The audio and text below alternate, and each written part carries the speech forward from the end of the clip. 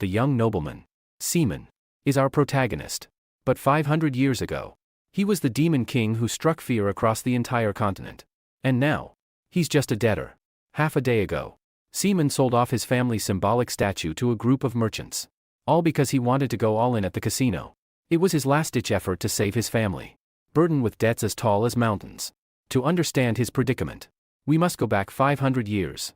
Under the evening sun, Seaman gazed at the magnificent castle in the distance and spoke to his girlfriend, Katerina. Did you know that Tillman Castle, the one visible over there, has never fallen to an enemy in 200 years? Katerina's voice sounded uneasy as she replied, Seaman, what are you talking about? We need to leave. This is not a place we're allowed to be. Hearing that, Seaman gently shook his head. Don't worry. No one will come here at this time. But you need to finish your cleaning up. Katerina nervously said. Just a little while. I really want to show you this place at this time of day. It looks stunning, he remarked. But to Katerina, the scenery meant nothing. So what if it's beautiful? That's noble land. A place we can never live, she sighed deeply. At that moment, Seaman finally revealed his intentions. Actually, I might be able to buy a house there. I think I'll be promoted to a mid-level mage this time. I wrote a thesis on a new type of golem. And my seniors really liked it. Haha. They said if the elder approves, I'll likely get promoted. I can't afford a big house. But I could buy a small one for us to live in together. So, Katerina, marry me. You've endured so much for me all this time. From now on, I'll make you the happiest person in the world. As he spoke, Seaman tightly held her hand. At his proposal, Katerina paused for a few moments before lightly touching his face and teasing. But Seaman, shouldn't you become a mid-level mage first? You're so mean, he chuckled. Just kidding. Katerina laughed joyfully. Then, her expression turned somber. I never thought a day like this would come for us. Seaman believed they could finally find happiness together. But he was wrong. I thought we could be happy because I worked so hard for us. But I was mistaken. No matter how hard we try, nothing ever changes. But that doesn't mean they can take everything they want and trample over us. At that moment, two despicable men boldly stole Seaman's thesis. A revolutionary new magical technique involving golems. Elder, you're a genius. This thesis of yours will change the world, someone praised. Laughing heartily. You flatter me. Duke. It's all thanks to your generous investment in me, another replied. If it yields results, I'll invest even more, the Duke promised confidently. Hearing their conversation, Seaman clenched his fists in helpless frustration. But the conversation between the two quickly shifted. But elder, what about my other request? The Duke asked slyly. His grin sending a shiver down the elder's spine. Ah, I almost forgot. Will that be acceptable? The Duke asked again. She's just a common woman, the elder dismissed with a wave of his hand. As their words continued, two guards escorted Katerina into the room. Upon seeing her, Seaman froze momentarily. His beloved was now at the mercy of these vile men. The portly, lecherous Duke ogled Katerina shamelessly. I heard she's famous for her beauty. And it's true, he remarked. The elder nodded in agreement. Indeed, if not for her lowly status, she would have lived a very different life. Seeing his love about to fall into the hands of such scoundrels, Seaman couldn't endure it any longer. This is everything I've ever dreamed of. Everything I've spent my life protecting. How dare you destroy it all as if it's nothing? You bastards, he roared. Let her go. Seaman yelled as he gathered mana in his right hand, forming an energy orb that he hurled at the two men. However, compared to the elder's power, Seaman's attack was pitifully weak. Seeing Seaman dare to attack him, the elder's eyes flashed with rage. You little wretch. Do you not know your place? You're nothing but trash, he declared. Raising his hand to the sky, the elder summoned a red lightning bolt that struck Seaman directly, sending him flying backward like a rag doll. The result was devastating. His attempt to save Katerina failed, and he himself was thrown into a dark cell, surrounded by scurrying rats. Looking at the rats around him, Seaman didn't even bother to shoo them away. His eyes were hollow, devoid of any life. I couldn't do anything. How am I supposed to survive this? He muttered. Without realizing it, his hand reached out, grabbing one of the rats and bringing it to his mouth as if to eat it. But just then, a spear lightly jabbed his back, causing him to wince in pain. The ones responsible were the two guards stationed outside. Look at him. He really was about to eat that rat, one jeered. At least he's cleaning up this place for us. Let him be. Even a mage from the tower is nothing in this state, they mocked. One of them turned to Seaman with a suggestion. Hey, just tell them how to summon the golem. And they'll let her go, the guard said, nudging Seaman with his foot. Hey, you hear me, he called again when Seaman remained silent. And with Seaman's reaction, The guard holding the sword wasn't particularly surprised. I told you. He's gone completely mad since that wench died, he muttered. Hearing this, the one holding the spear questioned. But why did she die? I heard it was because she wanted to protect her chastity. Such a shame. Really. She was beautiful. Such a waste. Their taunts, oblivious to their weight, became the tipping point for Seaman, triggering a critical decision within him. At this moment, Seaman brought his thumb to his mouth and bit down hard, drawing blood. As he did, he silently whispered an apology to Katerina in his heart. I'm sorry, Katerina. Switching to the guard's perspective, they noticed the sewer rats suddenly growing quiet and all turning their gaze in one direction. It piqued their curiosity. Huh? What's up with them today? What are they looking at? One wondered aloud. Beside him, the swordsman seemed uneasy. Something's wrong. Really wrong. Stab one of them, he instructed. Following the command, the spearman gripped his weapon tightly and stabbed at the nearest rat. The rat let out a pitiful squeal before dying. But immediately afterward, a six-pointed star magic circle appeared on its belly, emanating a dangerous aura. Realizing what was happening, the swordsman's eyes widened in alarm. Damn it, he cursed. He quickly turned toward Seaman's cell, only to find the young man using his own blood to inscribe an elaborate array on the ground. Stop what you're doing. You lunatic, the guard shouted, rushing toward Seaman to intervene. But it was too late. The massive magic circle on the ground had already been completed. Using my hands? I've only just begun. If only I'd been stronger, I wouldn't have lost you, Seaman murmured. With those words, he slammed his bloodied palm onto the center of the array, activating it. At that moment, miniature versions of the magic circle appeared on the bellies of the surrounding rats. Their bodies were swiftly sucked into 6 glowing circles on the array, as if serving as sacrifices. Finally, a massive explosion rocked the prison, blowing the iron cell door clean off. Through the stunned eyes of the 2 guards, behind Seaman now stood a colossal rat-shaped golem, towering like a small mountain. The sight left them both frozen in fear and awe, their faces pale as they stared at the monstrosity before them. Seeing the expressions on their faces, Seaman knew it was exactly what he desired. The same despair Katerina had felt. As those words left his lips, the rat-shaped golem swung its massive arm forward, instantly slicing the 2 guards into unrecognizable pieces. With the help of his monstrous rat golems, Seaman carved a path out of the dungeon. As he moved, he muttered to himself, I've thought about it. Why am I still alive? Perhaps it's because I need to exact revenge on this cursed world. A world that denied us our happiness. You don't need to worry anymore, Katerina. I won't be weak like before. I'll seize any power necessary and change everything, Seaman declared with a face full of madness. Time flew by. After breaking free from the prison, Seaman was greeted by none other than the elder who had defeated him before. Seeing the enormous golem Seaman had summoned, the elder's expression turned to shock and anger as he questioned. Seaman, you lunatic. Have you lost your mind? How dare you use dark magic? A follower of the gods working for demons. Seaman's icy gaze met his accusers. So what? He responded coldly. Elsewhere, the Duke who had once mocked Seaman was now trembling in his boots, even soiling himself in fear. Spare me. I can make you the master of this land. If you let me live, I'll do anything you want. So please, spare me, the Duke begged. Seaman almost burst into laughter. Anything? But you can't bring back the dead. Can you? With a wave of his hand, he unleashed a surge of magical energy that obliterated the Duke. This cursed world. Katerina. I'll destroy it all, Seaman declared, marking the beginning of his revenge against the world. Meanwhile, in a grand palace, a man dressed as a king pointed his sword toward a kneeling knight. Hirolakan. Save the world from descending into darkness. The Demon King's forces have brought shadows over the land, trampling the territories of the gods and slaughtering innocent people. That army of demons has already annihilated 2 kingdoms and 1 duchy. The fate of the world rests in your hands, Hirolakan. So kill the Demon King and rescue this world, the king decreed, handing the young hero the sword in his hand. The scene shifted to a new battlefield, where an army was assembled to fight the Demon King. Lakan, holding the sword, raised it high above his head, proclaiming to the warriors before him, brave warriors of the Holy Empire Artenia, the light of the empire has dimmed, and a massive shadow is devouring the continent of Laurasia. However, we will not falter. For our families and for this world. Today, we will destroy the Demon King and become the last hope for this world's salvation. Returning to Seaman's memories. In a certain library, his girlfriend Katerina was also irritated, sharing a story she had just overheard. Seaman, have you heard? Why did they chop off a child's hand just for stealing bread? She said angrily. causing Seaman to jump in surprise and quickly remind his girlfriend.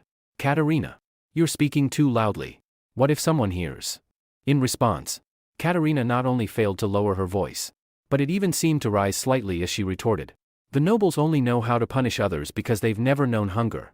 Why should that child be punished so unfairly? Just because of their social class? We didn't choose to be born into our position either. Upon hearing this, Katerina's face grew somber. Across from her, Seaman could only offer a few comforting words. Maybe that day will come, when the social hierarchy no longer matters, and we can all live as equals.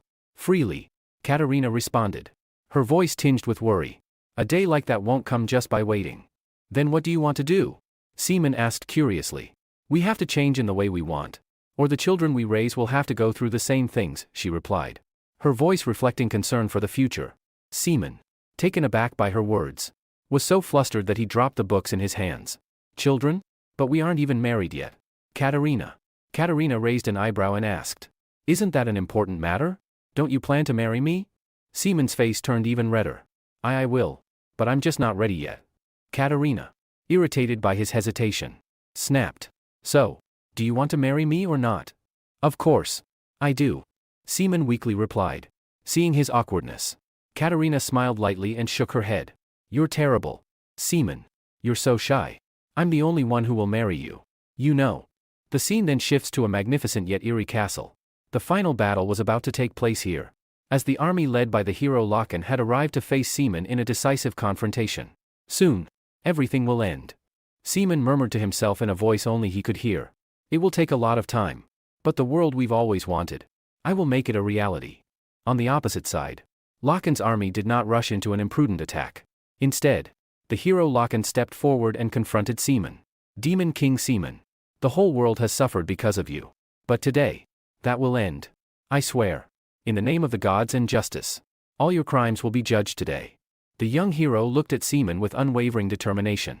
In response, Seaman couldn't hold back any longer and burst into laughter. Haha. Gods. Justice. You're going to judge me with that nonsense? Go ahead. Do you really think I fear your fake gods and fake justice? With that, Seaman exuded an overwhelming aura of power, fitting for a demon king. Loken, undeterred, shouted, today is the day. With countless heroes of the Empire standing with me to judge you. Today, we will defeat the Demon King and protect the world. Everyone, forward. According to the scream of the young hero, everyone officially launched the attack. Seeing this, Seaman also looked at them with eyes as if looking at those about to die. Who are you to judge me? I am the one to be judged. The day I lost Katerina, justice died, he said while striking his staff hard on the ground, causing an incredibly complex magical circle to appear on the earth. I no longer believe in those illusions. I will show you what I believe in. And that is power. Look, hero. Today is the day true justice is born. The day false beliefs are cast aside. Today will mark the beginning of a new era. Seaman said coldly. At that moment, behind him, countless gigantic golems appeared, summoned by him. Without waiting for Seaman to give an order, one of the golems raised its giant fist, preparing to crush the small army in front of it. Seeing this, the soldiers' faces turned pale. Damn it. He summoned so many golems, someone said in fear. Don't be afraid. If we retreat, there will be no future, another soldier advised. Back to Seaman. Seeing the soldiers still not giving up, he mocked them. You fools. You're just trash. Clinging to nothing but your social status. And you dare to resist true power? It's over. I will wipe all of you out. With his words, the entire group of golems began to move. However, the hero Loken was not one to let him have his way. Demon King Seaman, you truly cannot be forgiven. I will end your crimes now. Loken said, rushing toward the golem protecting Seaman. The young hero swung his sword, unleashing a blade of light that sliced through the golem's right arm, causing it to fall to the ground. The force of the attack made Seaman's face harden. He took down an elite golem with just one strike? I see. The reason I can't conquer the Livia kingdom, no matter how many golems I send, is because of this man. With this thought, both of them shouted loudly, declaring to each other, Hero Loken, Demon King Seaman, today you will die here. Thus, the battle began in the most brutal way. Time passed, and the bodies of the soldiers were scattered across the battlefield. In another corner, Loken was using his sword to support himself, struggling to stay upright. Let's end this now. Demon King Seaman, he said coldly. At the same time, the giant stone golem behind the protagonist began to break apart. its pieces falling to the ground. Back to Seaman. Realizing he had lost, he uttered some last words. Hiro Lakan. Do you know? This world is rotten. If it weren't for people, I could have started over after destroying everything. I curse you, Lakan. Your entire bloodline will suffer pain for the rest of their lives. Seaman said this while looking at the young hero with a blank expression. And right after he finished speaking, Lakan swiftly swung his sword, decapitating him. Thus, Seaman's consciousness sank into darkness. In the haze, his memories from the past rushed back to his mind. Do you know, Seaman, when you smile and are with me, healthy and without any problems, that is when I am the happiest, she said. Then stood on her tiptoes and gave the main character a passionate kiss. Afterward, she smiled and said, I love you. I love you, Seaman. The scene shifts to a spacious room, where a young boy suddenly wakes up with a dazed look in his eyes. He then reaches up to touch his neck, muttering incomprehensible words. A dream? My head is still on my neck. It hurts so much. No injuries. What exactly is happening? Where am I? I've never seen this room before. Am I abroad? Why am I still alive? Even dark vampires can't bring the dead back to life. If they could, I would have done it by now. So why am I still alive? Countless questions start ringing in Seaman's head until his attention is drawn to a painting hanging in the room. What is this? Why is that bastard's painting here? Seaman thought irritably. At that moment, the door to the room opened, and a man who looked like a butler entered. Upon seeing Seaman awake, the butler smiled in relief and said, Young master. Oh my. You're awake. Thank goodness. You've been unconscious for 2 weeks. I thought we had lost the last of the Lakan family. As he spoke, the butler hugged Seaman tightly. However, Seaman still had no idea who this person was. Wait, young master. Who are you? Seaman cried out. Hearing these words, the butler began trembling, an uneasy feeling overcoming him. Young master. You don't recognize me, the butler asked, looking shocked. Oh my. The accident must have caused you to lose your memory. It's my fault for not taking better care of you. As he spoke, the butler knelt before Seaman and began blaming himself. After a few seconds, he regained his composure, wiped away his tears, and began to explain everything. That's right. Let me explain everything to you. Perhaps it's temporary. You may remember everything soon. When I tell you, you'll become the lord of this place, the heir to the Lakan title of the Baroque Empire, and the descendant of the great hero Lakan, Duc de Lakan. The butler calmly explained, leaving Seaman with a clear look of confusion on his face. The unbelievable information coming from the old butler's mouth made it hard for Seaman to accept immediately. What? Lakan died 500 years ago?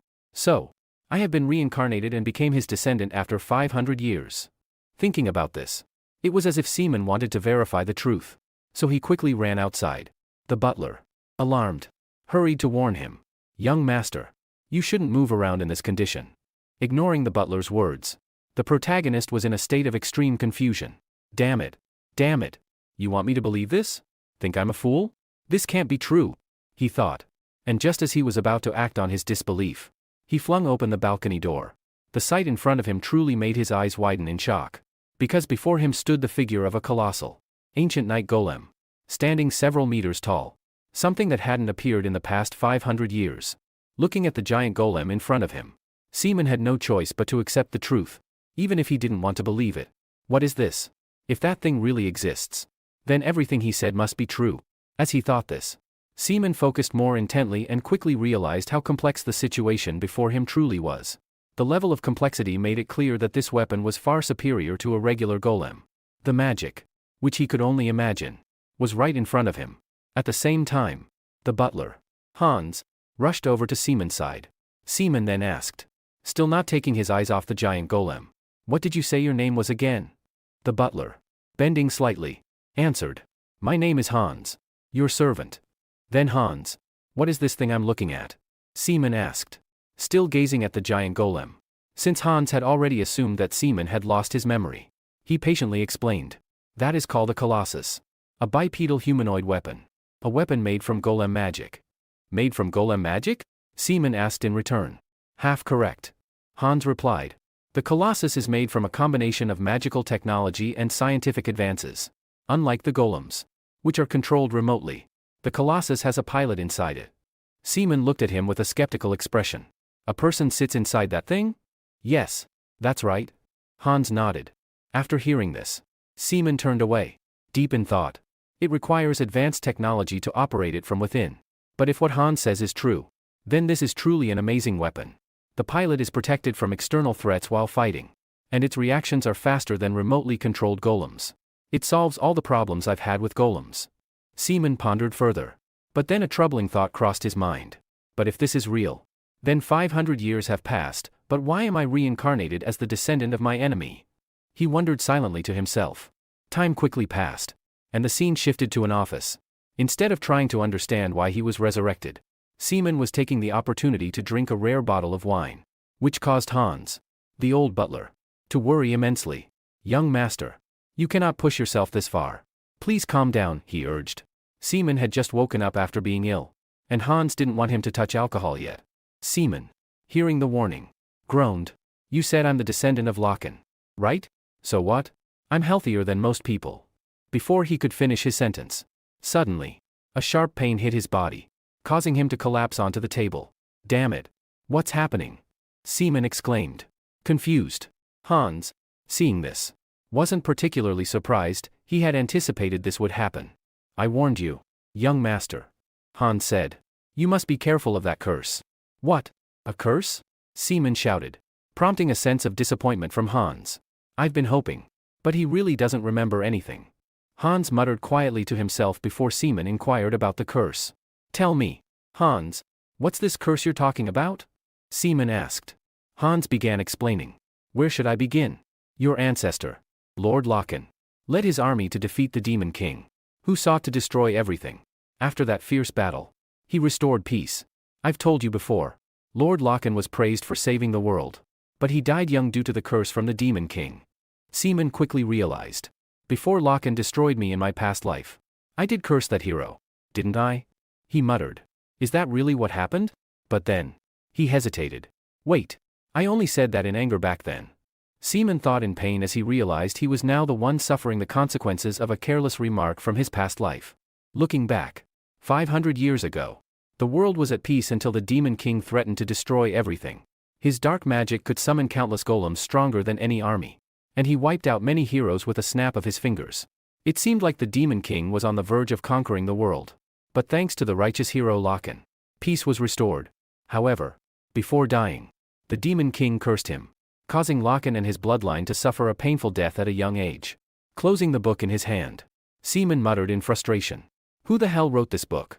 Damn. They just made up whatever they wanted. I never cursed anyone in the first place. He grumbled. Do they really think that curse could last this long? But then he fell silent, accepting his reality. After all, it's my fault for losing.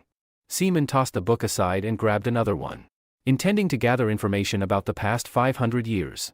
Time quickly passed, and as Seaman reflected, he reminded himself, this is my second chance. I can't face Katarina like this. Having died before I accomplished my goal, this world has been decaying for 500 years. I can't imagine how much it's changed. No matter how much time has passed, not all of my subordinates can have been wiped out. I need to learn about this era first. If I can find my subordinates, I will change the world, he thought to himself. Or at least, that was what he wanted to believe. But by the next morning, Seaman reverted back to his apathetic, self-destructive state.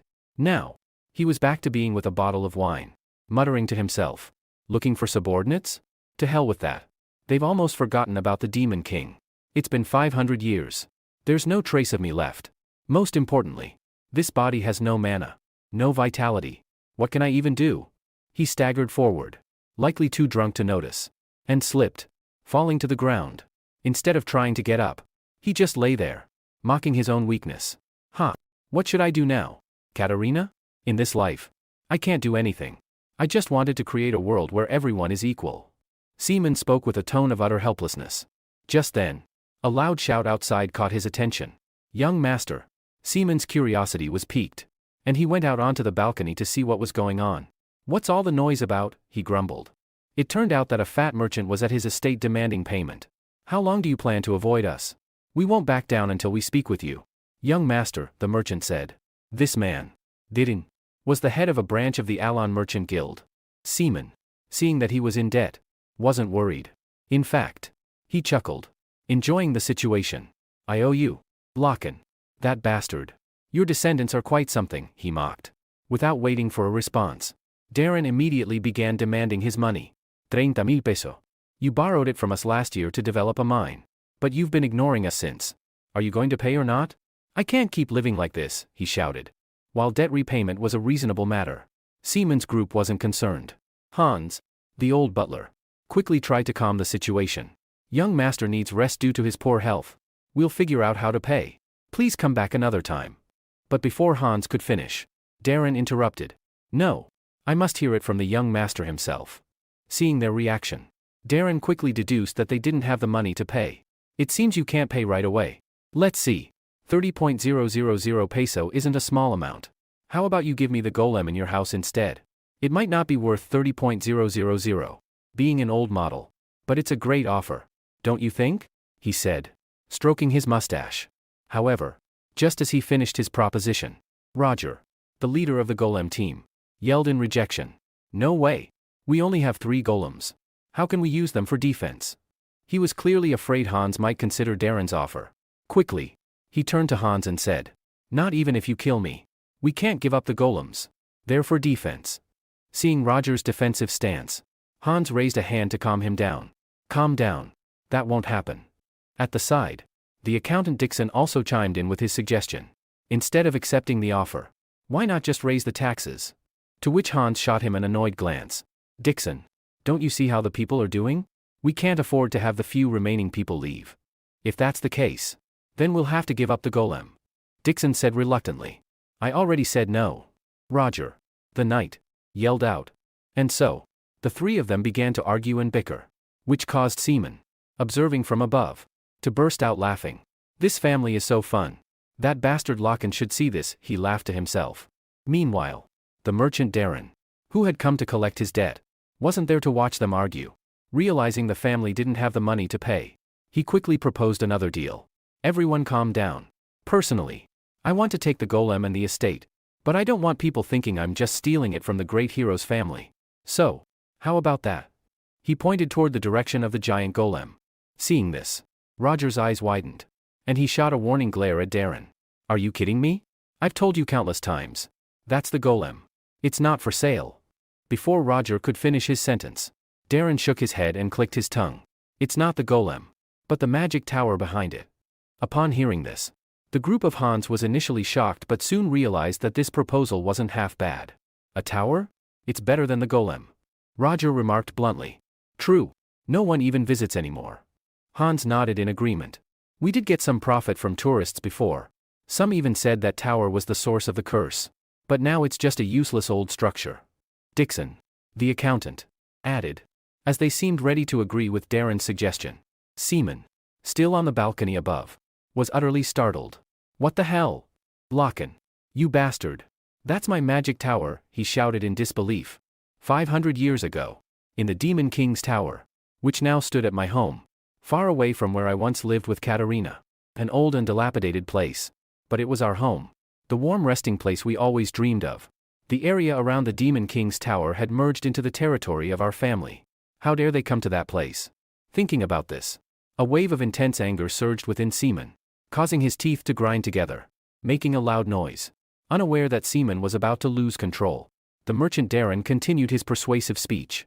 Haha, please don't worry too much. With the versatile capabilities of our merchant guild, we'll turn that place into a tourist attraction. This will also boost the local economy. Right, he said, laughing smugly, as if he had already achieved his goal. Indeed, after hearing his words, the 3 people across from him were completely convinced. Even the accountant Dixon couldn't wait any longer and immediately asked, "Where do I sign?" No sooner had the words left his mouth than they all felt a heavy mental pressure bearing down on them. The cause of this was none other than Seaman, who was walking towards them with a fiery rage. Seeing him approach, the group nervously asked, "Young master, are you sure it's all right to go like this?" Ignoring their concerns, Seaman coldly replied, "Move." On the other side, seeing Seaman finally show up, Darren's voice turned slightly mocking. "Oh my. Who is this? It's so hard to meet you.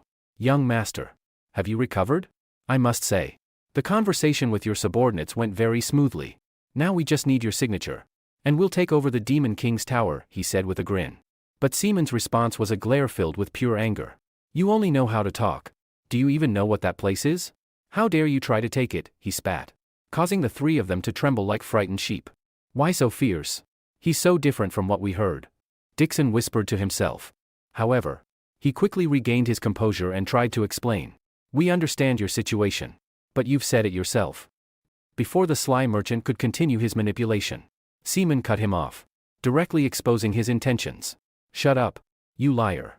After you take the central land near my main estate, you plan to expand your influence and power under the guise of developing the area and allowing free access under the name of tourism. Right? Am I wrong? Hearing Seaman call out his intentions, Darren's body jerked in shock. But he quickly tried to deny it. That's far from the truth, he stammered. Seeing Darren still trying to argue, Seaman grew more disdainful. Not only are you so pathetic that you can't even sell used weapons, but now you want to seize a territory? I hate people like you, ugly from the inside, he declared, his voice dripping with contempt. This made the merchant's face contort in anger.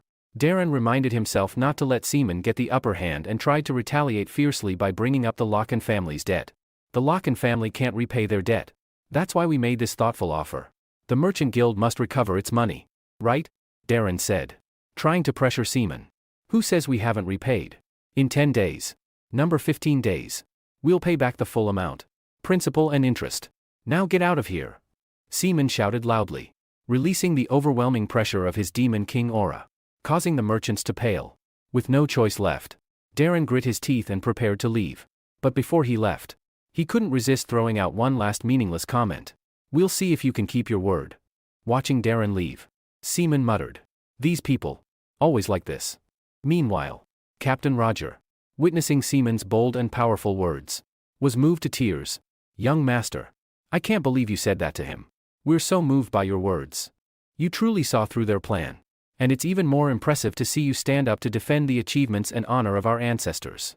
Hans and Roger said, visibly moved. Seaman, however, stared at their tear-streaked faces, his head spinning in confusion. How could these subordinates think like this? Trust. Achievements. What are you guys even talking about? He asked. Bewildered. Captain Roger, seemingly unaware of Seaman's confusion, continued to enthusiastically praise what he had just witnessed. I didn't expect you to take such pride in your family's honor. That merchant couldn't even respond to your powerful words. In that moment, we saw the image of your ancestor, the great hero Locken, inside you. The group was so excited. But Seaman, hearing their words, couldn't help but feel his frustration rising. These useless fools. They're turning me into the Demon King again, he thought angrily. After the excitement faded, the sober Hans asked, May I ask how you plan to repay the debt? Seaman responded with a question of his own. How much is 30.000 pesos? Hans quickly calculated and answered. With that amount, you could buy 10.000 sacks of wheat. Or it's the equivalent value of a new battle-class golem. Right now, we don't have enough assets to reach such a low point, even if we were to borrow from banks or other merchants. Do you have any other ideas? Seaman, hearing this, grew weary and uninterested. This is useless. If that's all you've got, move aside. I'll pay the debt myself. Seaman then began to tour his family's estate, and the more he looked, the more disappointed he became. The family was even poorer than he had imagined, no assets, broken infrastructure, and even the common folk seemed to be better off with their food. It was so bad that after reviewing the accounts, Seaman began to have doubts. Is this really the family of a duke? Isn't this the home of the one who defeated the Demon King? Why is there nothing here? Did you all steal everything? Seaman muttered in frustration, beginning to suspect that his subordinates had secretly embezzled money from him. No, that's not it. Why are you saying this now? If you look at the family tree, you'll understand, the butler replied, his face showing sadness. After Hero Locken defeated the Demon King, he was granted the title of Marquis and a large territory in the southern part of the Livia Kingdom. At that time, Duke Baroque instigated a rebellion against the Livia Kingdom. Marquis Locken resisted him because he could not stand the injustice. However, due to the curse of the Demon King, the Marquis suffered a devastating defeat, and his title was revoked. He was exiled to the border, where he died due to rapidly declining health. Hearing this, Seaman quickly pieced together the story. He speculated that Locken might not have initially intended to build a manor here. However, because of his exile, he had no choice but to settle in this location. Seaman continued. But the financial situation of this family is terrible. How could it have survived for 500 years? I ask. How did we end up like this? The butler, with a sorrowful expression, explained. It was because our ancestors wanted to restore the family's former glory. To return to the past. They would do anything. Even if it meant sacrificing all their wealth, power, and everything they owned.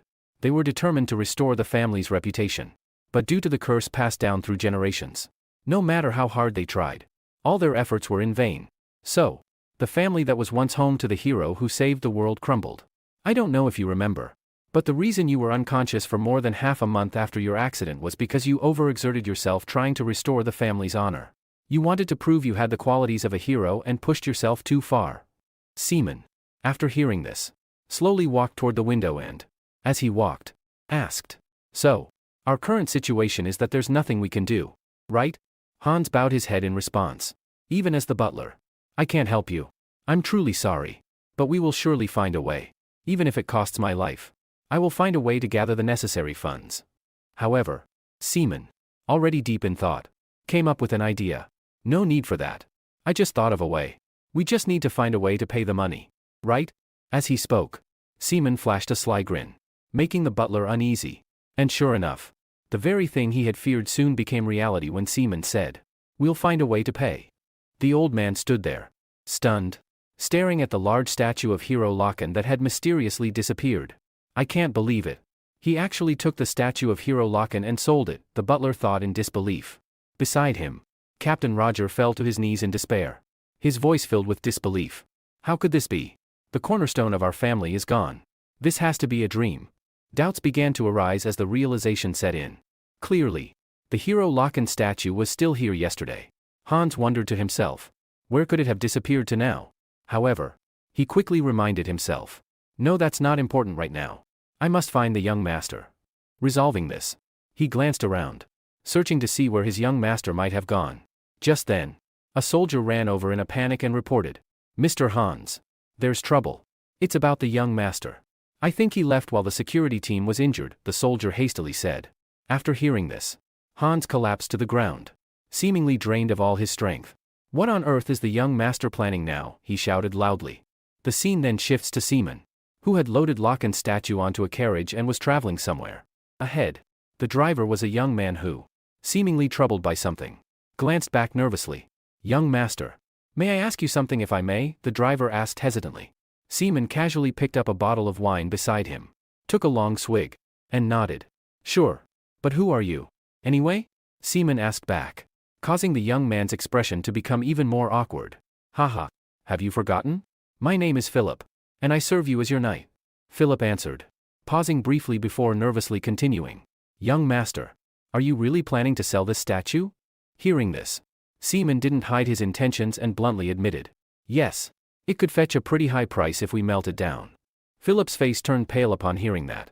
"This might not be my place to say, but this statue has 500 years of history," Philip exclaimed. In response, Seaman shot him a mocking look. "500 years of history can't feed me," he retorted. "But selling it won't clear your debts either." Philip quickly explained.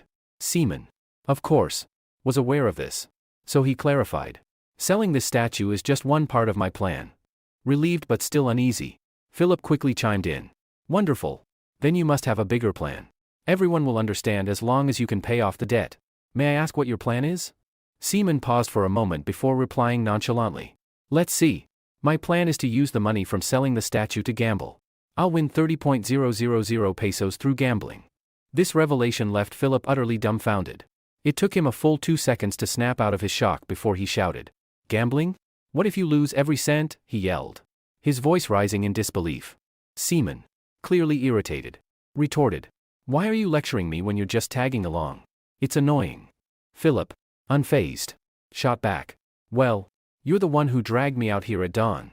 If I'd known this was your plan, I wouldn't have come with you." The more Philip spoke, the more his face turned pale. He realized he was now essentially an accomplice. If the household staff, especially Hans, found out he had helped the young master take the family statue to sell for gambling, his fate would be sealed. In an attempt to salvage the situation, Philip nervously suggested, trembling as he spoke, "Why don't we turn back and beg for forgiveness? We can come up with a new plan." Philip suggested nervously. Hearing this, Seaman's eyes widened. "Are you an idiot? Think about it. If we go back now, I'll have to explain why I took the statue. And if my reason is that I needed money to gamble, they'll never forgive me. I'll definitely be kicked out of the house for good if I return now." Seaman said firmly. Really? Philip exclaimed in disbelief. Well, no. Seaman corrected with a sly smile. They probably wouldn't kick me out since I'm still the young master. But you? I'm pretty sure you'd be the one thrown out of the family. Seaman's mischievous grin deepened as he stared at Philip, whose entire body trembled uncontrollably. He knew Seaman was absolutely right. Seeing Philip's terrified expression, Seaman burst out laughing. You'd better think carefully and choose wisely. What's better for you? Would you rather become a penniless wanderer, or a hero who brings glory to this family? Decide. Philip, he taunted, his gaze sharp and devious as he waited for Philip's answer. Unsurprisingly, Philip eventually relented, his voice filled with resignation.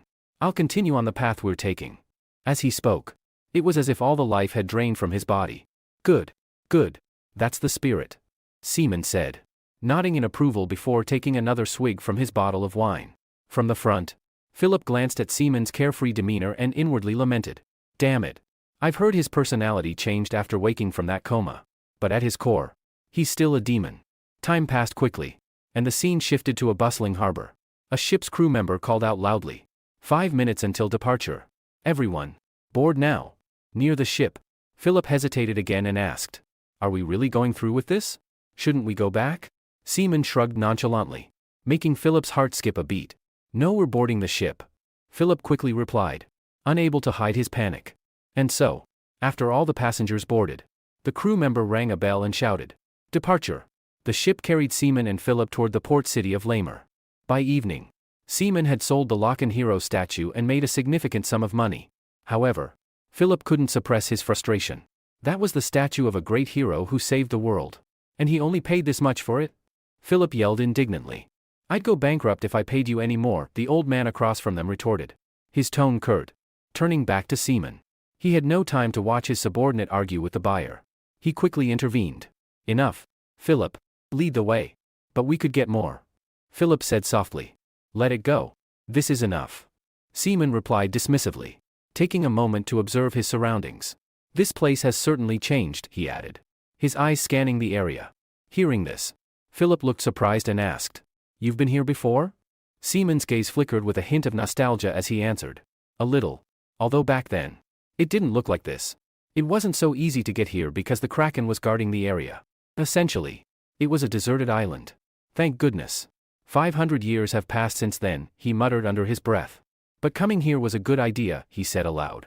Beside him, Philip, now intrigued, responded enthusiastically. Really?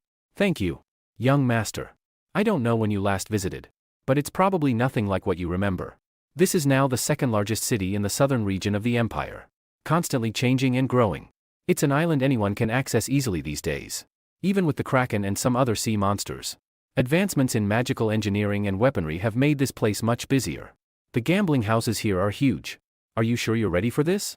Philip glanced at Seaman with a probing look. Philip, if I wasn't confident, I wouldn't have come here. Seaman replied coldly. As they approached a grand castle radiating golden light so bright it could blind the poor, Seaman nodded in satisfaction, knowing they'd arrived at their destination. All right, let's head inside, he said. However, Philip's heart wasn't ready to handle entering such an opulent place. Wait a moment. Young master. Let me prepare myself, he stammered, adjusting his breathing as his heart raced. Up ahead, Seaman rolled his eyes at Philip's nervousness and sighed. What are you so scared of? Encouraged by Seaman's calm demeanor, Philip asked. How are you so composed? Do you even know how to win at these games? In response, Seaman flashed a supremely confident smile. Win? Oh, I'd say so. When it comes to gambling, confidence is everything, he said with a smirk. But as life often goes, things didn't unfold as Seaman had hoped. After stepping inside and trying his hand at a card game, the confidence Seaman had claimed to be the key seemed utterly useless. Oh no, this isn't good at all. Haha. Looks like I've won again. So, what now? Will you keep going? The player opposite him asked cheerfully, sweeping all the gold coins into their pile with a grin. Luck seems to be smiling on me today. Seaman's opponent remarked confidently. It's all right. Seaman replied with a dismissive wave. Skill is also a part of luck. The brown-haired man burst into laughter, clearly entertained. Oh my. You're incredibly generous too. What an honor it is to play a game with such a remarkable young master like you. However, he soon added, with a colder tone as his gaze shifted to the dwindling pile of gold coins in front of Seaman. It looks like you're out of chips. Shall we call it a day? Despite his losses, Seaman showed no sign of surrender. Without hesitation, he turned to Philip, who stood anxiously behind him. We can't stop here. Philip, exchange everything we have left for chips. Philip's face darkened instantly, resembling the bottom of a burnt pot. We can't do that. If you lose this last bit of money too, then, before Philip could finish, Seaman cut him off with a sharp yell. Stop arguing and bring it here now. Across the table, the brown-haired man observed Seaman's wild, almost rabid demeanor and chuckled inwardly. Haha, this fool is losing his composure. Luck is definitely on my side today. After Philip reluctantly exchanged the remaining funds for chips, Seaman made an audacious declaration. I'm going all in. I'll bet everything I have on this round. He pushed his entire stack of chips forward with an air of finality. Philip, witnessing this reckless move, broke into tears, his voice trembling as he muttered, That's it. Our family is ruined. The brown-haired man, seeing Seaman make such a foolish decision, couldn't hide his amusement, though he maintained a facade of concern. Your entire fortune?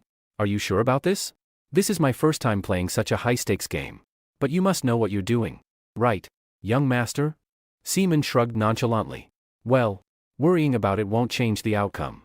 Hearing this, the brown-haired man discreetly signaled to the woman standing behind Seaman before replying. Impressive. Well then, let's reveal our cards. Shall we? He calmly turned over his hand, revealing 3 8s, a solid 3 of a kind. Wow. Damn. Lady Luck is definitely with me tonight, he exclaimed, grinning from ear to ear. I guess it's time for me to take these chips. Without bothering to check Seaman's cards, he reached out confidently to collect the pot, as though he already knew the outcome. But before his hands could touch the chips, Seaman's voice cut through sharply. Hold on. You should at least take a look at my cards first. The brown-haired man froze, his confidence wavering. Seaman, with a subtle smirk, spread out his cards on the table. To everyone's astonishment, they revealed the strongest hand in the game, a royal flush. The sight of Seaman's unbeatable hand drained the color from the man's face. His lips quivered as he stammered. What? That's impossible. Isn't the thrill of sudden reversals the true joy of gambling? This has been a fascinating match.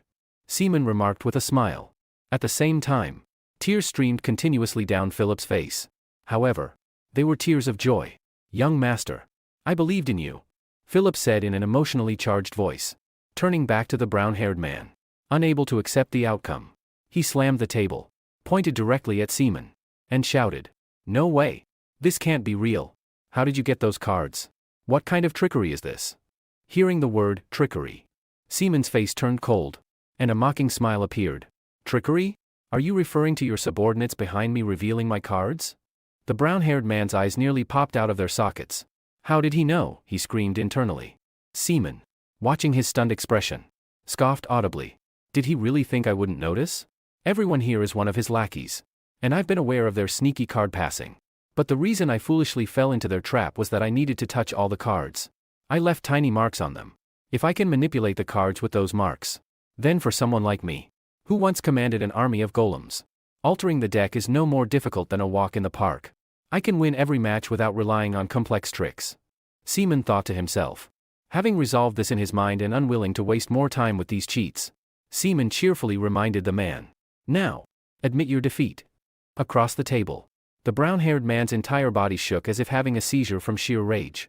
He scanned the crowd around him and growled through gritted teeth. I think today's game ends here. Teach this young master a lesson about respect. At his command, the onlookers immediately turned their bloodthirsty gazes toward Seaman. In their hands were sharp, glinting weapons. As for Seaman, faced with this dangerous situation, he remained completely unfazed. Why are scoundrels like this always the same? I may not have the mana reserves I once did, but dealing with small fries like you should be no problem. Come at me, he declared, concentrating mana into his right palm. Simultaneously, the thugs around him charged like rabid dogs. But before Seaman could unleash his power, Philip intervened, charging forward with his sword. With masterful swordsmanship, he slashed and sent the attackers flying in all directions. How dare you draw your weapons against the sole heir of the Locken family? That means you've already prepared to forfeit your lives, haven't you? Philip said, his voice icy. He then turned to the brown-haired leader, whose breath caught in fear. The sight of Philip's sword resting against his neck made the man tremble violently. He quickly begged for his life. I've committed a grave sin. Please spare me. Shut up. You scoundrel. You dared to harm the young master? Philip roared. Watching Philip's display of strength, Seaman couldn't help but feel that the bodyguard wasn't half bad after all. Time passed swiftly, and by the next morning, Philip was happily carrying a large sack of money over his shoulder. Wow! This thing's heavy. I think it's definitely worth over 10,000 pesos, he exclaimed excitedly. Of course. Seaman replied casually. After that, he turned to look at Philip and pondered. This kid. I thought he was just a thug. But he's more capable than I thought. Anyway, today's haul wasn't bad. But after causing such a ruckus, it'll be difficult to get into the casinos. Thinking of this, knowing that he still needed to make about 20,000 pesos to pay off the merchant Darren, Seaman decided to find another source of money. Is there anywhere else to make money besides the casinos? He asked Philip. Hearing this, Philip sifted through his memories for a moment. A place where you can make a lot of money? Well, how about the Giants Arena? The Giants Arena? Seaman asked. Confused. Philip, knowing that his young master had lost his memory, explained. That's right. It's like the old arenas where humans fought each other. Now, there are arenas where giants battle each other. Depending on the match, the betting odds vary. But if you play it right, you could earn 30,000 pesos or even more. Philip explained calmly. After witnessing Seaman's abilities, it seemed that Philip's own gambling blood was stirred. Turning to Seaman, he added, if it's about golems, that's definitely your field. You see, I've always been interested in giants. If they are developed with golem magic, it might help predict who will win. Unaware of these thoughts in Seaman's mind, Philip proudly said, just trust me, young master. I was the top student at the Royal Giant Military Academy. Seaman nodded. I understand. Take me there first. You can trust me even more, young master, Philip said, running ahead happily to lead the way. However, not long after, they were caught by a loud shout. You filthy trash. I told you to stay away. I told you to stay in your own area. You only listen after you're dead. Don't you? A soldier shouted, his feet stomping on children lying on the ground clutching their heads. Seeing this scene, even Philip couldn't bear it. My God. They're treating the children like this, he said in disbelief. 500 years have passed. And although the world has changed, some things remain the same. Some things are rotten. And over time, they just rot more. Seeing this, Seaman clenched his teeth in anger. Just as he was about to step in, a woman's voice suddenly rang out from behind. Stop! Hearing this command, the soldiers paused their actions and turned toward the source of the voice. Who is that? They questioned. You are supposed to be the royal guards protecting the citizens, right? So why are you using violence against children? Only nobles are your subjects? These children also have the right to be protected. The voice belonged to a noble young lady, and when Seaman saw her face, he froze for a few seconds. A name suddenly flashed in his mind, Katerina. The soldiers soon realized the identity of the young lady and responded. Even if you are a princess, it doesn't matter. This is an order from the count. Do you know how restless everyone has become because of these refugees? In response, the noblewoman presented her reasoning. Is it right to lock people up like cattle in a place where they cannot survive? These innocent children have lost their country and families. And if they truly deserve punishment, I would be the first to administer it. Before I became the Princess of Volga, I was one of the refugees seeking refuge. She said this loudly and firmly. However, her arguments only gave the soldiers a headache. Princess, if this continues, you will only cause more trouble. We don't want to do this. But this is the order of the count. They sighed as they spoke. Meanwhile, Philip turned to Seaman with interest and asked, this situation is getting more tense. Is everything okay? Seaman replied, do you know who that girl is? Of course. She's quite famous in the kingdom of Volga. Even though she's a princess, she doesn't care about the nobles' opinions. I don't know why, but I heard that her kingdom has fallen. But I didn't expect to meet Princess Reina here. As Seaman looked at Princess Reina, he became more convinced of his thoughts. Reina? No matter how I look at it, that's definitely Katerina. Has she also been reincarnated like me? But why does she still look the same? Seaman wondered to himself. On the other side, a soldier saw Princess Reina reaching out to help the children and rushed forward, grabbing her wrist to stop her. Princess Reina, I'm sorry, but I cannot let you do this. If you continue, we'll be punished, he said, pulling her delicate body to the side, while the other soldier took the opportunity to grab a few children and drag them away. What are you doing? She shouted. But this intervention seemed to push the soldier's patience to its limit. TCH, stop bothering us, he yelled, making Princess Reina scream in fear. Seeing this, Seaman instinctively widened his eyes and rushed toward the soldier. Take your filthy hands off her! He yelled, delivering a punch straight to the soldier's face. Seaman's fists came down like a machine, repeatedly hitting the soldier's face and causing blood to spurt from his nose. With each punch, Seaman reminded himself, no matter how much time passes or how much the world changes, these bastards will always be the same. They'll never disappear. With the final punch, several of the soldier's teeth flew out. In the end, Princess Reina couldn't watch anymore and rushed to grab Seaman's hand. Please stop. You don't need to go this far, she weakly said, causing Seaman's movements to pause for a moment. However, taking this opportunity, the other soldier drew his sword and aimed it at Seaman from behind. You idiot! How dare you attack a royal guard? You must not fear the royal law, he shouted as he threatened him. However, the soldier forgot one thing: Philip, the bodyguard, was also present. Is the royal law more important than human lives? Philip said as he pressed his sword against the soldier's neck, threatening him not to do anything foolish. Eventually, the soldier had no choice but to help his comrade leave. Before they left, however, the soldier couldn't resist throwing out a few meaningless threats. TCH, you'll regret this. Hearing these words, Philip knew trouble was coming and immediately turned to Seaman. TCH, this is not the time for the giant arena. Let's leave before things get worse. Seaman, after a few seconds of confusion, quickly turned to check on the princess. Katerina, are you okay? I'm sorry. I lost control a bit. I should have helped you sooner. The princess, still slightly flustered, replied. I'm fine. But who exactly are you? Upon hearing this, Seaman's face went blank, and he asked, what do you mean by that? As he spoke, Seaman stepped forward. However, this caused Reina to become wary. Don't come any closer, she quickly said. Seaman paused, realizing that she probably didn't recognize him due to his change in appearance. Right, it seems like I look different. So she doesn't recognize me. Does she? I'll explain everything to her, Seaman thought. But despite his intentions, Reina's wariness didn't fade. In fact, she even responded, there's no need. Are you any different from those guards who abused the children? More importantly, I think you've mistaken me for someone else. My name is not Katerina. It's Reina. Behind them, Philip, noticing Seaman's strange behavior, hurried over to explain. Oh dear. It seems my young master made a mistake. Princess, we're not suspicious people. It's just that he's been going through some difficulties. Philip awkwardly scratched his head, trying to make Seaman's mistake clearer. As Philip explained, Seaman had time to cool his head. It would be great if it really was her, please. I've endured loneliness for so long. I know she'll never return.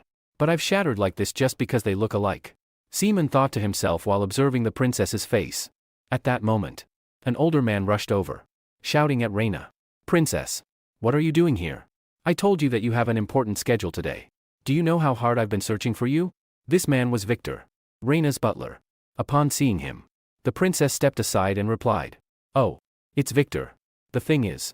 Before she could finish, Victor interrupted. Don't tell me you've gotten into trouble with those guards again. He paused, looking at Seaman and Philip with suspicion. Who are these people? This is the first time we've met. Seaman said. Excuse me, but due to some circumstances, things got a little tense. It would be best if you two didn't get too close to the princess. Victor's tone turned cold as he spoke. Seaman let out a mocking laugh. How foolish. While I may have misunderstood and made the situation escalate, I did help the princess. I'm not expecting any repayment, but at least she should thank me. He then turned to Philip. Let's go. Seaman quickly left the area, and seeing them leave, Victor said to Reina. We should leave too. All right. Reina nodded. But then a realization hit her. Wait. I haven't even thanked him yet.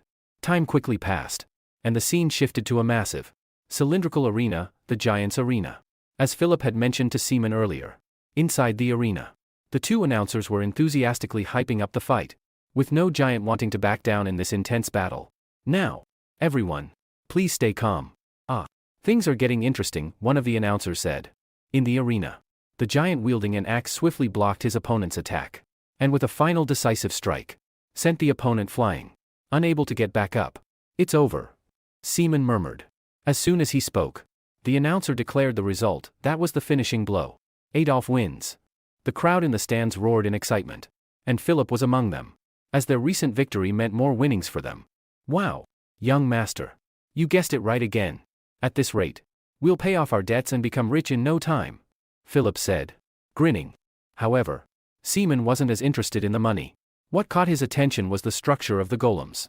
With his sharp eye, he could clearly see the energy flow inside their bodies. So simple. The giants rely only on the magical power of the golems. Huh? I can easily predict the winner by reading the mana flow. Seaman thought to himself. The announcers, after congratulating the winner, quickly moved on to introduce the next match. Next up, we have a blood-pumping battle. It's the match between Savage and Sting. Before Seaman even had a chance to make a prediction, Philip spoke up. I've already figured out the result of this match. How could Sting, with 1 win and 5 losses, beat Savage, who has 28 wins and 2 losses? Seaman nodded in agreement. Though there's always a chance for an upset, this one really does seem over before it even starts, he said. Both of them focused on the arena as the 2 contestants entered to greet the audience. Ladies and gentlemen, take a good look at those enormous battle axes. They've never spared any giant in their path. This is Savage, the twin axe-wielding giant. Led by Brian, the announcer introduced. The spotlight shifted to the other side of the arena. And now, the opponent, a lucky winner from the previous round, Sting, the lucky giant. Led by Karen. Seaman, after studying the 2 contestants, suddenly smiled with a hint of amusement. Oh, hey Philip, bet everything on Sting. Philip, covered in sweat, was clearly surprised. What are you talking about, young master? Sting? Savage will definitely win this match. Despite Philip's response, Seaman kept his focus on Sting's golem, muttering to himself. I wonder if the winner this time will be someone different. As the battle commenced, the 2 colossal giants charged directly at each other, their weapons clashing in an ear-splitting explosion that echoed through the air. The intensity of their exchange, each blow met with an equally fierce counterattack, left the surrounding spectators astonished and speechless. What is happening here? Someone exclaimed, their voice trembling with disbelief. Sting is putting on a stunning display, the announcer declared with growing enthusiasm. Defying all expectations of a crushing defeat, he's blocking every attack coming from Savage. On the battlefield, Savage's excitement only grew as he saw Sting successfully parry his strikes. Ha ha ha. I thought you were just an amateur. But it seems you've got some skill after all. Savage taunted, his grin widening. However, it's nowhere near enough to satisfy me. With that, Savage swung his dual axes in a powerful X-shaped arc, slamming them directly into Sting's massive frame and sending the giant hurtling backward. Witnessing this, Philip, a gambler who had staked his hopes on Sting, groaned in despair. God. No. You can't lose. Sting, he cried, his voice tinged with desperation. Seaman, observing the match closely, narrowed his eyes with a perplexed expression. Sting has the advantage in mana. What is he thinking? Seaman muttered to himself. Back in the arena, Sting, reeling from Savage's powerful attack, found one of his golem's arms severed entirely. Savage seized the opportunity to laugh triumphantly. Ha ha. Give up. You cowardly rodent. Your legs are still bound. And if you can't fight anymore, I'll end you even faster. Savage bellowed, raising his axes high for another strike. In the stands, Philip was on the verge of panic. What should we do? We're about to lose all the money we bet, he wailed. Unperturbed by Philip's distress, Seaman remained focused on the battle. His sharp gaze followed the motion of Savage's twin axes as they descended toward Sting. Suddenly, the enormous golem under Sting's control emitted crackling bolts of lightning. At the same moment, Savage's axes slammed into the ground, leaving a massive crater. But as the dust settled, Savage realized there was no one in front of him. Sting had leapt high into the air. Did you know you can adjust your bets in giant duels until the final 30 seconds of the match? Sting murmured midair, a wry smile playing on his lips. That time has passed, and now you'll pay the price. As he spoke, a massive magical circle materialized in front of Sting's hand. From within its glowing patterns, an inferno erupted, shooting a blazing column of fire directly at Savage. The raging flames engulfed the giant, reducing the once dominant golem to a charred wreck sprawled lifelessly on the ground. The sudden shift in the fight left everyone in the arena in stunned disbelief. How can this be? Someone gasped. This is an unprecedented event, the announcer exclaimed, his voice trembling with excitement. Our champion, who has defied all odds with a stunning 20-1 payout using his attribute skills, his name is Sting. The announcer shouted triumphantly, declaring the victory of the match. Overwhelmed with joy, Philip was moved to tears. Wow! We won! I can't believe it, he exclaimed, barely containing his excitement. Meanwhile, Seaman remained frozen, stunned by the sight of Sting wielding magic. He just used magic? I can't believe it. Seaman muttered, his voice filled with astonishment. Philip, noticing Seaman's reaction, seized the moment to explain. Sir String, or rather, Karen, must be a rune knight. It's not common to see a giant warrior use magic. He must have hidden his power to improve his chances of victory. Philip said eagerly. Seaman, however, was focused on a different aspect of the situation. Something that piqued his curiosity far more. No, that's not what matters, Seaman thought, furrowing his brows. The fundamental theory behind using magic through weapons is something I developed myself. Even after all this time, no one's been able to replicate it. That's because I perfected the process by incorporating dark magic. His mind lingered on this thought as time passed quickly. The scene transitioned to a mechanical workshop, Heir, the Colosseum for giant warriors. Seaman and his companion Philip were present there for reasons yet unclear. As they walked, Philip couldn't help but grumble. Why are we here? Shouldn't we head back as soon as possible, he complained. Distracted by his thoughts, Seaman's patience wore thin at Philip's incessant chatter. Be quiet. Ugh. I'm busy thinking. And you're not helping at all. Seaman snapped, gritting his teeth. Before he could continue, Victor's voice caught their attention. You can still change your mind. How could you agree to a giant duel like this? You should never have accepted the match in the first place, Victor said, his tone filled with worry. Hearing this, Princess Reina hesitated before responding, her voice carrying a hint of regret. But someone like Andre, a mercenary, won't have any trouble riding MYT to fight against the Count's giant, she explained. Listening to their conversation, Philip raised an eyebrow in surprise. Oh, it's Princess Reina. Looks like they're having some issues, he muttered, clearly intrigued as he continued eavesdropping. Victor, undeterred, pressed on, his concern evident. Princess, why would you agree to such a duel? If you lose, you'll have to marry the Count. This isn't a trivial matter. I made my choice carefully, Reina replied, her expression tinged with sadness. If I didn't, countless refugees would starve. To save them, this is the only way. Hearing this, Victor's frustration boiled over. Absolutely not. How could sacrificing your future ever be acceptable? With a crumbling giant, you're sure to lose. You want to protect the refugees. But what about your own life? Why don't you find a way to safeguard both? Victor shouted, his voice shaking with anger. Not far away, Seaman overheard the conversation and quickly pieced together the gist of the story. However, he had no intention of wasting his time on their matters. So he decided to leave. Let's go. Philip, I'm done here. Let's head back, Seaman said curtly. All right, Philip responded, hurrying to follow his young master. As they walked, Seaman reminded himself. That's right. She's not Katerina. There's no need for me to get too involved in this. Quickening his pace, he tried to distance himself from the situation. However, a voice from a young man stopped him in his tracks. Exactly.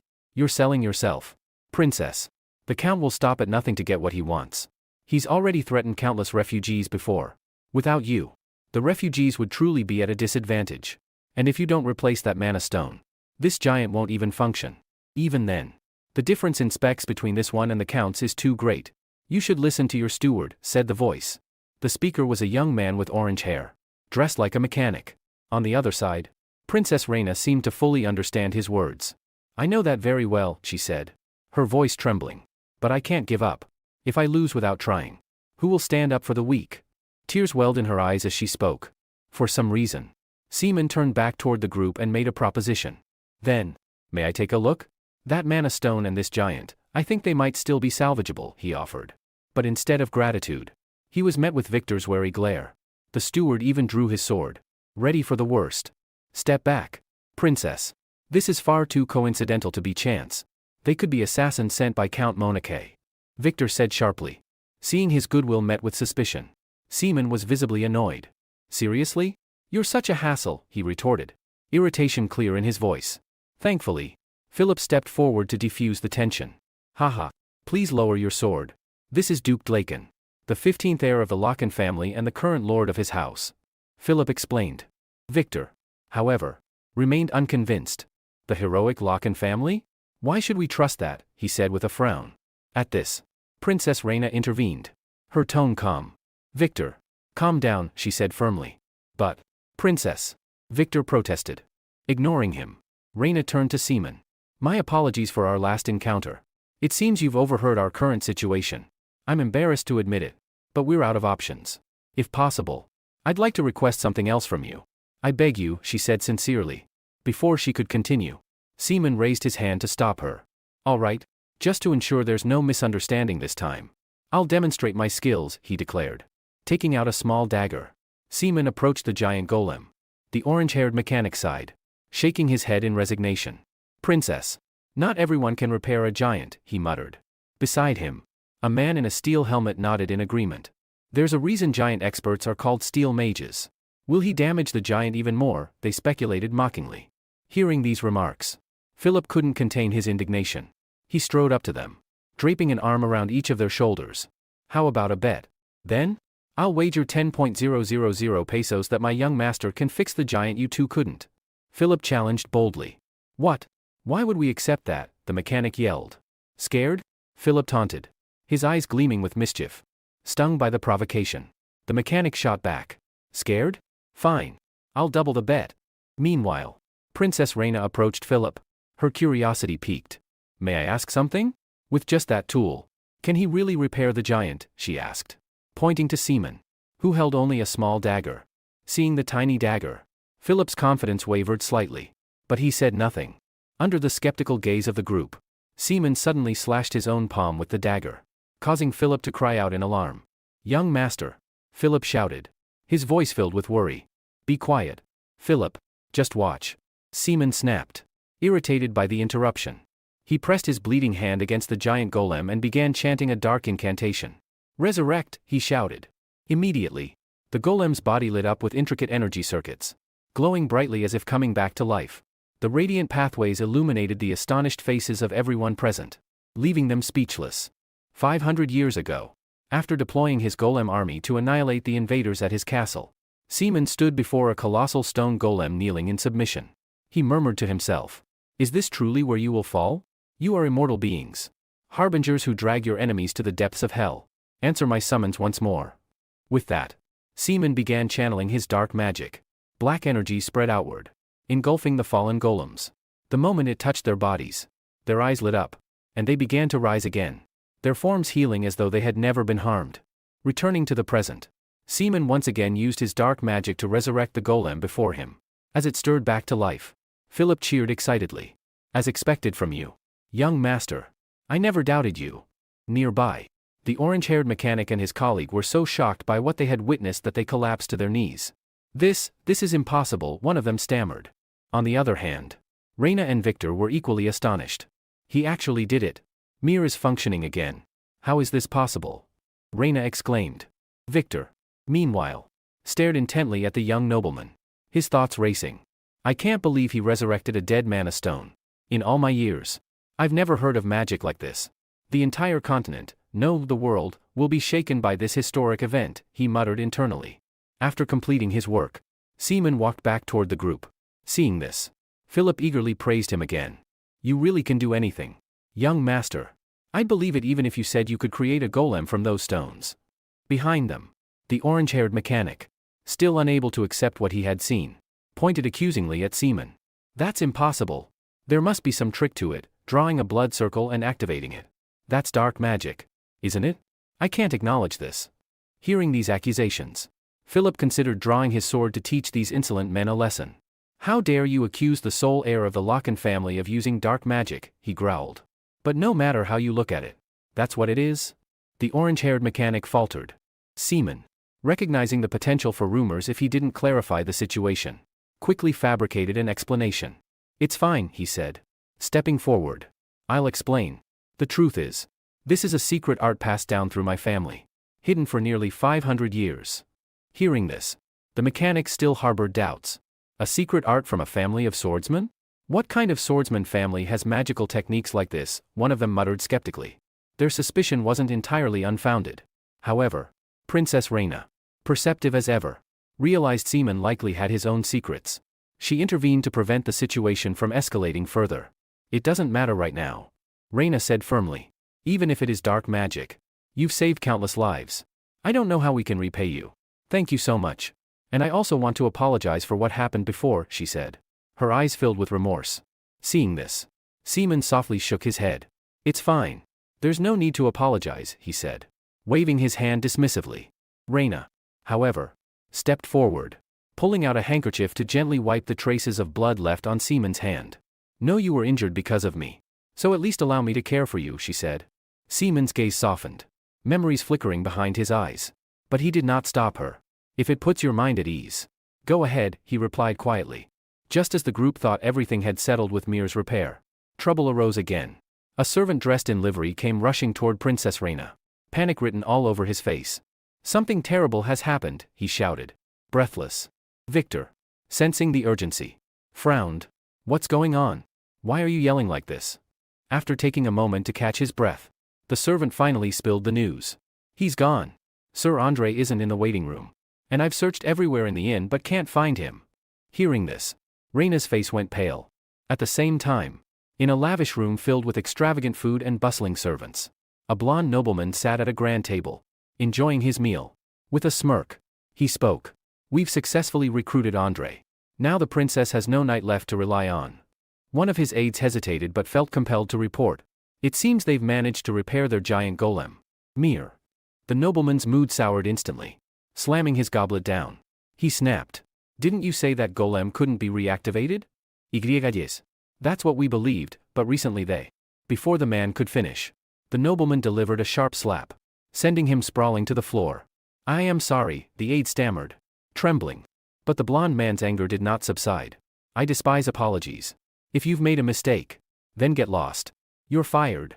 The aide scurried away in terror, while the nobleman, Count Monache, turned to the remaining servants. I've lost my appetite. Is there nothing else to report? No, my lord, one servant replied hastily. Good. There can't be any loose ends before Princess Reina belongs to me. Soon, everyone will recognize the master of Monache, the count declared, his gaze lingering on a massive night golem standing before him. The day of the public duel between Reina and Monache finally arrived. From the early morning, crowds filled the arena, buzzing with excitement. As the match was about to begin, two announcers stepped forward to recount the fighters' records. And now, the highlight of the day, we have Mir, representing Princess Reina, facing off against Achilles, the undefeated champion of Lamer with a staggering 78 victories and no losses. But wait, where's Mir? Could it be that they've forfeited the match? One announcer speculated, his voice laced with doubt. Hearing this, the audience erupted into jeers and boos. Hey, are you too scared to fight? Give us our money back, they shouted in unison. From his private viewing room, Count Monache observed the chaos with smug satisfaction. Heh, so they've given up because they don't have a knight. That's why the princess should have accepted my proposal from the start. Now, I'll show them the price of wounding my pride, he thought, grinning maliciously. Returning to the moment when Seaman's group first received the news that the knight Andre had disappeared, the young servant bitterly exclaimed. Andre is gone. I can't find him anywhere. It seems like Count Monache has deceived us. Ahead of him, the steward Victor still found it hard to believe. Andre is a loyal subordinate. Are you suggesting that he has betrayed us? The young servant hesitated before revealing what he had heard. Actually, someone saw him entering the count's estate. At this, Victor, though unwilling to accept the truth, had no choice but to acknowledge it. His face twisted with anger as he shouted, damn it! Even without Andre's betrayal, there's already a significant power gap between our golems. I can't believe he would stoop so low. The more he spoke, the more Victor's blood seemed to boil. And beside him, Princess Reina unconsciously began trembling in fear. Meanwhile, Seaman, determined to help until the end, stepped forward to offer assistance. If you don't participate in the match, you'll be forced to marry him, won't you? If it's not too much trouble, I think I could help you with this. Reina's eyes lit up slightly at his words, and she turned to ask, what do you intend to do? From behind Seaman, his companion Philip spoke up with concern. Young master, it's not that I doubt you, but have you forgotten about the incident last time when you tried to control a golem? Seaman responded with a confident look. Don't worry, controlling a golem is simple. Back in the present, amidst the crowd's jeers, the golem Mir finally stepped out from one side of the arena. Oh, we thought Mir had forfeited the match. But here it is, entering the arena right on time. It's not backing down, even against the undefeated Achilles. Meanwhile, Count Monache, seeing the golem appear, immediately grew furious, gripping the glass in his hand tightly. Didn't you tell me the princess's side had no knights left? He coldly questioned the subordinate standing behind him. I'm certain there are no knights left, the subordinate confirmed. Hearing this, Monache made a guess. Did the princess hire a mercenary? Impossible. She must understand the importance of this match. But someone must have dared to side with her within my territory. At the same time, in a different corner of the audience stands, Reina and Victor had also arrived. Mr. Victor. What about the match? Reina asked anxiously. We're not too late. Luckily. We made it just in time. Victor replied. Relieved. Reina exhaled a sigh of relief. Thank goodness. But, is this really going to be okay? Her eyes turned to the two golems below. Even a brief glance at their sizes was enough to make Reina doubt whether victory was possible. Responding to her concerns. Seaman. Standing behind her. Reassured. It will be fine. Although he may seem a bit clueless at times. That man's skills are nothing ordinary. Inside the golem mirror. Seaman. Who was now piloting it. Murmured to himself. Young master. Why are you doing this to me? He grumbled quietly. Returning to the battlefield. The commentator's voice echoed across the arena. The golem mirror, whom we all thought had forfeited, has arrived just in time. However, as we can see, the difference in specifications is glaringly obvious. Especially when facing the undefeated champion, Achilles. From the audience's perspective, the size disparity between the two combatants was enough to raise questions about who had arranged such an uneven matchup. That thing? Are they really going to fight with that? Ha ha ha. Unbelievable. Shouldn't it just run away? Calling that scrap metal a golem, can it even move? The crowd erupted in laughter as they pointed at Mir's antiquated appearance. On the other side, Achilles, surprisingly, showed a certain level of respect for Mir's decision to stand its ground. I commend you for not running away. However, you must already know how this fight will end. I won't hold back, he declared, gripping his massive mace tightly. Facing him, Philip calmly responded. We'll only know the outcome after we try. Haha. Well then. Let's put that confidence of yours to the test. Achilles retorted, swinging his colossal mace directly at Philip. The impact created a massive crater on the battlefield. Fortunately, Philip had anticipated the attack and maneuvered his golem to leap to the side, narrowly avoiding the devastating blow. The sheer force of the attack sent shivers down Philip's spine. If I get hit by that even once, this golem will be reduced to scrap metal. As expected. His strength is as overwhelming as his size. Philip muttered to himself. But brute strength alone doesn't make a great warrior. Capitalizing on the moment when Achilles was recovering from his strike, Philip attempted to close the distance. However, Achilles' reaction was lightning fast. Before Philip could get close, Achilles swung his mace again, forcing Philip to duck low to evade the attack. He's too fast. This is dangerous. Philip thought to himself, beads of sweat forming on his brow. Seeing Philip only dodging, Achilles sneered. It seems your confidence was baseless after all. Philip couldn't argue with that assessment. This is bad. The pilot must at least be a seasoned knight, he admitted silently. As time passed, the battlefield was reduced to a chaotic ruin under Achilles' relentless assaults. Attack! Attack even more! Achilles roared, launching a flurry of blows at Mir. It seemed the match would end quickly, but to everyone's surprise, Mir hadn't taken a single hit. The commentator's voice rang out again, narrating the crowd's collective astonishment. Despite Achilles' overwhelming attack power, not a single strike has landed on Mir. Watching Philip evade these attacks makes it seem like he's toying with Achilles. Back with Seaman's group, Victor was simultaneously impressed and terrified by Philip's agility. Incredible. But just dodging like that won't lead to victory, he said, his voice tinged with anxiety. Hearing this, Princess Reina leaned over and whispered to him. Victor, don't worry.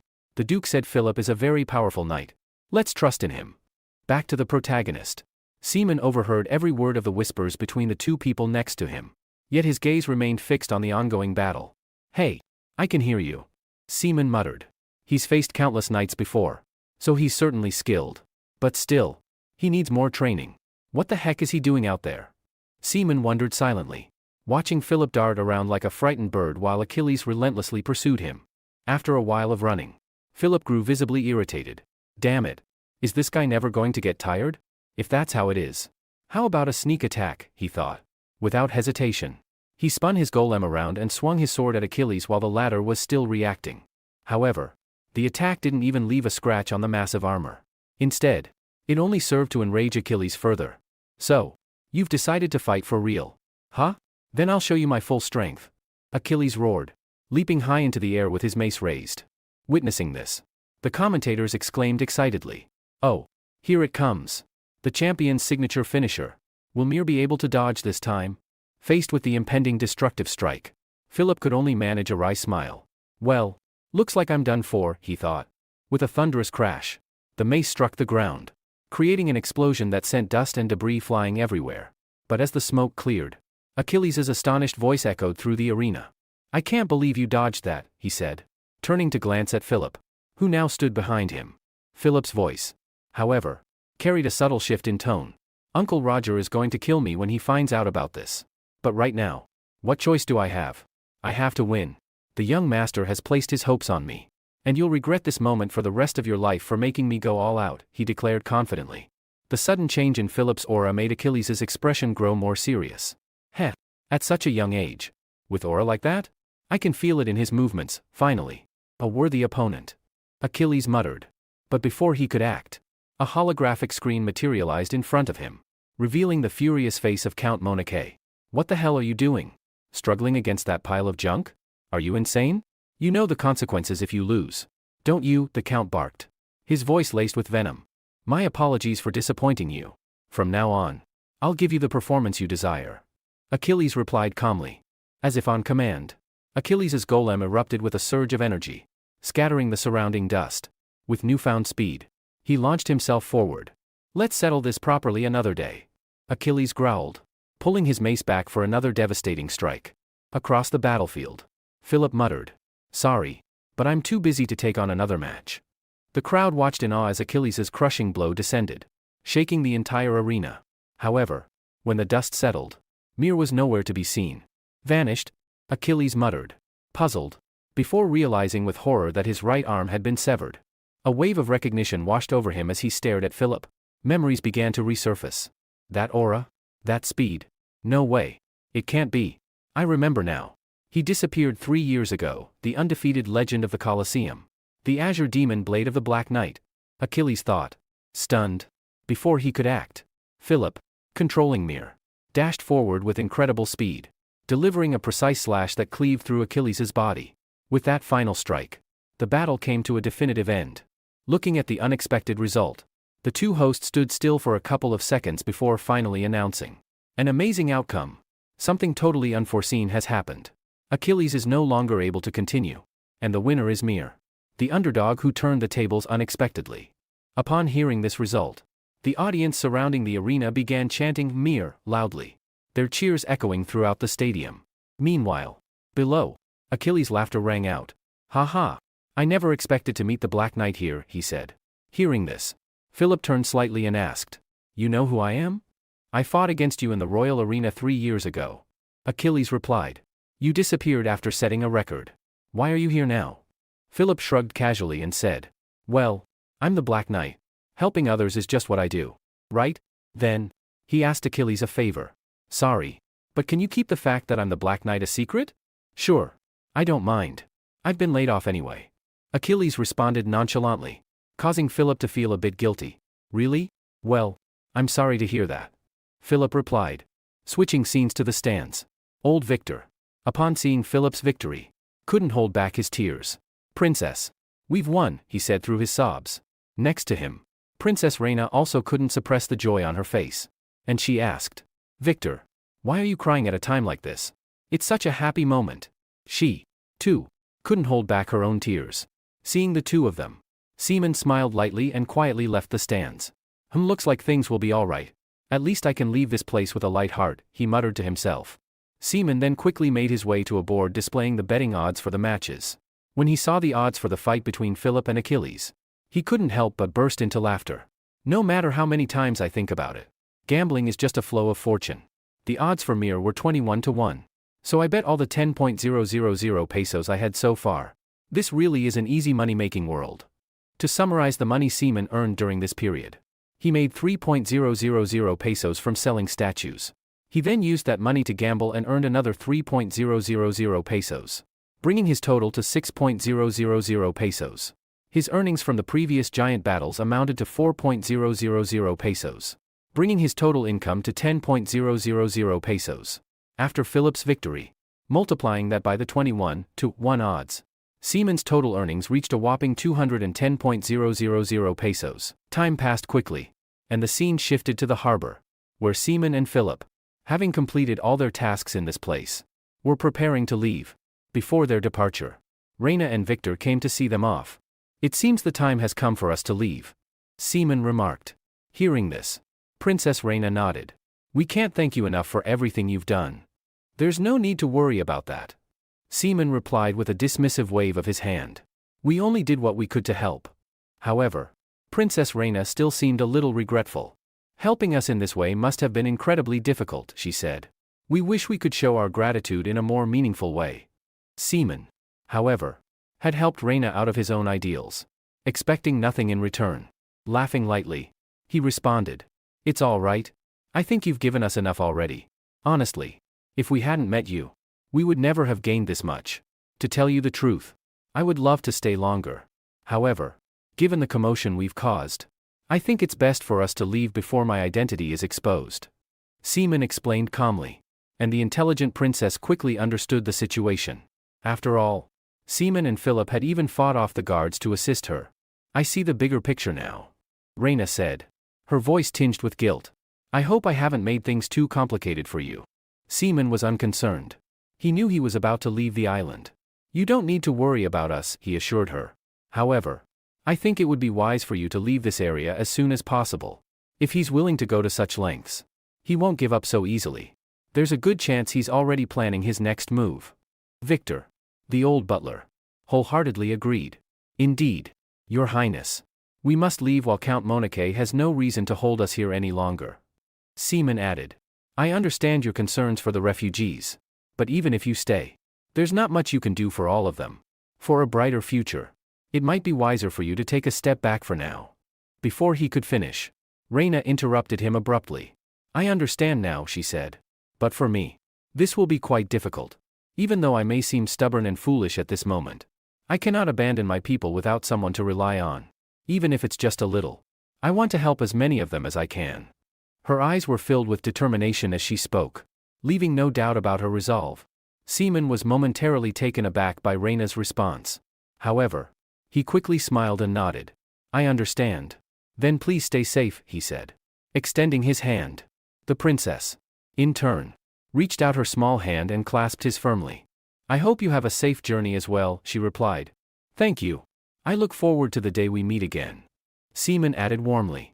After bidding farewell to Reina and her group, Seaman and Philip swiftly boarded the ship to leave the island. Now that you've dealt with such a big issue, all that's left is to return home and be hailed as a hero, Philip remarked, glancing at Seaman. But why are you bringing those fools along?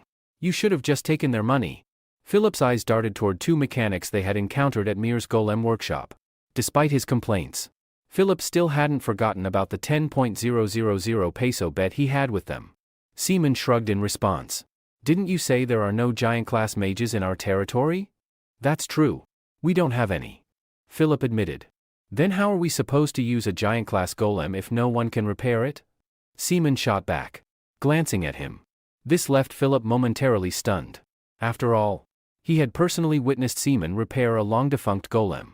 But, can't you fix it yourself, young master? Philip asked, his confusion evident. Seaman sighed, unsure whether Philip was pretending to be clueless or genuinely ignorant. Are you stupid? Do you even know how to restore and repair mana stones on your own? Now you know why you're stuck at the bottom of the chain of command. Seaman retorted. Shut up and guard our cargo. His sharp words left Philip whining in mock despair. Young master, you're truly merciless. Time passed, and the scene shifted to the Locken family's mansion, where the merchant Darren had arrived to settle debts. Why are you here to seize our belongings? I thought we still had time. Butler Hans exclaimed in confusion as he watched Darren's soldiers gather the family's possessions as collateral. Turning to Darren, the merchant chuckled at the question, his tone mocking. Time? Thank you for reminding me of that. Young Master Locken promised to repay his debts, and I trusted him. But then he betrayed that trust and fled in the dead of night. So why should I wait? He bellowed. At that moment, Philip appeared behind him like a shadow, his voice suddenly breaking the tense atmosphere. Oh dear. Did I scare you? Startled, Darren spun around. You scared me. What is it? Philip smiled brightly. The name's Philip. I'm the young master's night guardian. Hearing this, Darren's expression shifted as he narrowed his eyes. A night guardian? Why are you here alone? Where is your young master? Philip's grin widened as he replied. Actually, I'm here to deliver something. With that, Philip's group began unveiling wooden chests, each revealing stacks of gleaming gold coins that dazzled even the most jaded onlookers. Darren's eyes widened in shock. Impossible. In less than a week, He's managed to earn over 30,000 pesos? Does this mean I can no longer take over his territory? The more Darren thought about it, the more his worldview crumbled under the weight of Seaman's financial prowess. Meanwhile, Philip, clearly eager to send the merchant on his way, barked orders to his subordinates. You fools! Can't you see that Lord Darren here is busy?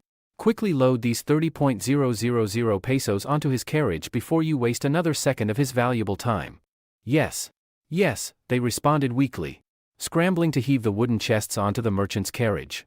Darren, realizing his plan had fallen apart, tried to salvage the situation. Well, in that case, there's no need to rush. I can wait to meet the young master in person. He stammered. Philip let out a small, knowing smile as he pulled out a document. Ah, here's a message from the young master. Addressed to you. Lord Darren. Let's see. Oh, I imagine you're already plotting your next move. Philip began reading aloud. Darren, now that we've settled the debt, you're officially considered a trespasser. If you plan to linger and stir up trouble, I advise you to prepare yourself.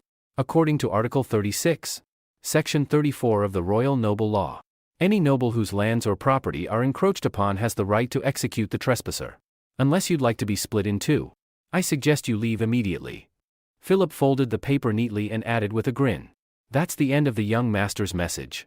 Oh, wait, he also said. I'll give you 3 seconds. That's the final note. With those words, Philip unsheathed his sword, the steel glinting ominously in the light. Darren's scalp tingled with fear as he realized the knight wasn't bluffing. In the end, the merchant could only grab the money and hastily flee, his carriage speeding away into the distance. You'll regret this, he shouted uselessly over his shoulder as he disappeared from sight. As Darren's carriage disappeared into the distance, Philip stood watching, entirely unbothered. At least those people now understand just how terrifying the young master can be. I've always been aware of that myself, he muttered with a smirk. Meanwhile, the group led by Butler Hans was still reeling from the scene they had just witnessed. Someone called out to Philip, and he turned, visibly moved, ready to explain. You can all relax now. The young master and I have finally. His words were abruptly cut off as he noticed their expression seemed off. Philip, Roger, the hot-headed captain of the Locken family's guards, stormed toward him. How could you dare sell off the Locken family's wall? Do you know what you've done? And where's the young master? Don't tell me something's happened to him. Roger grabbed Philip by the collar, lifting him off the ground. Philip's eyes went wide, almost rolling back into his head in terror. Can you just give me a moment to explain? Philip pleaded, only to be met with Roger's bellowing. Enough excuses. Answer my question. Roger demanded, his bull-like eyes boring into Philip, who couldn't muster the courage to look him in the eye. Fine. The young master is, Philip began hesitantly. The scene shifted to the Demon King's tower, where Seaman stood before its grand entrance for the first time in 500 years. Gently pushing the heavy doors open, he gazed into the chaotic ruins of the once magnificent hall. With a sigh, he muttered to himself, ah, what a mess. Though I suppose it's to be expected, there's no way anyone would have taken proper care of this place. Snapping his fingers, he lit the magical lamps lining the walls. The eerie blue flames cast haunting shadows across the chamber, amplifying the grim and ominous atmosphere of the Demon King's domain. At least the place is still standing after 500 years, he remarked, a hint of gratitude in his voice. His eyes then fell upon the crimson staircase to his side, and memories of Katerina, his long-lost companion, washed over him. This was the last place filled with memories of Katerina. No matter what happens, I'll protect it, he vowed quietly, shaking off the wave of nostalgia. Seaman turned his attention to the wall beside him. But this is the most important thing. I hope it still works. Placing his hand on the wall, he infused it with a surge of his magical energy. Almost immediately, the wall began to glow brightly, and a hidden door revealed itself with a low rumble. Seeing it still functioning, Seaman couldn't hide his delight. I knew it. Thanks to the genius craftsmanship of the dwarves. It's still working perfectly even after all this time. His gaze fixed on the now exposed hidden chamber. Seaman whispered to himself, now, should I reclaim what was always meant to be mine? Determination and a flicker of nervous excitement filled his eyes as he stepped forward into the long-forgotten secret. Seaman proceeded into the hidden corridor leading deep underground, his steps echoing softly against the stone walls. As he walked, he muttered to himself, the best way to break the curse is to harness a force of magic far stronger than the curse itself. It's advice as old as time. But right now, it's the only option we have. Pausing briefly, he fixed his gaze on the large door before him, taking a moment to gather himself. Seaman reached out and pushed it open. Beyond the door lay a dimly lit chamber. Its centerpiece a glass container holding a levitating crimson stone. Observing the pristine state of the room, untouched by time or intruders, Seaman nodded with satisfaction. It's been 5 centuries since I last stood here. This room was well protected. I prefer the serene stillness here, it suits me much better than the chaos outside. Turning his attention to the glowing stone, Seaman's expression shifted slightly as he murmured, "It's been a while, Horath." His voice carried a mixture of nostalgia and gravity, his eyes never leaving the crimson glow. The story then rewinds 5 centuries earlier, during Seaman's daring incursion into the domain of demons. Armed with overwhelming power, he had ventured deep into enemy territory alone. At one point, a pair of demons rushed at him, their ferocious roars filling the air. Without hesitation, Seaman unleashed a powerful projectile spell, obliterating their forms in an instant. As their remains disintegrated, he glanced upward toward the towering structure ahead. In a steady voice, he asked, "Are you the ruler of this place?" A soft yawn echoed in response, accompanied by the appearance of a petite figure. She was none other than Horath, a high-ranking demon with a casual and indifferent demeanor. "So, you've taken down a few fortresses. I expected an old, weathered mage of the 8th rank. But here you are, just a child." "I'm disappointed," she remarked, her tone brimming with condescension. "Still, you humans are always so amusing. I'll indulge your curiosity before you die. Call me whatever you like."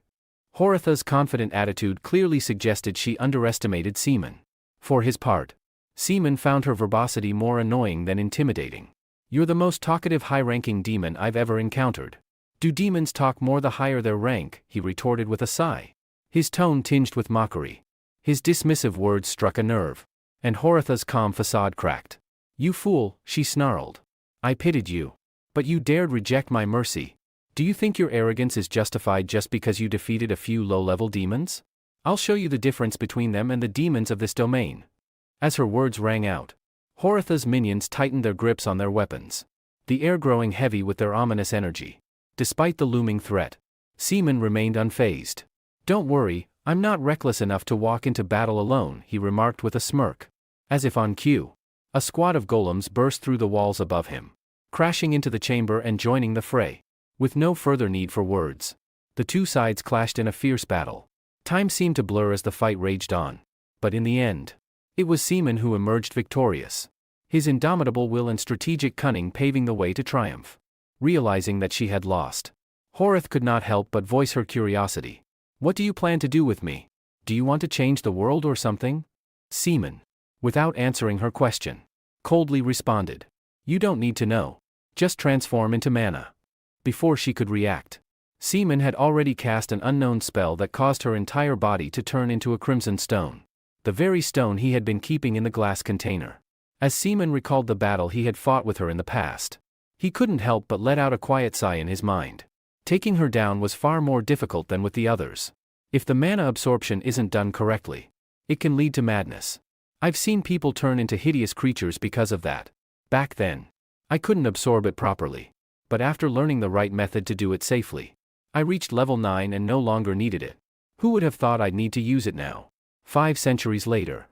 As he spoke to himself, Seaman casually tossed the stone into his mouth and swallowed it.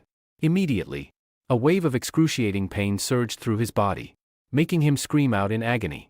Then, as the pain intensified, his consciousness was transported to a desert-like space. Is this the realm of the mind? It seems I'm not being consumed by the mana. Seaman mused inwardly. Soon, he noticed Horatha's figure in the distance. She had also detected his presence. However, she didn't recognize Seaman in his current form. "Who are you?" she demanded, her overwhelming aura causing Seaman to wince under its pressure. "This is unbearable. With my current body, after 500 years, she still has that much mana left? How is she holding on?" Thinking this, Seaman spoke up. "I'm here to borrow." Before he could finish, Horatha's eyes flashed, and she immediately deduced his identity. "You're him." With a speed faster than an arrow, Horath lunged forward, grabbing Seaman by the neck and slamming him down onto the ground effortlessly. She was surprised by the ease with which she subdued him. "What's this? You're this weak now?" I almost didn't recognize you. So why have you come here? Seaman grit his teeth, replying, I came here to borrow your container. His words caused Horath to laugh, thinking this request was an easy opportunity. Haha, is that so? But are you sure with your feeble body? You can even use it? The enemy locked me here for centuries. And now you come crawling all the way here, craving my power. How interesting. As Horath spoke, her hand slowly tightened around Seaman's neck, like a vice, making it feel as if his neck might snap at any moment. Damn it. She's going to crush my neck, Seaman thought. And to divert the situation, he tried to speak again. How are you feeling? I came here to make a proposal. And yet you're just going to kill me like this? With that, Seaman mentally calculated. She wants to use my body as a source of magic. So she won't harm me, he thought. Indeed, just as he had guessed. After hearing his words, the demoness released her grip on his neck. A proposal, you say? At least I'll acknowledge your courage. But now, your magic circle is shattered. Can you endure my power? Upon hearing this, Seaman calmly replied, if I can't, then take my body. You've been trapped here for centuries, you have nothing to lose. Is that so? Horath mused. I wonder if there's a simpler solution. She then snapped her fingers. And immediately, dark red magical tendrils, like venomous snakes, wrapped around his limbs. I'll play with you for as long as I've been trapped here. At the very least, you should be able to endure this much. Horath said with a malicious delight. Meanwhile, Seaman tried to analyze the magic affecting his body. Is this mental manipulation? He wondered. But before he could contemplate further, Horath noticed his thoughts and increased the pressure of the dark magical strands, causing Seaman to scream in agony. Still time to think? Defeated by mind control magic? Where's your pride now? She taunted. Seaman, though in pain, managed to force out a twisted smile. You're still as talkative as ever, he muttered. Horatha's expression shifted, and she coldly asked, is that all you can do? Do you think you still possess the same mana and magic circle as in the past? On the other side, Seaman nonchalantly responded, even if I've lost my strength, with my shattered magic circle, the one who has reached the 9th magic circle with black magic, will never fall to your mind control spells. At that moment, Seaman's figure suddenly disappeared from Horatha's sight. Soon after, his past self appeared, but now with a massive form. He reached out with his hand, grabbing Horatha's small frame tightly, squeezing so hard that her vision went completely black. However, since this was only a mental world, Horatha's intact body quickly reappeared. As Seaman broke free from her mental control, Horath realized something. I knew it. You really are interesting. But I never expected you to actually reach the 9th magic circle. So, what now? Don't believe me? Let's continue the game. Seaman said with a smile. Horath wasn't foolish enough to keep playing mind games with him. Enough. What I mean is, even if you've reached that level, you still can't change the world. In response to this criticism, Seaman slowly stood up, his eyes filled with unwavering determination. No, it's not over. I will definitely change this world, he declared. Turning toward Horath, seeing Seaman's confident expression seemed to amuse her. I'm curious how much you can truly harness my power. But if you, the one who has reached the 9th circle, are involved, then perhaps. Of course, Seaman confidently replied. Haha, confident. Huh? Indeed. Even if I took your body, the 6th or 7th circle would be my limit. I'll let you crush the world. Horath said cheerfully before her body slowly dissolved into tendrils of black magic. I'll make sure to try my best and live up to your expectations. Seaman replied with a smile. Of course. This time, there must be no failure. Horath instructed. Not long after, Seaman's consciousness returned to his own body. He immediately used a magic spell called Black Fire aimed at a nearby wall, observing its destructive power. From this, he quickly assessed his current strength. It seems I've only reached the 3rd circle, but this foundation is more than enough. The magic looks a bit different, possibly due to its purification. Anyway, if Horath wanted to, she could have taken my body by now. I must meet her expectations. Seaman muttered to himself, swiftly leaving the secret room. As he walked, he thought about his next plan. I already know the theory behind the awakening of each circle, so reaching the 9th circle will be easy. However, collecting enough magic to reach the 9th circle will take a lot of time, so I need to act immediately. With that thought, Seaman quickened his pace. He soon opened another secret room. You've been resting for 500 years. Get to work, he said. He then slammed his hand onto the floor, creating a complex magic array. Now you will help me, he said with a grin, looking at the stone golems before him. Time passed quickly, transitioning to the domain of Count MANHWA. At this moment, the golem controller, Mylan, was being punished for his failure. Mylan, have you realized your mistake? The Count asked coldly. I am sorry, my lord. Please forgive my failure. Mylan quickly responded. Hearing this, the Count shrugged and continued. Failure? You think it's just because of that match? It's strange. No matter how you look at it, even though the power gap was 5 times greater, you still lost. Doesn't it seem like everyone's saying you secretly teamed up with Reina? As he spoke, the Count's face grew darker, causing alarm bells to ring in Mylan's mind, urging him to explain himself. I swore loyalty to you. I would never do that. I swear on the honor of a knight. I would never do such a thing. Mylan said desperately. Honor of a knight? Is that all you can say? Achilles sneered mockingly. At the same time, the hound at the side raised his sword, seemingly ready to send Mylan to the afterlife. Left with no choice, Mylan, in an attempt to save his life, quickly apologized to Philip, saying, I know a few things about the one who controlled the giant. 3 years ago, I faced him at the Royal Giant Arena. He is famous for being an undefeated knight. Who did they team up with? MANHWA continued to press. However, Mylan had no answers to this question. After they left, no one knew the identities of those involved. I see.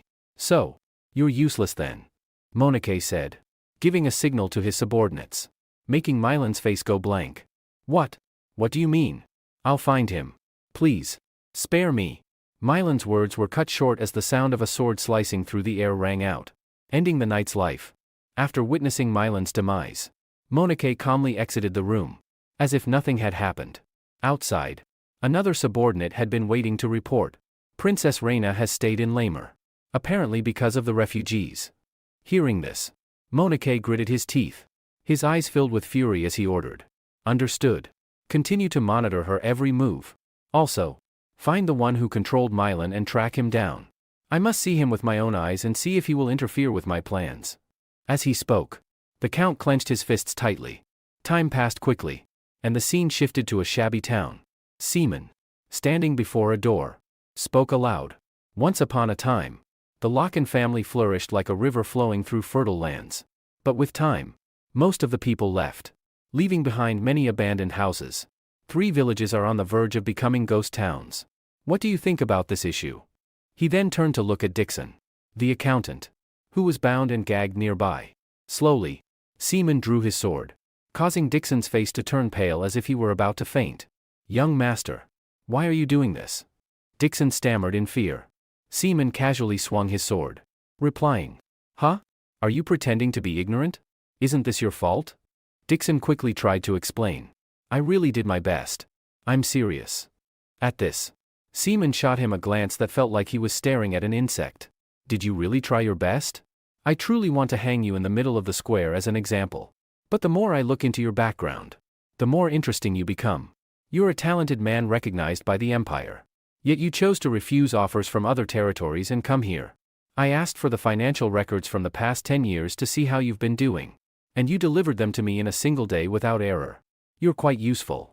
Hearing the praise from Seaman, Dixon's face lit up, and he laughed. Ha ha ha. I am great at calculations. I can solve any equation in my head. He boasted with pride. However, just a second later, his smile faded as he was completely confused by Seaman's next words. That's the problem, Seaman muttered, making Dixon more bewildered. In the next instant, Seaman grabbed Dixon by the collar and threw him down the slope, his surprise and confusion lingering in the air. As Dixon tumbled down the slope like a rolling ball, Seaman smoothly slid down after him. It wasn't until Dixon collided with a rocky wall that his fall stopped, and the ropes binding him loosened. Why did you do that? Dixon stammered, unsure of what was going on. But as he looked around at the dilapidated town before him, his voice trailed off. This place, these people, are they really residents of the Marquis territory? Dixon thought to himself in disbelief. It can't be. If I calculated the averages, there shouldn't be slums like this. Seaman, seeming to read Dixon's thoughts, walked over to him and spoke coldly. How does it feel to actually see the village with your own eyes? You can't summarize people's lives with numbers. You need to spend time with them and understand why the Marquis territory has fallen into such a state. If you don't find the cause, you won't be working for us anymore. Will you fire me, sir? Dixon stammered, trembling slightly. In response, Seaman gave a smile that was both pleasant and dangerously cold. Do you want to quit now? The bald man, trembling from fear, immediately ran toward the townspeople, eager to learn more. Everyone, I am Dixon, the accountant for the Locken family. I am here to improve the living conditions. Meanwhile, Seaman observed Dixon's enthusiastic behavior, thinking to himself, I don't mind seeing the Locken family decline. But the timing must be right. I need to improve this place first to enhance my magical circle. With that thought, Seaman left the town, leaving Dixon to resolve things on his own. Meanwhile, back at the Locken mansion, Philip was being questioned by Hans and Roger, who were giving him an intense grilling. Tell me again, Philip, is it true that you paid off the debt through gambling? Yes, sir, Philip weakly responded. At that moment, everyone in the hall turned to murmur and gossip. Oh my God, he really settled the debt through gambling? If anyone finds out, the reputation of the family will be ruined. Why didn't you stop him? A golden-haired man asked, while Hans, the butler, looked on in shock, nearly fainting from the news. Oh no, we've built the family's reputation for centuries. And now he's going to destroy it all. Roger, grinding his teeth in frustration, glared at Philip and demanded, Philip, tell me, did his identity leak anywhere? Of course not. I'm not that foolish. Philip replied firmly. Philip, realizing that he had let something slip, now regretted his earlier words. I guess I was really stupid, he muttered, feeling his face flush in embarrassment. On hearing this, Roger drew his sword in anger. Ready to strike Philip? You fool, he shouted, glaring at the man in frustration. Meanwhile, Hans, the butler, was still worried about the broader implications. Even if Seaman's identity hadn't been exposed in the casino, it was only a matter of time before it would be. Given the intelligence network of Count Monarque, who was the Lord of Lamer, it was inevitable that news would reach him. With his sinister nature, there was a good chance that Monarque would try to retaliate, and if he did, there was little they could do because Monarque was a distant relative of the Emperor. Hans couldn't hide his concern, and Roger, the captain of the knights, agreed. Count Monarque has expanded his territory through wars. We've essentially given him a reason to start a war with us, he said grimly. Hans sighed in exasperation, wondering what Seaman had been thinking when he made his decision.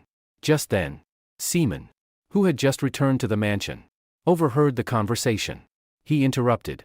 I can't listen to this anymore. Those of you who've been saying that the family's reputation is the most important thing, where are you now? Are you telling me that we should just turn a blind eye to the wrongdoings happening right before our eyes? Roger immediately responded, defending his earlier comments. We're just being practical. Our military strength is nothing compared to Count Monarque's. We just wanted to inform you that your actions have put the entire family in danger. Seaman, growing increasingly irritated with the older men, sharply retorted. You all earned your hero titles by licking the boots of those in power, didn't you? Aren't you supposed to be called heroes because you fought for justice, even in the most unfavorable circumstances? Hans, sensing the tension rising, quickly stepped in to calm the situation. Everyone here is doing their best for the Locken family. How could you say such a thing? Seating his anger, Seaman cut Hans off sharply, his eyes glinting with frustration. Enough. You think that reputation alone will solve starvation? Your duty is to protect the people. But the citizens of the fief are starving and leaving because they can't stand the conditions. And you're still hung up on your priorities? Seaman's voice was cutting, filled with disdain. It's truly foolish. I won't tolerate actions like this anymore. From now on, everything will change. If you think my orders are wrong, you can leave, but anyone who doesn't follow them will be fired. Hans's expression shifted in shock, trying to defend the long-serving members of the family. Young master, everyone here has served the Locken family for many years. He tried to reason. Seaman sighed deeply, unconvinced. Yes, and I don't like narrow-minded people, he said, showing no signs of relenting. I will show you my determination. Turning to Philip, who had helped him during the journey, Seaman gave a rare compliment. Philip, you did well on this trip. You're as capable as a captain, he said, surprising Philip, who stared in confusion. Me? I wouldn't say that. Philip stammered, not understanding why Seaman was focusing on him now. Seaman gave Roger a knowing glance. His voice tinged with subtle implication. I think only those who are truly capable should be knight captains. What do you think, Roger? Roger seemed to catch on immediately, realizing Seaman's intent.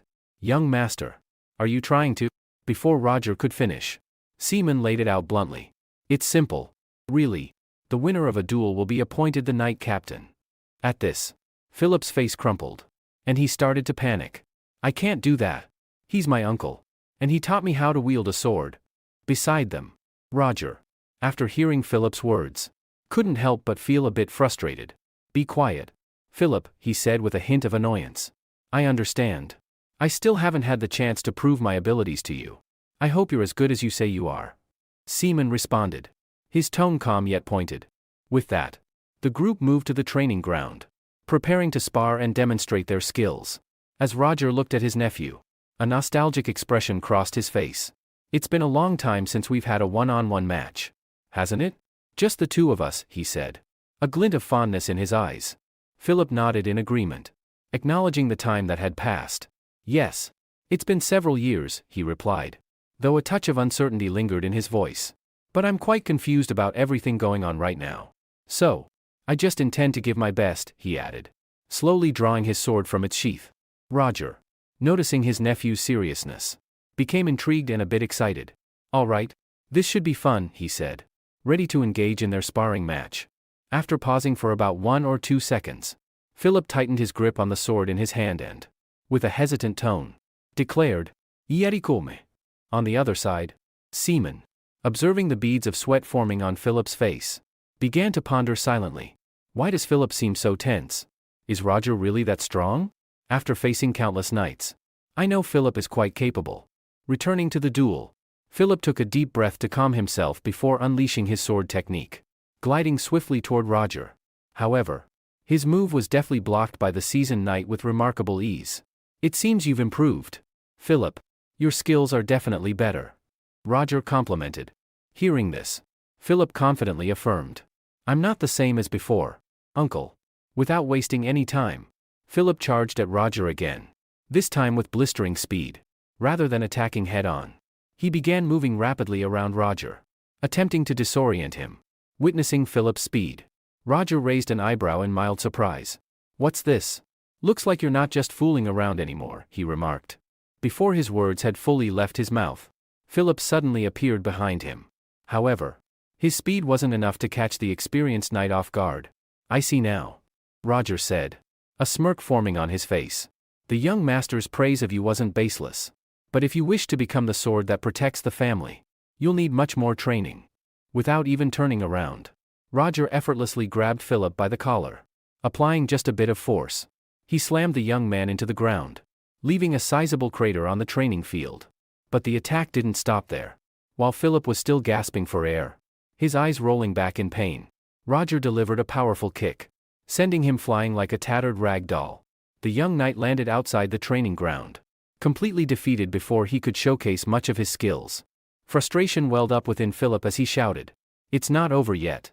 In response, Roger calmly placed his sword against Philip's neck and shook his head. The duel is over, young master. Is this enough to show you why I am the commander of the knights? He asked, casting a glance toward Seaman, who was watching from a distance.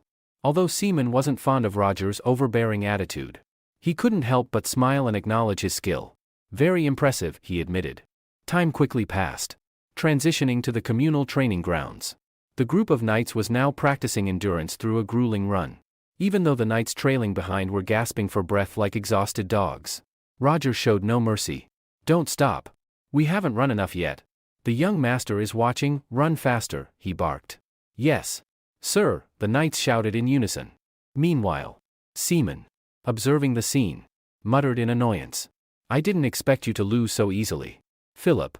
But Uncle Roger is one of the 5 strongest swordsmen on the continent. Philip hurriedly defended himself. And if someone comes after me, does that mean I'll just have to wait for death? Seaman retorted nonchalantly, leaving Philip no choice but to bow his head and apologize. Ignoring those words, Seaman's voice suddenly took on a different tone, filled with authority yet tinged with sincerity.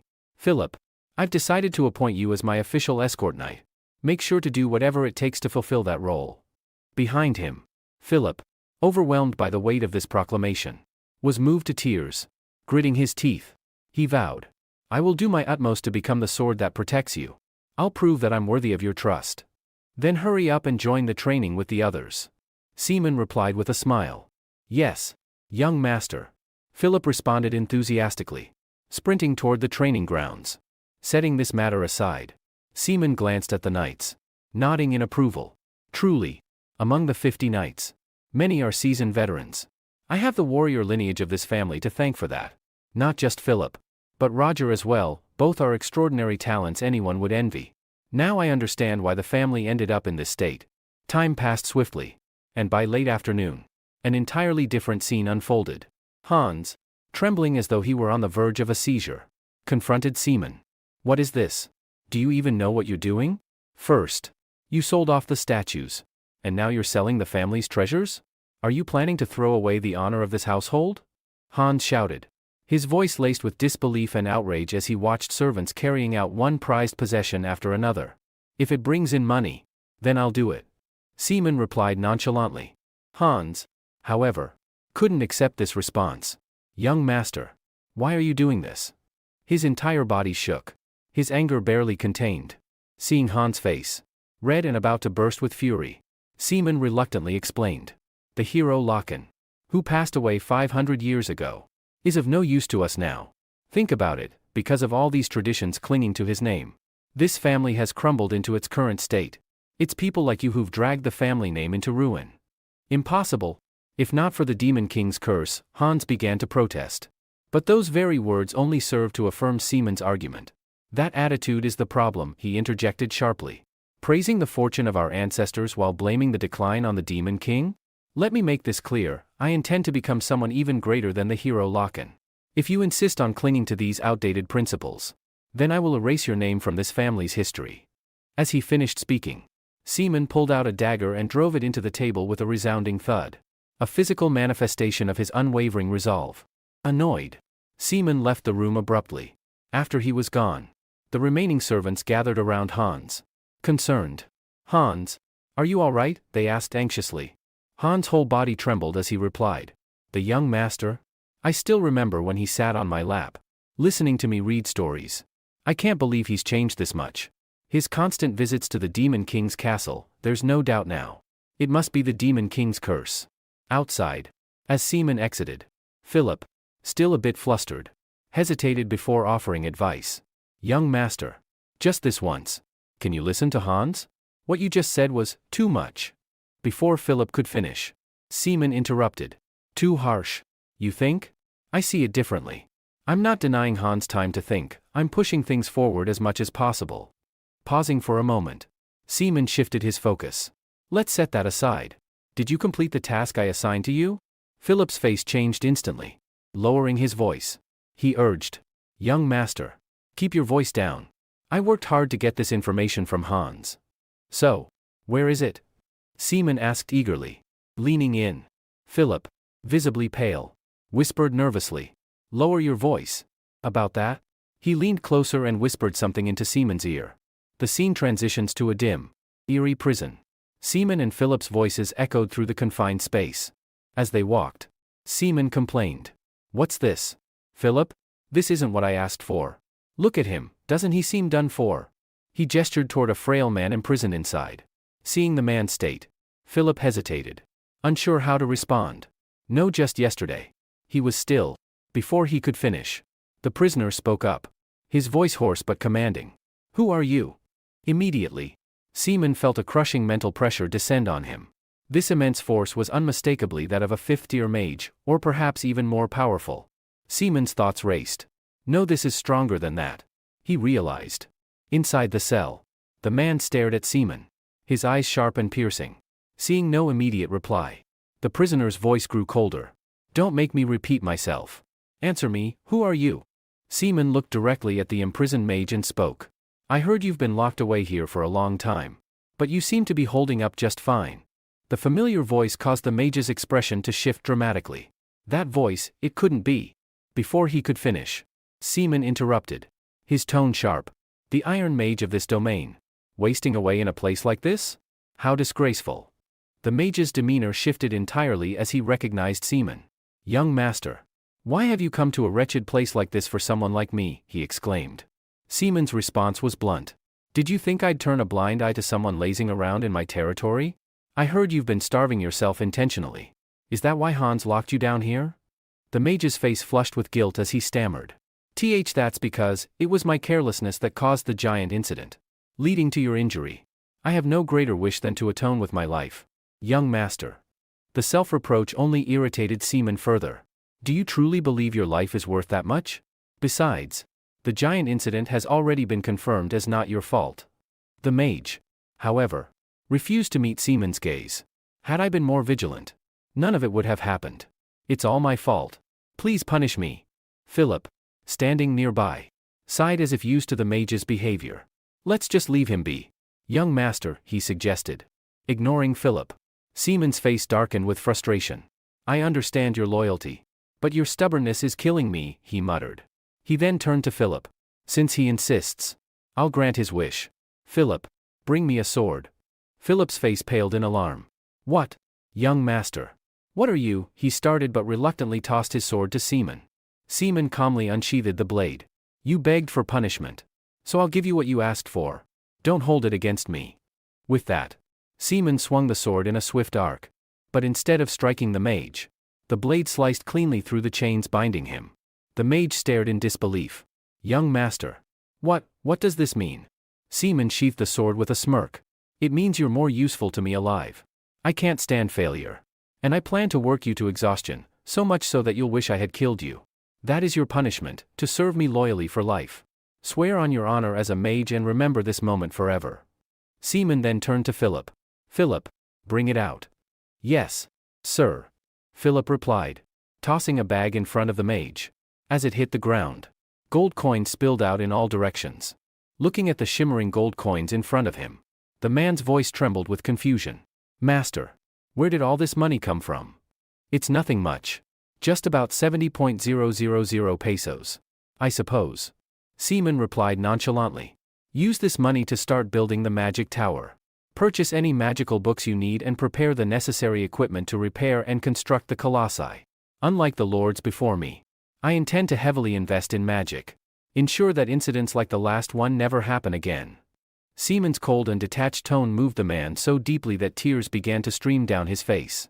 Despite his gratitude, he hesitated, his voice laced with guilt. "But, master, I caused you harm. I don't know if I deserve such kindness." In response, Seaman delivered an answer that left the man both stunned and reassured. "What are you talking about? This is a punishment. Be resolute. I have no intention of forgiving you so easily," Seaman declared, extending his hand toward the man. Having heard Seaman's unwavering words, the Iron Mage could no longer refuse. Without hesitation, he knelt on one knee before Seaman and solemnly vowed, "I am the Iron Mage of the Locken family. From this moment until the day I draw my last breath, I pledge to endure and redeem myself for my mistakes." As he finished speaking, the man's face and eyes radiated a newfound brilliance. Observing the incredible surge of magic energy emanating from the mage, Philip couldn't help but exclaim in admiration. As expected from Master Mute, the sheer level of magic power is extraordinary. Standing nearby, Seaman offered a faint smile. He had chosen the right person. This man might lack flexibility, but his unwavering determination would serve as a beacon during crises. With this thought in mind, Seaman nodded and issued his first orders. "In this territory, there are only two people we can rely on. I'm assigning them to you." Calm and composed, Seaman spoke without realizing that Hans, the butler, was eavesdropping on their entire conversation from the shadows. Despite Seaman's success in convincing the stubborn Iron Mage, Hans couldn't shake his lingering worry. He's persuaded someone as hard-headed as Mute, truly an impressive feat yet. For some reason, I still feel uneasy, Hans thought to himself. Time flew by quickly, and within a month, Seaman's household underwent a transformation so profound it was almost unrecognizable. Switching scenes to the training ground, shouts echoed across the area. "Focus your energy from your core." Captain Roger's commanding voice resounded. "Yes, sir," the trainees responded in unison. "Straighten your posture, Philip," Roger barked as he continued his instructions. Not far away, Hans and two younger onlookers observed the training session and shared their thoughts. "This family is changing," Philip, someone who never took anything seriously before, is now training harder than anyone else. Mute, who once hid away in shame over past mistakes, is now leading the recruits with confidence. Hans remarked. As they reflected on the remarkable changes, a familiar voice suddenly called out from behind them. It's been a while, everyone. Hearing the voice, all three of them instinctively turned around, startled. When they saw the face of the speaker, their surprise grew even greater. That voice, is it Lord Dixon? One of them asked in disbelief. Haha, I'm so relieved to see everyone safe and sound, Dixon said with a wide grin, though his appearance was somewhat disheveled. Seeing his condition, Hans quickly rushed over in concern. Because we were looking for you. The entire territory was thrown into chaos. Where have you been all this time? Hearing Hans's question, Dixon's expression brightened, and he eagerly shared his recent accomplishments. Haha, I'm sorry for making everyone worry unintentionally. It's a long story, but I think it's better to explain while showing you everything. With that, the group followed Dixon to the slums, where he had been working tirelessly for the past month to rehabilitate the area. When they arrived, Hans could hardly believe his eyes. How is this possible? Is this really the slums? He murmured, his face filled with astonishment. Seeing Hans's stunned expression, Dixon couldn't help but laugh. Haha, Lord Hans. I can't let you be too surprised at the start. Do you see that market over there? Unlike before, anyone can freely sell goods now. This decision was made collectively with all the residents here. Now, everyone is discussing ways to improve the territory. And outdated, inefficient traditions are gradually being eliminated. As he spoke, Dixon's face grew more serious, and he cautiously asked, Lord Hans, don't you think the territory is starting to look as it should? Turning to the old butler, Hans's lips pressed tightly together, and he remained silent. He felt he had no choice but to agree, though he couldn't ignore that what was happening now went completely against the Locken family's policies for the past 500 years. The day wore on, and by the afternoon, Hans sought out the opinions of other key members of the household to confirm his thoughts. His first stop was Captain Roger. Haha, I had the same worries as you not long ago, Roger admitted, smiling, but I've let go of all that now. He's proven himself through results, so I have nothing more to say. Oh, it's time for training, so I must excuse myself. Before Hans could press further, Roger added, but don't you think it's our duty to place absolute trust in the young master? With that, Roger left the room, leaving Hans with no opportunity to ask more questions. Hans's expression revealed his dissatisfaction with Roger's answer. So, in this short time, everyone has already been won over, he muttered, staring at his reflection in the teacup in front of him, with a pensive look on his face. It was hard to discern what thoughts were running through the old butler's mind. Time continued to pass, and a week later, the scene shifted to Seaman's study. At that moment, the butler Hans was reporting his work to his young master. I've organized all the documents you requested, young master, Hans said respectfully. In response, Seaman, who was jotting something down on a piece of paper, nodded without looking up. Sorry for piling so much work on you, Hans, but I'm counting on you, he said. Hans replied that he would handle the office-related matters by tomorrow and assured Seaman that if there were any other issues, he could address them himself. Before Hans could finish, Seaman interrupted, his tone firm. Your priorities are misplaced, Hans. The people without shelter, those caught in the rain, are overflowing in our territory. Think about them first. Hearing his young master's command, Hans's hands unconsciously clenched into fists. The more he understood Seaman, the more he felt that following him was the right decision. However, Hans reminded himself, I must confirm the young master's true intentions first. That night, Hans secretly followed Seaman after noticing him sneaking out of the mansion. Every night, Seaman would quietly leave, and these secretive trips led him to the castle of the Demon King. I don't want to believe it, Hans thought, his mind racing. But if the young master is under the Demon King's curse, why does he stop here? Could it be that he knows I'm tailing him? As Hans pondered, voices echoed ahead. You're here, young master, a voice said. Seaman nodded and asked, have you completed what I requested? Of course. We've done it, replied a confident man with a beard. For us, it was easier than stealing candy from a baby. Judging by their demeanor, Hans immediately realized who they were. These men, they're the bandits exiled from our territory for their crimes. Yet here they are, hiding in the shadows. And it seems there are many of them. Back with Seaman, Upon hearing that the task had been completed, he let out a low chuckle. Heh heh. You all work fast. I like that. Now, let's get started.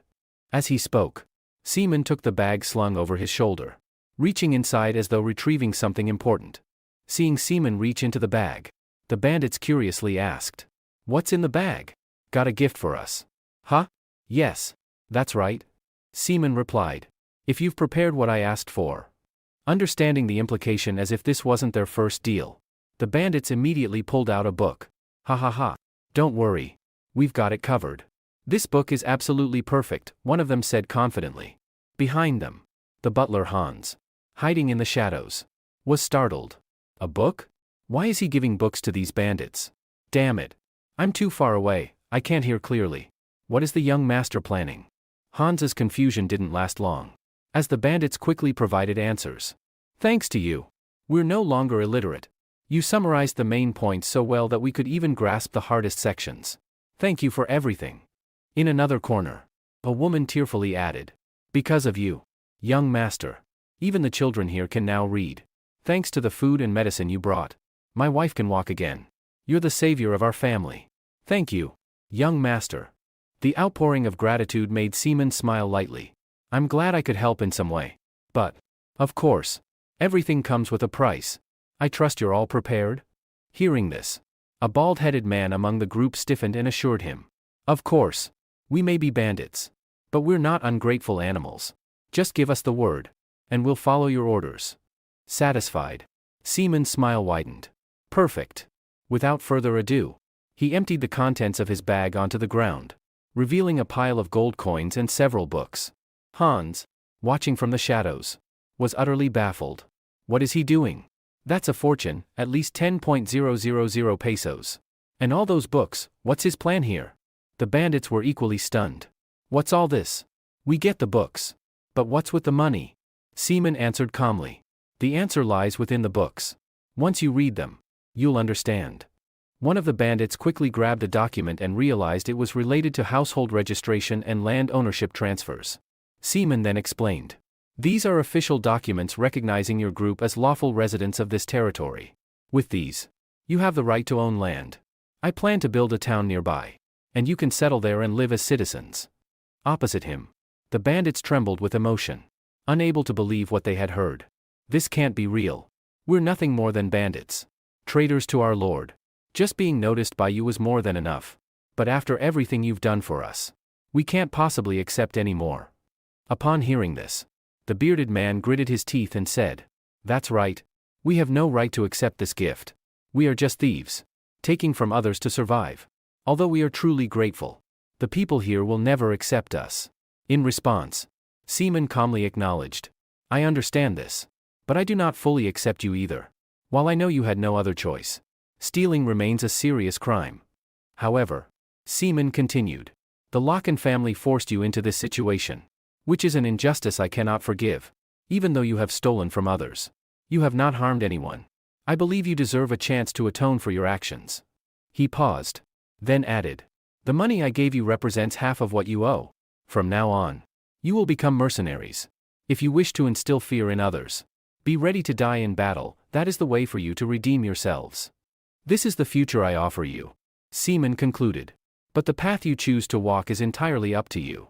I place my trust in your decision." On the other side, upon hearing these words, the group of thieves tightened their grip on their weapons and swore their allegiance to Seaman. "We will give our lives to protect this territory, Master Seaman." As for Hans, the elderly butler, witnessing Seaman's actions left him deep in thought. His hands clenched as he reflected on the situation. Thieves within the territory are supposed to be subdued. It is the Locken family's law. But now, I am uncertain if what I believe to be right is truly the correct choice. "No," Hans muttered to himself. "I chose to ignore the cries of strangers. I was a fool for misunderstanding the young master's intentions and doubting him. Now I understand. The young master intends to use books to improve this territory. He will redeem this land by serving him." With tears streaming down his face, Hans made a vow to himself, regretting his misunderstanding of Seaman. However, what he did not realize was that Seaman had already anticipated Hans's actions. The young master had discovered that Hans was following him and had set up this situation to reveal the truth to him. Back to Seaman. As he slightly glanced at the figure of Hans hiding in the woods, he let out a sigh. Finally, he's let his guard down. This has been troublesome, he muttered. He then waved goodbye to the group of thieves and left the area. Since there were no longer any doubts, the elderly butler Hans did not follow him. And only then could Seaman finally focus on the task at hand. It's been tough. Most people have been taken care of. But now it's time to start the real work, he said, pulling something from inside his cloth bag. Time quickly passed, and the scene shifted to the Demon Lord's castle. At that moment, the tiny golems summoned by Seaman were busy cleaning up the castle. While Seaman felt somewhat satisfied, there were still many problems to deal with. Despite regaining the trust of the people, he had paid a heavy price. I've spent most of the money I earned from Lamer to improve the family situation. Now I need a stable income. I guess I'll have to resort to that, Seaman thought, then smiled cunningly and turned to the two golems nearby. Hey, you two, why not help me a bit? Seeing the wicked expression on Seaman's face, the two golems suddenly felt uneasy, to the point of nearly crying. Finally, one of them let out a loud scream that echoed throughout the castle. It was unclear what Seaman had done to the golem. Time passed quickly, and the next day, the scene shifted to Seaman's office. At this moment, his attendant, Philip, came in to report on the family's financial situation. Master, we've spent the entire 210,000 pesos we earned from Lamer. I know it's not enough to continue running the territory, Philip said. Seaman nodded in acknowledgement. I understand. So, what do you think? Should we go to that area again to try and make some more money? Looking toward Seaman, Philip hesitated. It's likely that the Count Monarque has figured out that you're the one who helped Princess Reina. So, you wouldn't want to walk right into a trap, Seaman said. Enough. Philip, did you bring the mining development files? Philip's face showed some discomfort as he looked at the stack of documents in his hands and hesitated. Well, these are just records of failed attempts from decades ago. We've searched the entire territory, but there's no sign of any mines. Seaman sighed, clearly disappointed. Then why did we accumulate so much debt over such a small chance? After a brief pause, Philip finally answered. Because it was the only option at the time. We were in a terrible situation due to a series of events that happened so quickly. And when the people left, you fell unconscious. Before Philip could say more, Seaman understood what had happened. So, there was no other choice but to hold on to a frayed rope. Seaman thought. I get it now. Without a good harvest, there's no way to sustain the territory. However, something still felt off. There should have been a mine. With this thought, Seaman's eyes glanced over the map in front of him. And suddenly, he noticed something. He pointed to a corner of the map and asked Philip, Hey, why are there no records here? Philip, upon hearing this, focused his gaze on the spot Seaman had pointed to. As the location became clear, sweat began to bead on Philip's face. That's the Rokia mountain range. It's too dangerous to scout because there are countless monsters there. We've sent knights to investigate several times, but they had to return empty-handed due to monsters hiding everywhere. Aha. So it's impossible to scout that area. Seaman mused. As if thinking of something, Philip immediately sensed the danger in Seaman's tone and asked, Don't tell me you have some bizarre plan again. In response, Seaman gave a sly smile, which only deepened Philip's unease. No, that place is too dangerous. If you're planning to go, you'll have to take me with you, Philip insisted. Time quickly passed, and the scene shifted to the Rokia mountain range. Naturally, to satisfy his curiosity, Seaman had come to this area. When he arrived, he finally understood why his family's 8 knights had never been able to scout it. Philip, that bastard, Seaman muttered. I thought he was just overreacting. But he was telling the truth. This is going to be tough. At that moment, Seaman found himself face to face with several orcs and goblins, armed and glaring at him fiercely. However, it struck him as odd that these different species of monsters could be standing together in such harmony. This is strange. These monsters should be living in separate areas. Why are they cooperating? Don't tell me they've gotten used to fighting humans. Seaman whispered to himself. But the orcs weren't in the mood to answer. One of them let out a loud roar and swung its massive axe directly at Seaman. Fortunately, Seaman was always alert, and he managed to dodge the attack without much difficulty. However, the force of the blow pushed him back slightly. Before Seaman could react, smaller monsters surrounded him from all sides, trapping him. With the feeling of being surrounded, Seaman gave a smile that was more annoyed than anything else. "Do these bastards think they're tough?" he muttered. "From now on, I'll take care of you all myself." With that, he concentrated his mana into the palm of his hand and slammed it onto the ground, immediately forming a magic circle. Soon after, several stone golems were summoned to assist him in battle. As soon as they appeared, without any commands from Seaman, the golems rushed forward and began attacking the enemies. Seeing this, one of the orcs in the monster group swung its axe at the nearest golem's head. However, the strike was not powerful enough, and it didn't even leave a scratch on the golem's tough stone head.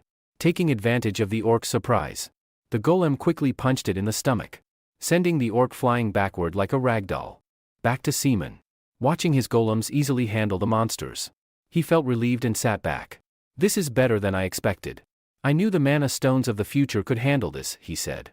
As the battle became fiercer, the monsters continued to attack from all directions. But the golem's overwhelming strength easily crushed them. "Haha, lucky it's working. But they just keep coming. Now I understand why the knights failed. Dealing with all of them is tough, but it's not impossible," Seaman observed. He noticed an orc with a dangerous aura at the back of the group. With its muscular frame, Seaman quickly guessed that this one was different. Considering the aura, it was probably the leader. Why not join the fun, he thought, and then used a physical enhancement spell on himself. With a single leap, he disappeared from sight, leaving the monsters bewildered. By the time they noticed, Seaman had appeared right above the orc leader. "I really don't have time for this," Seaman muttered, then struck his arm down onto the orc leader's head. As he did, he activated a spell that caused the orc to scream in agony. This was a mind control spell, and a few seconds later, it successfully subdued the orc leader, marking him with a magical symbol on his forehead. This symbol signified the victory of Seaman. "Looks like your orc leader is now my subordinate," Seaman said, glancing around at the remaining monsters. The sight made them hesitate, not daring to face him directly. Satisfied, Seaman continued, "I won't harm you if you bring your leaders here." With no other choice, to ensure their own safety, the small, timid monsters had no option but to retreat and call upon their boss. Naturally, when the leaders arrived, they too fell victim to Seaman's magic, which he used to subdue the entire group. After completing this, Seaman turned to the monsters and asked, "I have a question. I've heard of a place frequented by dwarves. Do any of you know about it?" Opposite him, it wasn't clear whether the goblins understood his words, but their faces turned pale, and they muttered something incomprehensible to Seaman. Seeing this, although he had expected such an outcome, the protagonist couldn't hide the disappointment on his face. As expected, creatures like them wouldn't know such things, he thought to himself. Just then, the goblin leader suddenly knelt before Seaman and vowed, "Do not worry, my lord. I will lead you to that place." Hearing this, Seaman finally smiled with satisfaction and instructed the goblin to lead the way immediately. Time passed quickly. Before long, under the goblin leader's guidance, they arrived before a cave entrance sealed off by rocks. "Is this the entrance?" Seaman asked. "Yes, it is," the leader nodded. Looking at the sealed entrance in front of him, Seaman narrowed his eyes slightly as he sensed something unusual. There are signs of a landslide here, but something feels off. What could be inside that terrifies these creatures so much? Uncertain of what lay ahead, Seaman decided to press on. He conjured a sphere of black fire in his hand and hurled it at the pile of rubble. The rocks shattered into countless fragments, revealing a hidden mineshaft door behind them. "As I thought, there's a mine here," Seaman remarked with a smile. Meanwhile, the monsters grew even more terrified at the sight of the revealed door, trembling uncontrollably. Their reaction piqued Seaman's curiosity.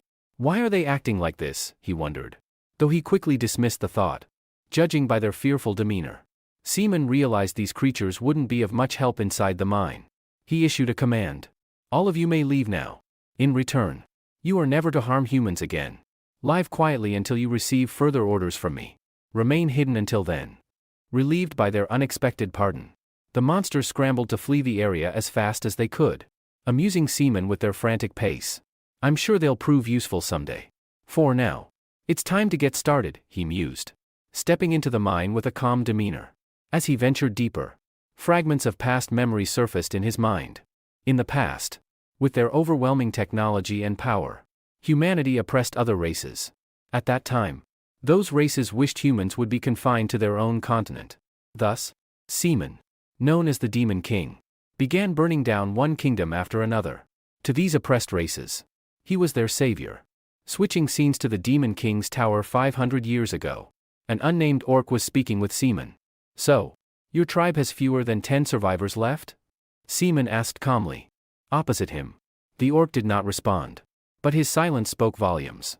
Noticing this, Seaman issued a command to the demon standing beside him. Establish a new base for them in another territory and assign them to construction work. As you command, the subordinate demon nodded, leaving the orc so overwhelmed with gratitude that tears and snot streamed down his face. Thank you so much, the orc choked out. Ignoring the words of thanks, Seaman swiftly moved on to the next matter. Is there anyone else? If not, then let's. Before he could finish, another figure entered the room and spoke. It seems I'm the last one. Well, I wonder if it's acceptable to make an old man wait this long, the newcomer said. The voice belonged to a dwarf, who stroked his long beard as he walked in. Seeing the dwarf's casual demeanor, the demon subordinate couldn't suppress his anger. How dare you act so insolent in the presence of the Demon King, he barked. Beside him, Seaman raised a hand to stop his subordinate, sensing something unusual about the newcomer. It's fine. Stand down, Seaman ordered. Humph. I can't believe a dwarf, the surface race possessing the most advanced technology, has come here. Moreover, the energy radiating from him is? Wait, is this real? I never imagined I'd meet an ancient dwarf, even in my wildest dreams. Seaman remarked, astonished. Ahead of him, the dwarf did not attempt to hide his identity and admitted with a laugh. Haha, you're quite perceptive. My appearance doesn't make it obvious. Does it? Why are you here? I don't think humans can compare to dwarves like you, Seaman asked directly. In response, the dwarf began to list humanity's flaws. Humans, they lack technology and recklessly destroy nature. Because of them, many ecosystems have been ruined. Hearing this, Seaman started to piece together the dwarf's intentions. So, what you're saying is, you're willing to support me, the one who seeks to annihilate them. Exactly. If you rid the world of them, we will use our technology to enhance your base, the dwarf promised with a cheerful smile. Unable to hold back, Seaman laughed heartily. Haha, I'm still human myself. You know. Even so, would you still help me? Hearing this, the dwarf burst into laughter as if he'd just heard the funniest joke in the world. Haha, what are you talking about? You're the Demon King, aren't you? Returning to the present, Seaman recalled a fragment of his past and muttered to himself. That old dwarf did mention a large mine here. It seems he was right. It should have been left in a state of neglect. But surprisingly, it has remained in excellent condition. The dwarves' craftsmanship is truly unparalleled. Admiring the architectural features that had withstood the test of time, Seaman silently praised the dwarves. He then glanced around, observing the abundance of ore within the cave, which reassured him. With this amount of ore, as long as we have miners willing to work, my territory will no longer have anything to worry about, he thought to himself. However, Seaman didn't forget to investigate what exactly inside the mine had scared the monsters outside so much that they didn't dare enter. Strange, he mused. The construction seems to have stopped here. After my death, I heard humans took control of this place. Could that be the reason? Even so, many valuable items were scattered around. No matter how rushed they were. Could dwarves, who deeply treasure the tools they create, make such a mistake? Something doesn't add up. Seaman pondered, furrowing his brows. As if to answer his doubts, the ground suddenly began to rumble violently. Moments later, a reddish figure burrowed up from beneath the earth. When Seaman finally got a clear look at it, he was so stunned that he dropped the torch in his hand.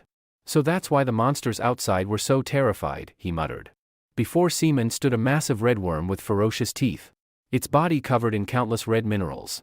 This was the ruler of the mine, the colossal worm. Far from being intimidated, Seaman's eyes lit up with excitement as he observed the creature. So, you're the reason this dungeon was abandoned? Well, that's unfortunate. But you're quite the nuisance. Time for you to disappear, he declared. As he spoke, Seaman began channeling magic into his palm, summoning 2 guardian golems to aid him in dealing with the enormous creature before him. Advance, Seaman commanded with a wave of his hand. Immediately, the 2 stone golems thundered forward. Seeing this, the massive worm's body coiled slightly before lunging toward them with lightning speed. However, the golems reacted swiftly, using their hefty arms and bodies to block the worm's advance, successfully halting it before it could reach Seaman. From behind, Seaman gave another order. Pin it down. The golems obeyed, pressing the colossal worm to the ground. Taking the opportunity, Seaman leaped into the air, channeling magic into his palm. He unleashed a blast of black flame directly at the red worm. The attack's power was so immense that it caused a massive explosion within the cave. That should be enough to pacify it, Seaman muttered to himself. But as the smoke and dust began to settle, his expression froze for a moment. The worm's body remained nearly unscathed, showing no signs of damage from the attack. I know my magic has weakened. But how could it withstand that without a single scratch, he questioned internally. Before he could come up with an answer, the worm, seemingly enraged by Seaman's attack, began to thrash wildly. Its powerful movements sent both golems flying. The creature's massive, tooth-filled maw then turned toward Seaman, as if preparing to devour him in a single gulp. Behind him, the golems, seeing their master in danger, sprang into action. One of them clung tightly to the worm's body and climbed onto it. Once in position, it swung its massive arm down, slamming the worm's body into the ground with enough force to make the entire cave tremble. Seaman, watching from the side, praised his subordinate. Good job. However, before they could celebrate their small victory, white smoke began to billow from the colossal worm's nostrils, signaling its growing fury. Noticing this, Seaman's expression shifted, and he shouted a warning. Be careful. Before the words had fully left his mouth, one of the golems, still processing what was happening, was struck by the worm's head and sent flying to the side. The colossal worm then opened its mouth wide, swallowing several chunks of the surrounding minerals in one gulp. And very quickly, shimmering mineral crystals sprouted on the worm's head, leaving Seaman momentarily stunned. He hadn't expected the colossal worm to have such a trump card. It eats minerals to evolve? Damn it. This is more troublesome than I thought. Crazy, where did this thing even come from? He muttered in frustration. No matter what skills he used, none seemed to inflict any damage. There was no other choice if he wanted to defeat it. He needed to bring the giant to this place. Just as this thought crossed his mind and Seaman began to sprint forward, a massive boulder suddenly came hurtling from afar, blocking his escape route. Damn it. It sealed the way out. Seaman cursed internally. With no other option, he turned back to face the enraged giant worm before him. Yet, with its incredible defense, Seaman was at a complete loss for how to deal with it. This is tougher than I thought, he sighed inwardly, forcing himself to think harder. Wait a second, if a creature of this size is wandering out there, wouldn't there be markings around the forest? Or can it only survive within the mine? If that's the case, bringing the giant here would be pointless. The giant is too big, and without knowing this thing's weakness, I'll just keep struggling like this. Seaman let out a strained laugh. While he was deep in thought, his two golem subordinates climbed onto the worm's body, continuing their assault and buying him time to figure out a solution. At that moment, as one of the golems touched the crystal on the worm's head, Seaman felt something, a sudden interruption in the flow of mana. That's it, he realized. Thinking quickly, Seaman ordered, buy me more time. If my guess is right, there must be something here, but where is it? Where? He scanned his surroundings, his eyes darting back and forth. And soon enough, the object he was searching for appeared before him. Found it. It was an ancient dwarven tool for mining, a dwarven pickaxe. All right, with this, it'll be effective. Without hesitation, Seaman grabbed the pickaxe, activating a spell to enhance his physical abilities. Then, he charged straight toward the colossal worm's head. With this, I can dig through anything, Seaman exclaimed excitedly, channeling all his strength into his arms. He swung the pickaxe down onto the largest crystal on the worm's head. The blow caused the creature to let out a deafening roar of agony, thrashing violently in an attempt to shake him off. Seaman barely managed to hold on, nearly being flung off. Hold still. Damn it. Not enough force. Seaman muttered anxiously just before he was finally thrown off the worm's back.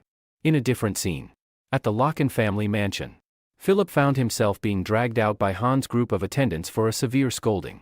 Philip, do you even realize that the young master disappears every night? One of them demanded harshly. Faced with this accusation, Philip was so terrified he nearly wet himself and confessed everything on the spot. Well, there are times when he vanishes without notifying anyone, he stammered. You idiot. Are you saying that as the appointed escort knight, you have no idea where your master is? Roger slammed the table and roared in anger. But Philip had his own struggles, explaining, it's not that simple. Every time I try to follow the young master, he somehow disappears from my sight. The townspeople say he frequently visits the Demon King's castle. Hearing this, Roger's anger subsided slightly, and he let out a resigned sigh. Ugh. I didn't think things through earlier when I didn't know the full story. But now I understand why Hans is always so worried. At that moment, the calm voice of the elderly butler Hans sounded from behind the group. Enough. There's no need to worry anymore. I have decided to fully trust the young master. Even now, I believe he's doing his best for the people under his care. Meanwhile, back at Simon's location, he was once again channeling magical energy into his palms to unleash another black flame spell. Even though it hadn't been effective so far, he had no choice but to try again. Stop everything and just die already, Simon yelled as he released a fiery orb straight at the giant worm's head. The impact caused the mineral crystals embedded in its head to take a massive hit. After this attack, Simon's body fell freely downward. But thankfully, his golem subordinates caught him in time. So exhausting, seriously. I can't deal with another one of these things, he muttered as he finally saw the colossal worm collapse after enduring countless attacks. Well, thanks to this, we can save a lot of manpower now, Simon remarked with a satisfied nod as the golems began dismantling the crystals from the worm's body. As Simon wandered around the area to check if there was anything valuable left behind, he stumbled upon a skeleton sitting in a corner. This is a dwarf skeleton, along with some rare artifacts and pieces of armor. It seems they fought hard to protect this place and whatever they built here, Simon thought, his face tinged with melancholy. He then dug a small grave and solemnly buried the remains of the unknown dwarf. All right, that should do it. Now you can rest in peace. Leave all your burdens behind and find peace in the afterlife. Also, I hope you understand.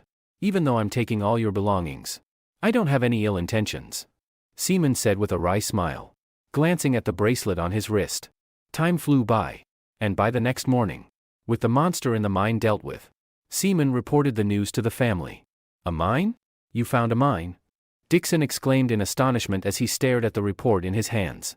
Responding to Dixon's remark, Captain Roger, who personally inspected the mine, cheerfully shared his findings. That's right. I just took a look. The mine is indeed rich in resources. And most importantly, there are no signs of any monsters. Hearing this, Dixon felt a wave of relief wash over him. What a stroke of luck. Now the financial issues of the territory are resolved. All we need to do is prepare the necessary equipment to excavate the mine. Meanwhile, the elderly butler Hans glanced at the mine report in his hands. And suddenly, an image surfaced in his mind. I don't think equipment will be necessary. The mine appears to be neatly arranged as if someone had already worked on it. With sufficient manpower, we can generate significant profits, he said. With this promising development, the group enthusiastically discussed plans for mining operations. Observing their lively conversation, Simon felt reassured leaving the matter in their hands. It seems the situation in the territory will soon stabilize. I've driven the monsters deeper into the mountains. If anything happens or if the territory's forces are insufficient, those monsters could serve as a powerful army during a territorial conflict. Simon mused to himself. However, his thoughts were interrupted by Hans' cheerful voice. Young master, it's all thanks to you. Simon, modest as always, refused to take sole credit. It's nothing. It's the result of everyone's efforts. I merely provided support. If you don't want to return to the way things were, remain vigilant. If you let your guard down, you could lose everything. Pausing for a moment, he then added, there's something I need to ask of all of you. Of course. Please say the word, and I'll ensure it's done. Hans responded resolutely. Can I trust you all to manage the territory temporarily in my absence? Simon calmly inquired. But to everyone else, this was shocking news. Where are you planning to go? They asked anxiously. Instead of answering directly, Simon simply suggested they ask Philip for details. Realizing his cue, Philip quickly stepped in to explain. The young master has decided to purchase a giant. And since everyone knows I'm familiar with giants, I'll take care of him. However, before Philip could finish his statement, Captain Roger abruptly bumped him aside. Everyone, don't worry. I'll accompany the young master and ensure nothing goes wrong. But it wasn't just Roger. Even Mute, the wizard, enthusiastically chimed in. Speaking of giants, as an iron mage, I'll probably have a lot to spend. So I'm going too. Don't underestimate me. Meanwhile, Philip, still recovering from Roger's shove, wailed in frustration. Don't leave me out of this.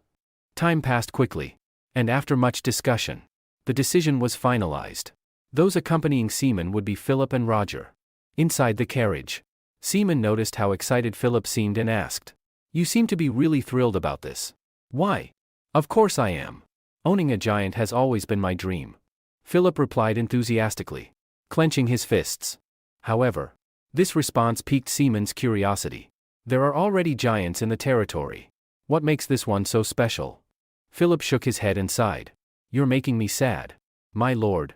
Those ancient relics in the territory can't compare to real giants. A true rider must partner with a giant to achieve perfection." Up front, Captain Roger overheard Philip's dreamy ramblings and immediately quashed his aspirations. "Enough with that pointless, giant philosophy. When you're traveling with me, stop dreaming about such nonsense," he said, shooting Philip a warning look that silenced the young swordsman instantly. "Be quiet. If you weren't a knight, you'd be driving this carriage yourself," Roger reminded him sternly. Seaman, watching Roger successfully shut Philip down, felt a sense of relief. Bringing Roger along was definitely the right decision. He's perfect for keeping Philip's mouth in check, Seaman thought to himself with a smirk. Suddenly, the sound of machinery echoed ahead, followed by the horses neighing frantically. "What's happening?" Seaman frowned and asked. "Forgive me, young master," Roger replied. "It appears a train has blocked the road." Curious, Seaman stepped out of the carriage to take a closer look at the massive contraption before them. "Is this a train? I've never seen one before," Roger explained. "It's a type of colossal carriage powered by advanced technology. They're quite expensive but far more powerful than regular carriages. They're primarily used to transport bulky and heavy goods." Hearing this, Seaman's eyes lit up with interest. Not bad. Should I consider buying one?" he pondered silently. While the group was still examining the train with curiosity, a man's voice suddenly sounded behind them. "Excuse me. Are you all right? It seems this might be your first time seeing a train. Am I right?" The voice belonged to a man with neatly parted hair, dressed like a merchant. Behind him stood two burly bodyguards with menacing expressions. On the opposite side, Captain Roger immediately turned his wary gaze toward the man. His eyes filled with vigilance. "Who are you?" Roger asked, his tone steady. "Who are we?" "We're merchants from the Shade Trade Guild, traveling through rural territories to purchase real estate," the merchant enthusiastically shared. He turned to Seaman and continued. "I'm sure you've never heard of us before, but we're a new guild. Don't worry. We'll soon be at the top of the Shade Trade Guild. Please stay tuned." He chuckled. Seaman, however, raised an eyebrow at the unfamiliar name and shook his head. "I've never heard of that name before." "Haha. Of course not. We've only just started. But we'll get there soon enough. Trust me. We'll become the leaders of the Shade Trade Guild." The merchant smiled widely. But Seaman's expression said it all. "I don't believe you." "Ah, I see." Seaman nodded nonchalantly, brushing it off. The merchant then stared intently at Seaman and asked, "Young man, I feel like your face looks familiar. Can I ask if you are the lord of a noble family?" Upon hearing this, Seaman's expression subtly changed. But he didn't respond immediately. Instead, he countered with a question of his own. "Why do you ask? I've never met you before." "Ah, I mean no harm. Being a merchant is all about building relationships. And we need to be familiar with noble lords. I was wondering if you are a lord from a promising family." Before the merchant could finish, Seaman cut him off.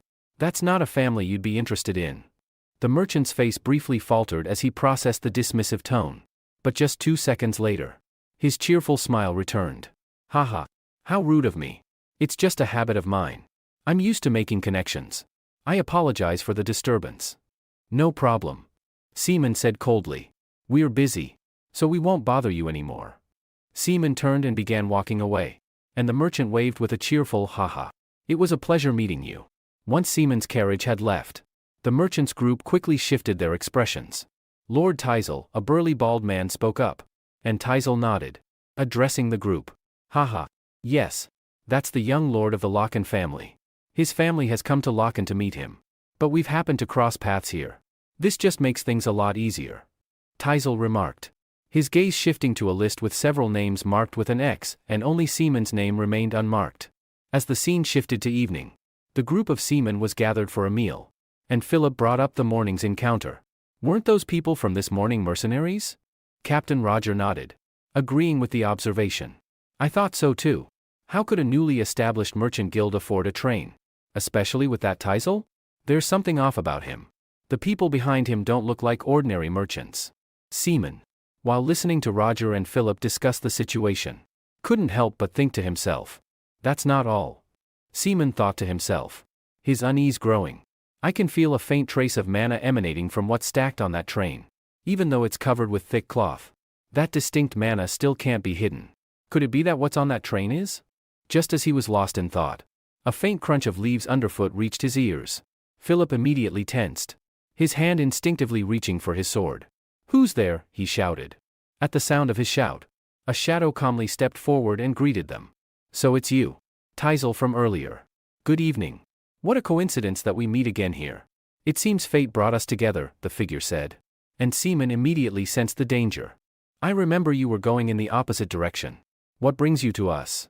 Seaman asked, his tone sharp. "We still have unfinished business. On our way back, we happen to see a light. If it's not too much trouble, may we sit with you?" Teisel suggested. Seaman's suspicion flared. "Sit with us? That's fine for me. But what about them?" He glanced behind Teisel, his eyes narrowing at the cloaked figures, assassins. No doubt. Ready to strike. Teisel, realizing that Seaman had seen through his intentions, no longer bothered to hide his true purpose. "I underestimated you. As expected. You are the lord of a territory. You're quite sharp, I must admit," Teisel said with a grin. "But don't misunderstand, this is just business for me. I'll take your life here, Lord." As he spoke, the assassins behind him unsheathed their swords and charged toward Seaman and his group, their intent clear. Seaman, calculating the situation quickly, knew that if this ended well, his fortune might just include an additional train. Teisel swung his arm forcefully and gave a decisive order to his subordinates. "Kill them all, leave no one alive, and especially that blonde brat. Take him down immediately." Upon receiving the command, the assassins sprang into action like lightning bolts, their silhouettes blurring into the darkness.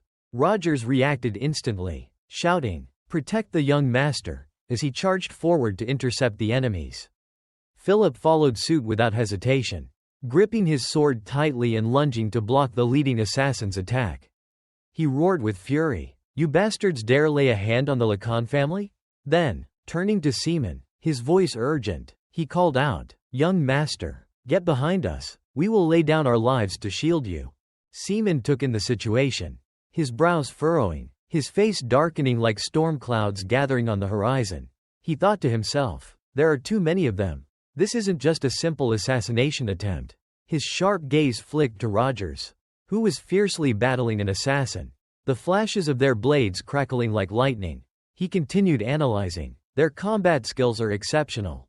These aren't mere mercenaries. They're coordinating their attacks perfectly against Rogers and Philip. If this goes on any longer, we'll be at a severe disadvantage." Lost in thought, Seaman failed to notice the subtle movement behind him. A silent assassin had slipped through the chaos, creeping up from behind, his blade glinting ominously in the dark. Just as the sword was about to strike, Rogers' voice boomed like thunder. "You dare point your sword at me?" With a mighty swing, he sent the assassin flying backward, slamming him into the ground. For a moment, it seemed the enemy was down, but the assassin swiftly picked himself up, shifting into a defensive stance, his cold, unyielding eyes betraying no fear. Rogers turned back anxiously. "Young master, are you all right?" Seaman, still shaken but quickly regaining his composure, nodded. "Thanks to you, I'm fine." Yet, inside, his thoughts raced. These aren't common assassins or bandits.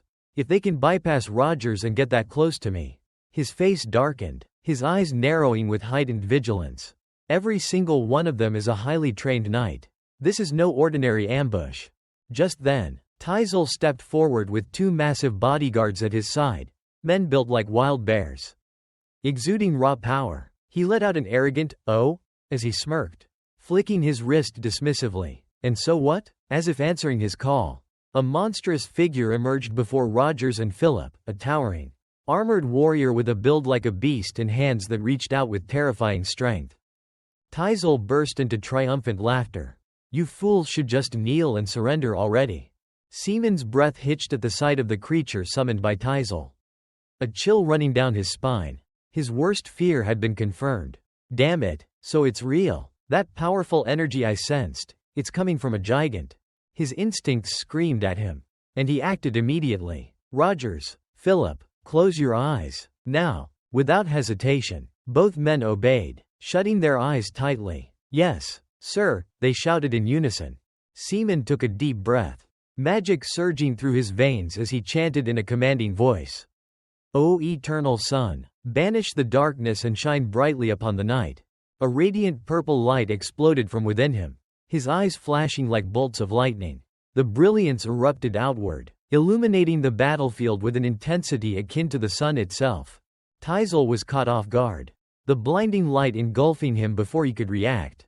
He screamed in agony. The surrounding assassins fared no better, searing pain burned through their eyes as they staggered back, clutching their faces and wailing. My eyes, I can't see. Seizing the moment, Seaman spun around and shouted, Philip, Rogers, we need to get out of here now. Philip squinted against the overwhelming light but quickly followed.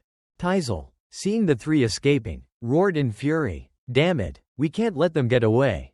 After them. But his subordinates remained writhing in pain, their hands pressed tightly over their eyes. Captain, our eyes? Teisel's rage boiled over. Get your shit together. Now. Two of the assassins, still blinded and in tears, protested. No one said the target could use magic. This wasn't in the plan. Shut the hell up, Teisel snapped, his face twisting in fury as he rubbed at his own stinging eyes. His voice dropped to a venomous whisper, trembling with barely contained wrath. That bastard. I'll hunt him down and make them suffer. Make them wish they were dead. Meanwhile, Seaman and his two companions sprinted through the darkness, their breath ragged, their footsteps pounding against the forest floor. Behind him, Rogers and Philip ran with awe in their eyes. Rogers called out, that was an incredible move. Young master, brilliant under pressure. Seaman, still focused on escaping, frowned slightly, as if their praise irritated him.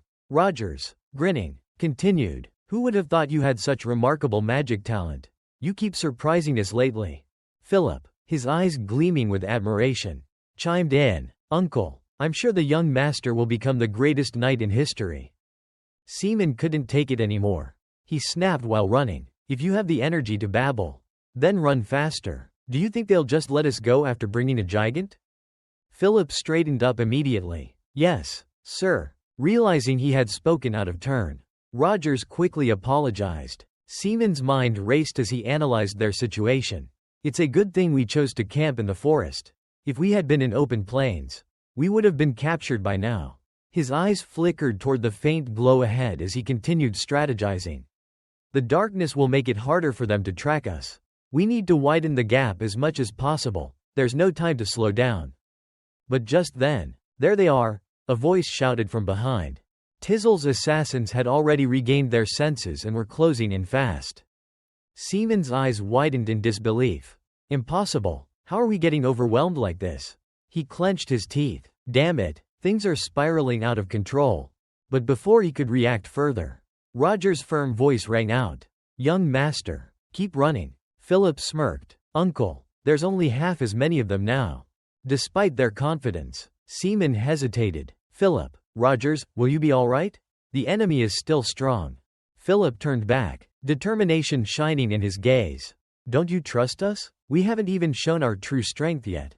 Rogers nodded in agreement. Exactly. No offense, young master, but we can't go all out while protecting you at the same time. Seaman exhaled sharply, finally understanding their intent. I see. I'll leave it to you two. As soon as Seaman finished speaking, Rogers and Philip crossed their swords in synchronization. Philip raised his crimson glowing blade high. Things will be completely different from before, he declared before launching a strike at one of the assassins. The enemy barely had time to react to the lightning-fast attack. His scream was cut short. Philip's voice was cold. From now on, I'll show you my true skills. Rogers charged in as well, his blade flashing. How dare you try to harm the young master? With swift, precise movements, he felled two assassins in an instant. His voice was sharp as steel. Don't expect any mercy. The remaining assassins hesitated, fear evident on their faces. Philip smirked. You dare raise your blades against the warrior clan of Lacan? Standing back to back, Rogers and Philip pointed their swords at the enemies. Their voices rang out in unison. "You will pay dearly for this." Meanwhile, in a city engulfed by raging flames, panicked citizens scrambled to douse the inferno. Their frantic voices filled the air. "Get more water. Damn it, the fire won't go out." Victor rushed to Reyna's side, grabbing her wrist. "Princess, this isn't an ordinary fire. It's as if oil was poured over everything. It's too dangerous, you must leave at once." Tears welled in Reyna's eyes as fear and helplessness consumed her. "No, I can't abandon my people and flee alone." Despite their dire situation, the townspeople reassured her between desperate efforts to fight the flames. "We'll be fine. If you stay, we'll stay too. Please, Your Highness, escape while you can." Victor clenched his teeth and pulled Reyna along. "For the sake of your people, you must survive." Reyna cast one last sorrowful glance at the burning city. Houses were collapsing, engulfed in unrelenting flames. But eventually, after an arduous battle, the fire was extinguished. What remained was nothing but devastation. Bodies lay strewn across the ruins.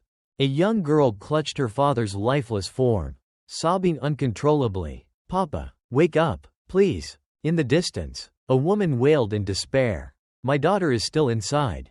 Please, someone save her." Reyna stood frozen, hands trembling as grief swallowed her whole. "I'm so sorry." Her voice cracked as tears streamed down her face. "I'm truly sorry." Then, a chilling voice echoed through the ruins. Well, long time no see, Princess Reyna." It was MANHWA. He approached with a group of subordinates, his smirk as sharp as a blade. "What a coincidence. I was just out training nearby." Victor stepped in front of Reyna, shielding her. His eyes narrowed. "Training? At this hour?" MANHWA let out a sinister laugh. "Indeed, recently, we've been training our soldiers at night, to ensure the safety of our people both day and night." Behind him, soldiers held torches, their gazes filled with cruel amusement. Realization dawned on Victor, and rage flared in his eyes. "You bastard, you set this up, didn't you?" But before he could act, MANHWA's soldiers brandished their swords, barring his path. MANHWA's eyes gleamed as he stepped closer to Reyna. He lifted her chin with a gloved hand, his voice dripping with mockery. "Princess Reyna, I told you before, the greatest burden on the people right now is none other than you." With that, he turned and walked away, his laughter echoing through the charred ruins. "Live the rest of your life drowning in despair and regret." "Princess." Reyna stood motionless, her fists clenched so tightly that her nails dug into her palms. Inside, she burned with fury. "Count MANHWA, I will never forgive you." Tears fell, but this time, they carried only hatred. Seaman kept running, his breath coming in ragged gasps as he thought to himself that there was no longer any need to continue fleeing. It seemed that Rogers and Philip were doing an excellent job holding off the enemies. His mind flashed back to the battle just moments ago. He still had no idea who was orchestrating all of this. These assassins were powerful enough to summon a gigant, which meant the forces behind them were far from ordinary. With that in mind, he decided that he needed to return to his territory immediately and prepare for a larger war. Just as he quickened his pace, rushing forward, he suddenly came to a halt, his eyes widening in shock. "Damn it!" he cursed under his breath. Right in front of him, two towering giants loomed, accompanied by a group of assassins who had clearly been lying in wait. Standing atop one of the monstrous beings was Teisel, his stance arrogant as he gazed down at Seaman. "It looks like you've been underestimating us," he taunted, his voice dripping with mockery. His face darkened slightly before he continued. "I suppose I also misjudged you. Young master, shall we call this an even match?" Teisel sneered. Seaman smirked back. "What, my magic doesn't suit your taste?" he said coolly, his expression hardening. "But if you're willing to go to such extreme lengths just to capture a mere child, aren't you taking this a little too seriously?" Teisel simply curled his lips into a half-smile. "Who knows," he replied. Spreading his arms wide, he declared with utter confidence. "Even a lion must go all out when hunting a rabbit."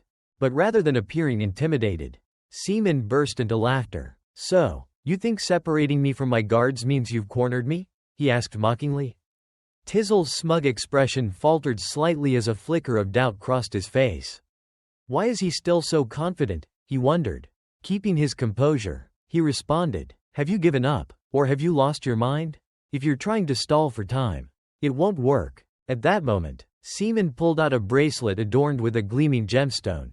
Fixing his gaze on Teisel, he asked, "Do you know what happens the moment you witness my true power?"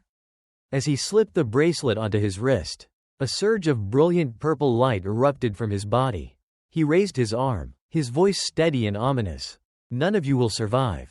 With a single sweep of his hand, he shouted, "Spatial summon." Instantly, an enormous magic circle materialized behind him, and from within it, a colossal stone hand emerged. Tizzel's eyes went wide with shock, his confidence cracking. Seaman smirked. "Frustrated that you can't use your full strength?" he goaded. More and more stone hands burst forth from the glowing circle. Spreading his arms wide, Seaman exhaled in satisfaction. "The truth is, I'm the one in control here." The ground trembled as a massive stone foot slammed down, sending shockwaves through the battlefield. 5 mighty golems rose, their imposing figures casting long shadows under the moonlight. The assassins recoiled in disbelief. What the hell? Where did all these golems come from? Summoning just one is hard enough. But Teisel quickly snapped, "Calm down, all of you." Though his voice remained firm, irritation flickered across his face. How troublesome, he thought. Then, crossing his arms, he scoffed. Golems were only terrifying in the past. No matter how many there are, they're still just lifeless piles of rock. He rested a hand on his hip, brimming with confidence. "Don't forget, we have giants."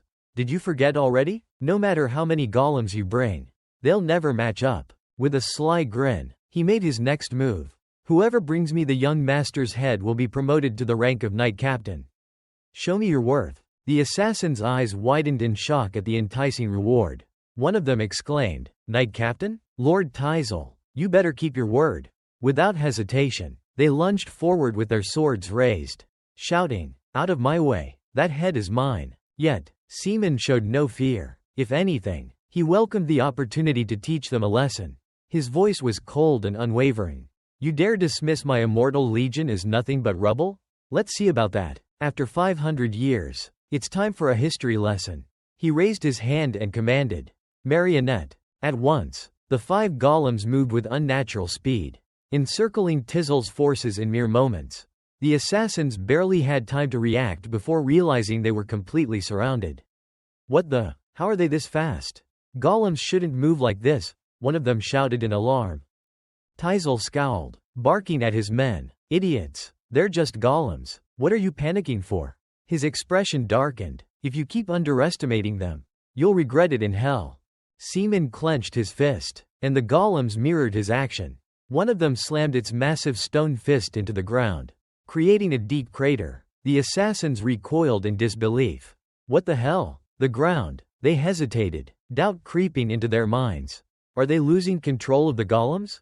Raising his other hand, Seaman's gaze turned sharp. "This body has endured hundreds of battles. Let me give you some advice." His voice was calm but carried the weight of absolute confidence. With a mere flick of his fingers, all 5 golems punched the ground simultaneously.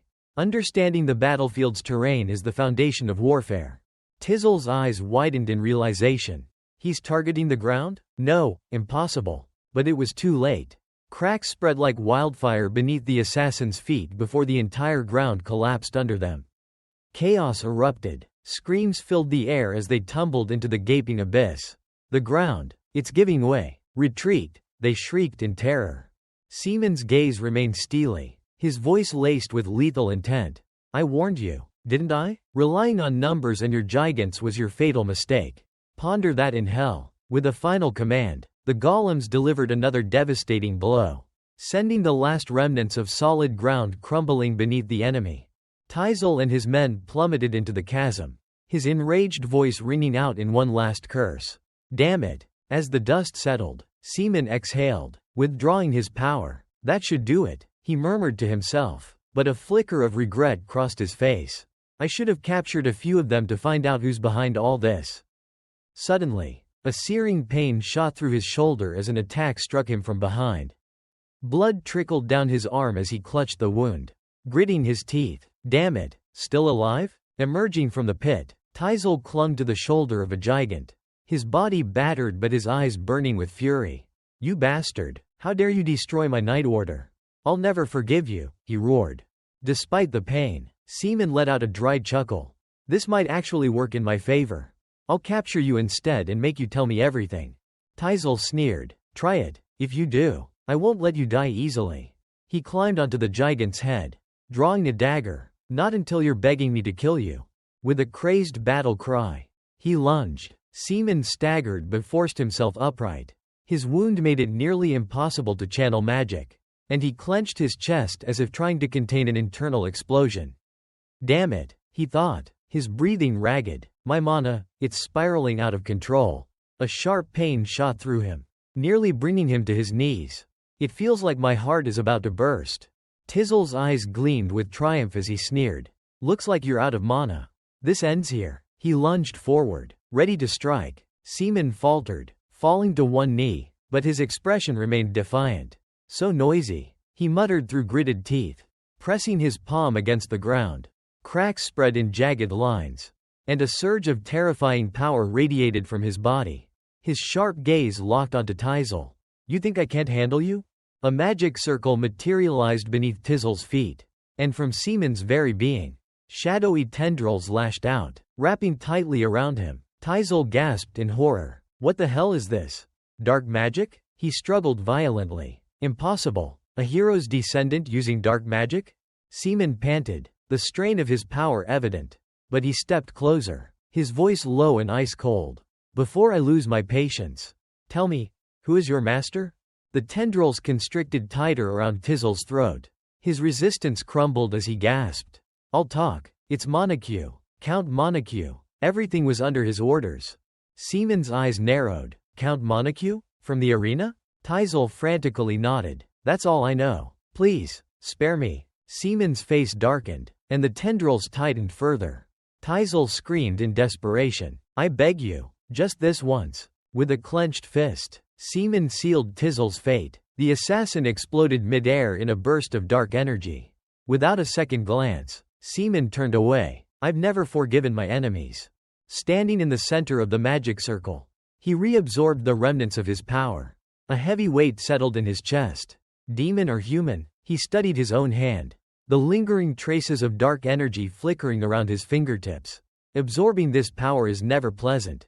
His mind lingered on Count Montague. Leaning on his chin in thought, he muttered, "This entire operation was too precise. Knights, assassins, even giants, to mobilize such a force without raising suspicion. Is there another reason they're targeting House Lacan?" On his journey back, he clenched his fist, his resolve hardening. "Count Montague, whatever you are, you'll regret making an enemy out of me." Suddenly, a rustling in the bushes behind him snapped him to attention. He turned sharply, prepared for another fight, only to see Philip emerging, his face smudged with dirt. "Young master, where are you?" he called out in a panic. Just as he was about to shout again, he spotted Seaman. His eyes lit up with relief. "And alongside Rogers," he cried out. "Young master." Seaman blinked in mild surprise. "You arrived faster than I expected." Rogers let out a relieved sigh. "Seeing you safe truly puts me at ease." Seaman smirked, playfully winking. "Of course, who do you think I am? Let's go. We've wasted enough time." As dawn broke, golden sunlight filtered through the mountain crevices. Birds soaring across the sky. On the journey back, Seaman recounted everything that had transpired. Rogers listened intently before nodding. "So it was Count Montague behind all this."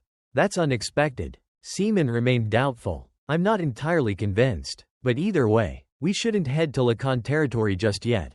Rogers quickly urged. "Young master, you should return to your territory and reinforce the army."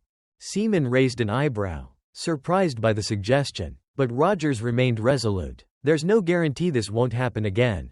We must be prepared." After a brief moment of thought, Seaman nodded, revealing his strategy. After suffering such a major loss, the enemy won't act immediately. This gives us the perfect opportunity to obtain a gigant. Rogers hesitated. "There's a place nearby that sells gigants. But without a carriage." Seaman smirked, cutting him off. "Who said we don't have one?" Leading them to an enormous ship docked nearby. He gestured grandly. "There, they delivered it to us themselves."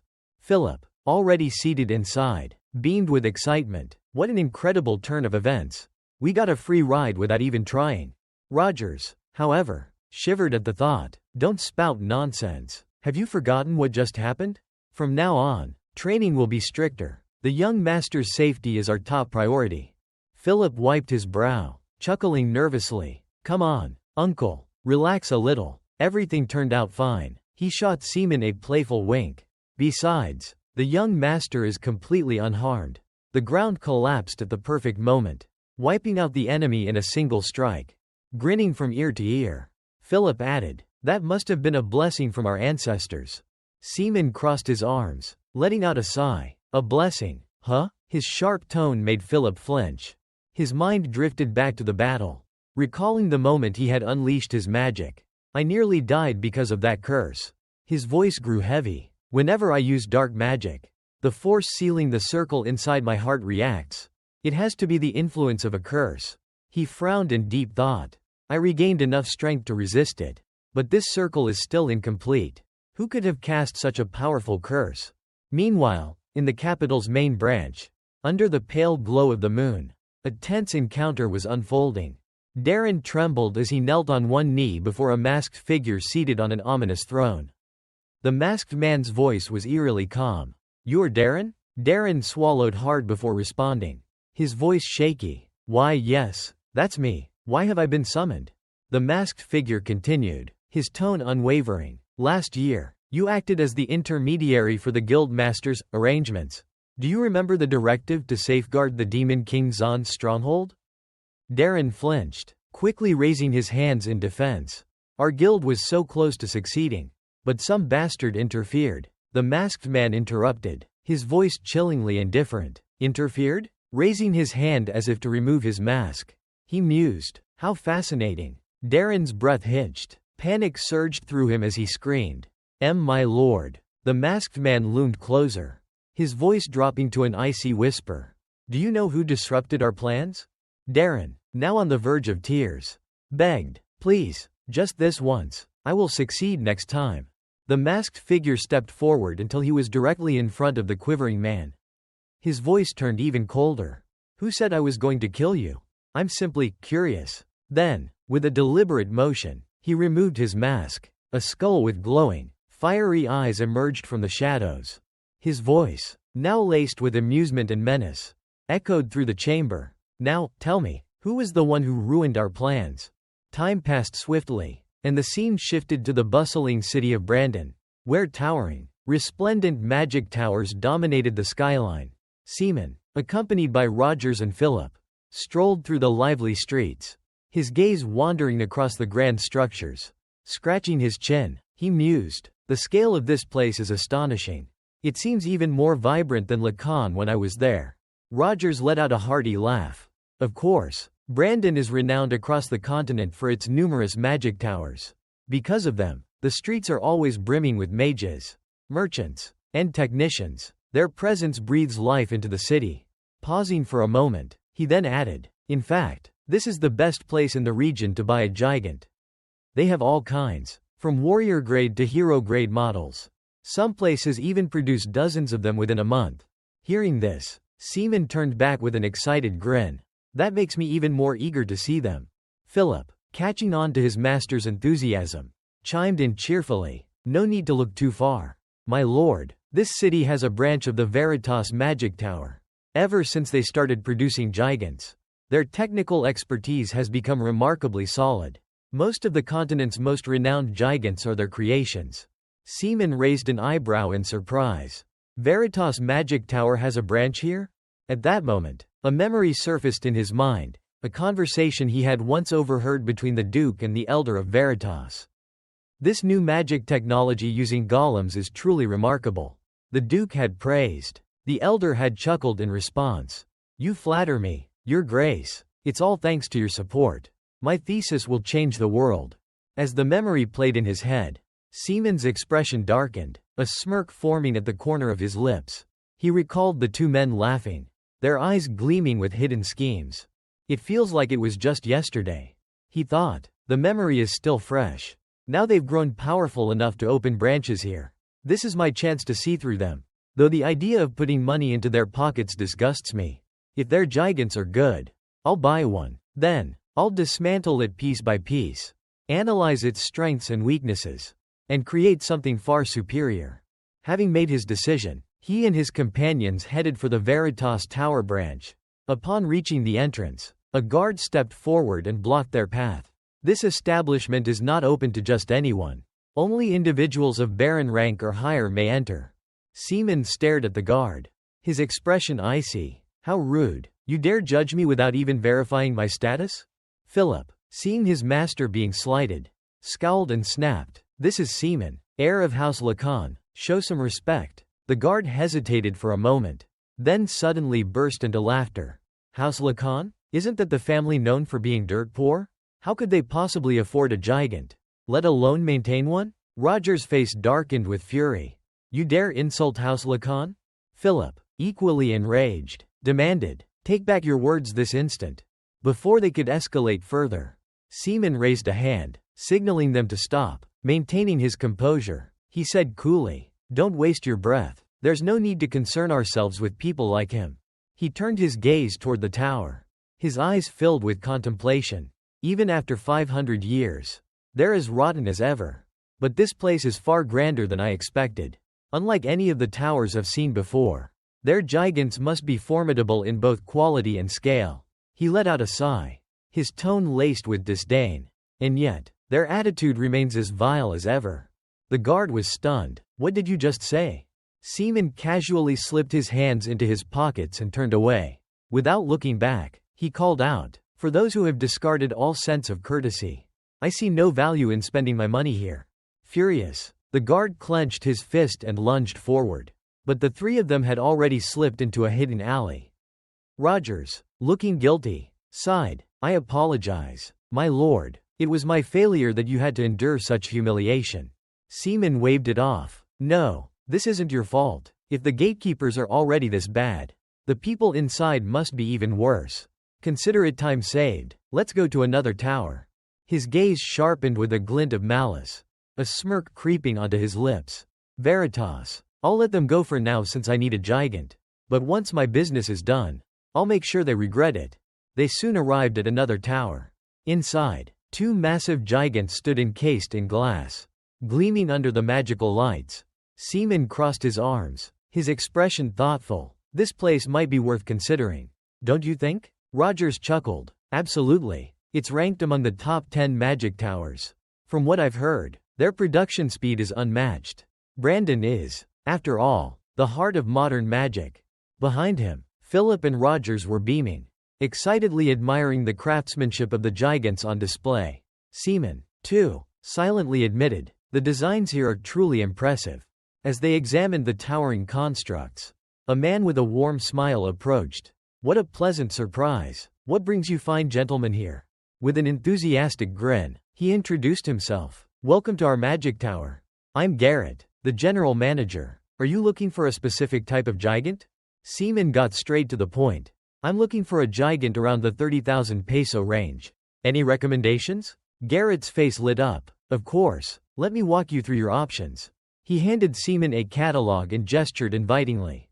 Please, take a look. Seaman flipped through the pages as Garrett explained. We offer giants specialized for offense, defense, and various other functions. Listening intently, Seaman thought. Detailed explanations, excellent customer service. Unlike Veritas, they don't judge people based on appearance or status. They genuinely care about their customers. Turning another page, he mused. Not all of the top 10 magic towers are garbage. It seems. If their giants truly live up to their reputation, I might make a purchase. Just as he was about to make a decision, an angry voice echoed through the hall.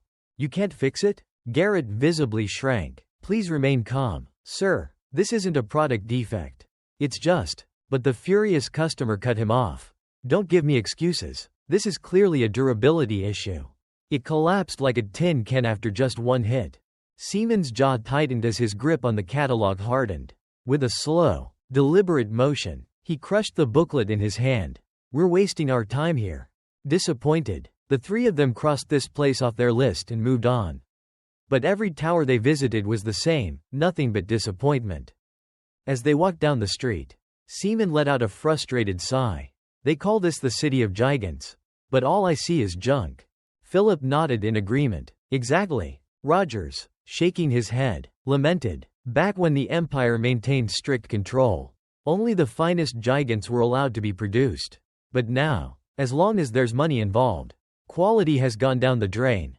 Seaman wasn't listening anymore. His attention was fixed on a commotion up ahead. Two figures were arguing, but one of them, a bespectacled young man, was excitedly holding up a blueprint. This is an innovative gigant design. Just take a look at it. The well-dressed man with a cane scowled and smacked the papers out of the young man's hands. Stop clinging to me like some beggar. Get lost. Philip sighed, watching the scene unfold, wandering around with blueprints like a street rat. No wonder gigant quality has plummeted. Rogers noticed Seaman moving toward the young man and called after him. My lord? Seaman approached and saw the young man trembling, biting his lip, his eyes welling with unshed tears. Kneeling down, he picked up one of the scattered sheets. This design is interesting. The gigant frame is based on golem theory. A bit outdated, but, he paused, thinking, thanks to the lessons from 500 years ago, I now understand the true value of gigants. He looked at the young man and asked, tell me, how much investment do you need? The young man broke into a cold sweat, barely able to believe his ears. Are you serious? To complete it, I need about 10,000 pesos. Seaman smiled, a memory flashing in his mind. Reina in her youth. Cheeks flushed, eyes filled with anticipation. He spoke firmly. Take me to your lab. Rogers observed the old, rickety tower and commented, you said you lacked funds. So I assumed you didn't have space or equipment to produce a gigant. But I suppose I was wrong. At the very least, you have your own magic tower.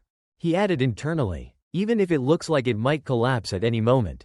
The young man chuckled awkwardly. The previous gigant model sold just enough to keep this place running.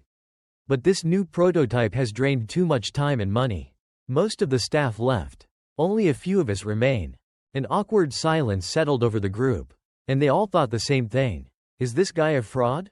Unaware of their doubts, the young man led them inside. You must have had a hard time reaching this place. Please, take a good look around. Seaman's eyes widened as he gazed at the massive gigant in front of him. This is Sting, isn't it? The young man adjusted his glasses and grinned. Oh, you recognize it? Yes, it's Sting, but this is a different version. We've incorporated the latest technology from Hal's tower, completely redesigning its internal performance. We call it Sting 2. Seaman's interest peaked. That sounds promising. How long until it's complete? The young man answered. The main work is done. We just need to fine-tune the details. It should take about 1 to 2 months. Seaman frowned. That long? The young man sighed. The work requires extreme precision. And we must be meticulous.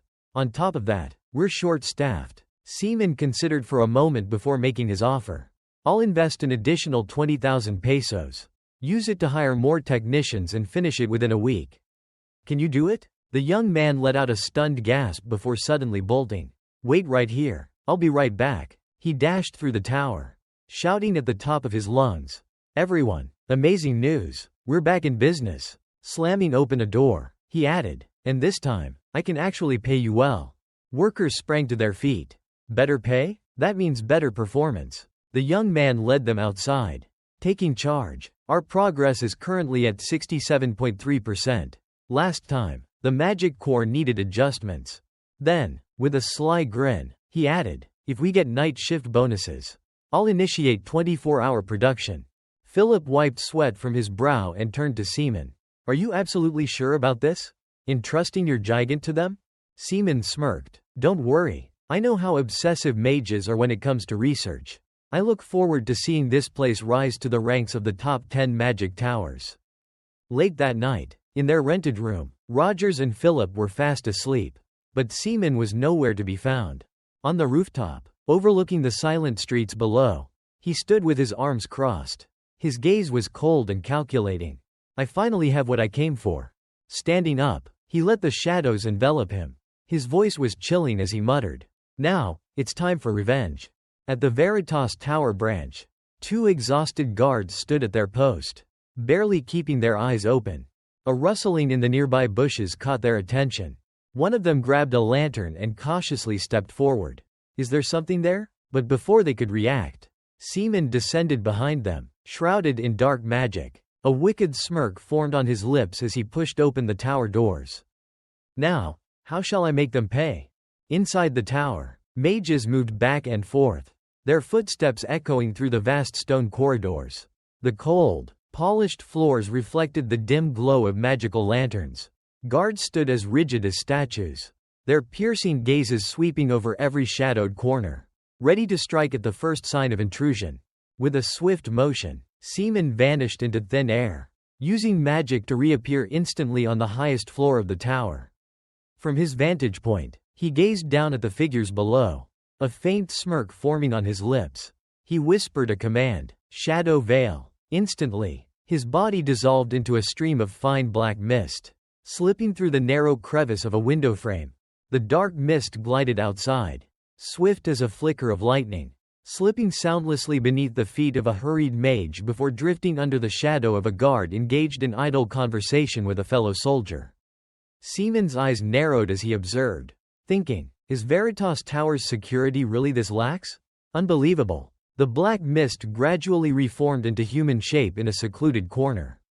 Seaman scanned the surroundings and mused, but sneaking around like this forever won't accomplish anything. I need to take action. With that in mind, he began searching for a target, someone who seemed weak-willed or desperate enough to spill useful information. His sharp gaze soon locked onto a suspicious-looking mage. The man shifted his eyes nervously, constantly glancing over his shoulder as if he were hiding something. Seaman watched as the mage left the main hallway and approached a massive door concealed in the shadows. The moment it creaked open, the man gasped in excitement. I did it. I actually got in. He stepped across the threshold, bursting into laughter. I should have done this sooner. Security here is even worse than I imagined. The mage trembled with exhilaration, whispering to himself, the restricted archives, as long as I get my hands on those forbidden magic tomes, everything will change. He continued his monologue, his voice growing more feverish. Who's born a high-level mage anyway? All it takes is the right power. And I won't just be some mediocre spellcaster, I'll surpass all limits. His footsteps quickened, his tone escalating into a manic shout. No, I could even become a demon lord. Just you wait. Fame and power. What he failed to realize was that every arrogant word had been overheard. Seaman trailed silently behind, his expression unreadable, though amusement flickered in his eyes. No matter where I go, there are always fools like this, he mused, but following him, now that might lead to something interesting. The mage halted before a massive, tightly locked door and skillfully began picking the lock. Within seconds, he had successfully bypassed it, letting out a triumphant laugh. Even the locking mechanism is nothing special. These high-ranking mages are far too careless with their security. Suddenly, a slow, deep voice echoed from behind him, sending a chill down his spine. I don't recall granting anyone permission to enter this area recently. He whirled around, startled to find an old man standing right behind him, clutching a pile of scrolls. The elder's voice remained calm, yet it carried an undeniable authority as he asked, So, I assume you must be an intruder? This was none other than Master Jameson, the Tower Lord of Veritas. The old man smiled with squinted eyes, appearing as harmless as a kindly grandfather. But the words he spoke sent an icy dread through the mage's veins. If you are indeed an intruder, I have full authority to kill you on the spot without further inquiry. The mage trembled, hastily stammering, No, I just took a wrong turn. What I mean is, but within seconds, his knees buckled, and he collapsed, desperately pleading, I'm sorry, please, forgive me this time. Inside, his mind raced in panic. The sheer pressure of his magic, it feels like it's crushing me. Jameson retracted his killing intent, rubbing his head with a light-hearted chuckle. Well, that's a relief. For a moment, I almost mistook you for a thief. I nearly ended up harming a valued colleague of Veritas Tower by accident. He placed a reassuring hand on the mage's shoulder, his tone filled with trust. Right now, I am holding an extremely important scroll. It is a classified document, one that must never be leaked under any circumstances. I hope you understand the gravity of maintaining security here. believing he had narrowly escaped death. The mage nodded frantically. "Why, yes, of course, sir. I have always admired your dedication to the tower's progress." Jameson beamed warmly in response. "Thank you for understanding. Honestly, this responsibility can be quite burdensome for an old man like me." He gently tapped his fingers against the scrolls in his arms before continuing. "Since you're also a fellow mage of the tower, I assume you've already heard about this, haven't you? This concerns the new hero-class gigant, one of Veritas's most secret projects." The mage's eyes widened in shock, and he nearly shouted, "Hero class? Isn't that a near-mythical rank? One of the rarest across the entire continent?" Jameson unrolled one of the scrolls, his face heavy with melancholy. "You already know, don't you? Putting aside the tower's lax security, deciphering these blueprints has been a tremendous challenge for me." He let out a deep sigh and lamented. "It's truly not easy. Everything is far more complex than I ever imagined." The mage, seeing something of such significance for the first time, couldn't contain his awe. The blueprint of a hero-class gigant. His eyes widened as he stared at the scroll, unable to blink for even a second. A wave of admiration surged through him. Just a single glance is enough to see that this is an unparalleled masterpiece of magic. Simply looking at it makes me feel as though my own magical aptitude has risen by several levels. As if I am touching upon an entirely new realm of power.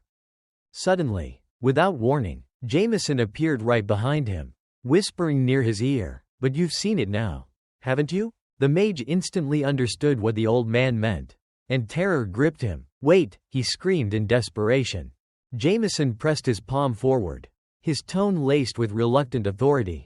"Please understand, this is an unbreakable rule. Anyone who lacks the qualifications yet lays eyes upon this scroll must be erased." Cold sweat dripped down the mage's face as he desperately tried to reason with him. "Hold on, this isn't fair. I only saw it because you showed it to me." Jameson burst into laughter, feigning ignorance. "What on earth are you talking about?" His eyes gleamed with an icy, murderous intent, and the friendly smile he had worn moments ago vanished, replaced by a bone-chilling, merciless expression. "You never should have looked at it in the first place. You pathetic fool." The mage's face drained of color as he collapsed to his knees, pleading, "Please, I know I was wrong. Spare me." But in the very next second, a piercing scream echoed through the hall as an overwhelming surge of magic erupted from Jameson's hand.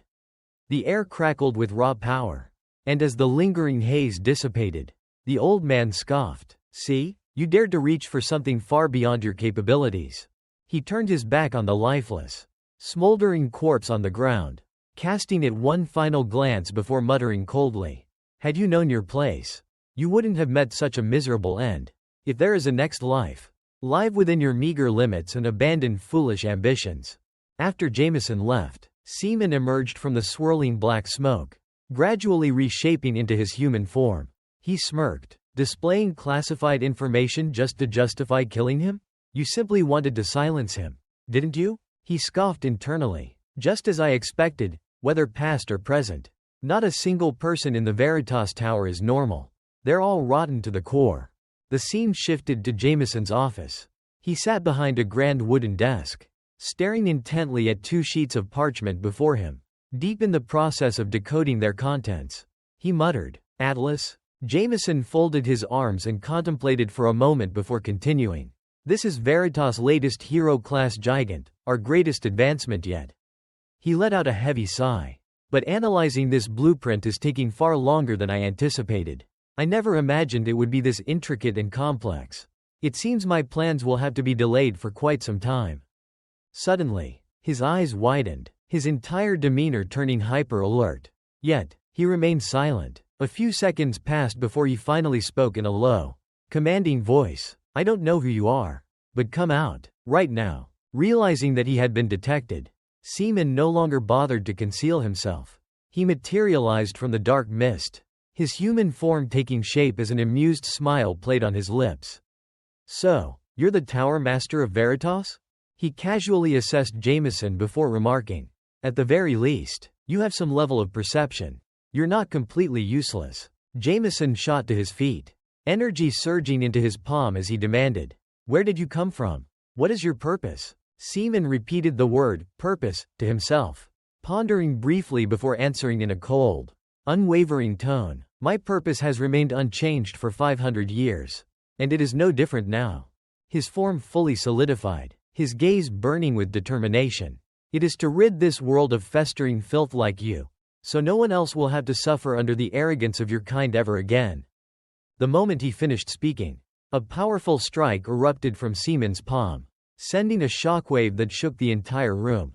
Jameson remained unfazed, his hand still raised after effortlessly blocking the attack. He frowned, displeased. Such reckless words. Did you truly just call the Tower Master of Veritas filth? His expression turned to ice, his voice laced with superiority. Veritas is an institution of intellect beyond your comprehension. We are the chosen, standing above all. His presence exuded unshakable confidence as he continued. If you dare to spout such nonsense again, I'll make sure you never see the light of day ever again. Seaman sneered, letting out a mocking, "Oh?" before repeating, "The chosen ones, huh?" In an instant, he dissolved into a swirling mass of black mist, surging forward and wrapping tightly around Jameson. His voice turned sharp with accusation. Who decided that, even after 500 years? You haven't changed at all. He materialized behind Jameson, gripping the old man's head with both hands, squeezing hard. You still believe that only you are special, that everyone else isn't even worth considering as human. His tone softened, but it carried a chilling menace. But after today, that delusion of yours will come to an end. Jameson's eyes widened in shock as he struggled in vain. Seaman's grip tightened further, sending waves of pain through the old man's body until tears welled up in his eyes. Seaman smirked, declaring, "The name Veritas will be erased from history, and I will be the one to make it happen." With that, he roared, "Black Bullet!" A surge of immense power erupted from him, followed by Jameson's agonized screams that echoed through the room. Seaman muttered to himself, "I've heard that steel mages usually avoid direct combat, but I guess not all of them."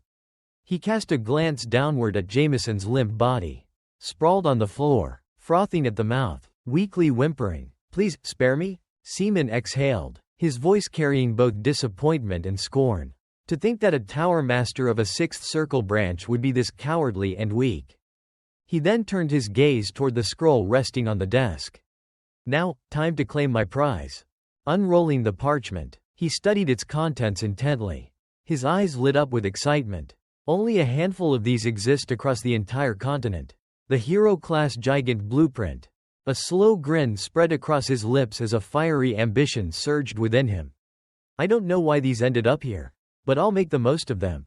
Holding the scroll in his grasp, he felt a surge of power course through him, strengthening him further. The more he thought about it, the more exhilarated he became. He threw his head back and laughed.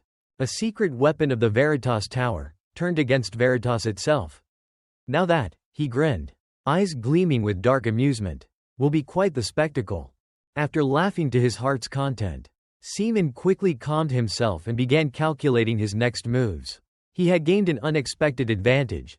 Just losing these items alone was enough to inflict serious damage on the Veritas Magic Tower. However, it still wasn't enough to satisfy him, considering the sheer value of the grimoires and spellbooks they've hoarded for the past 500 years. This little prize is merely acceptable at best. A place built on greed, constructed by trampling over others, it deserves nothing less than an equivalent downfall. As he spoke, he waved his hand, conjuring a brilliant purple flame that engulfed every book and tome in the room.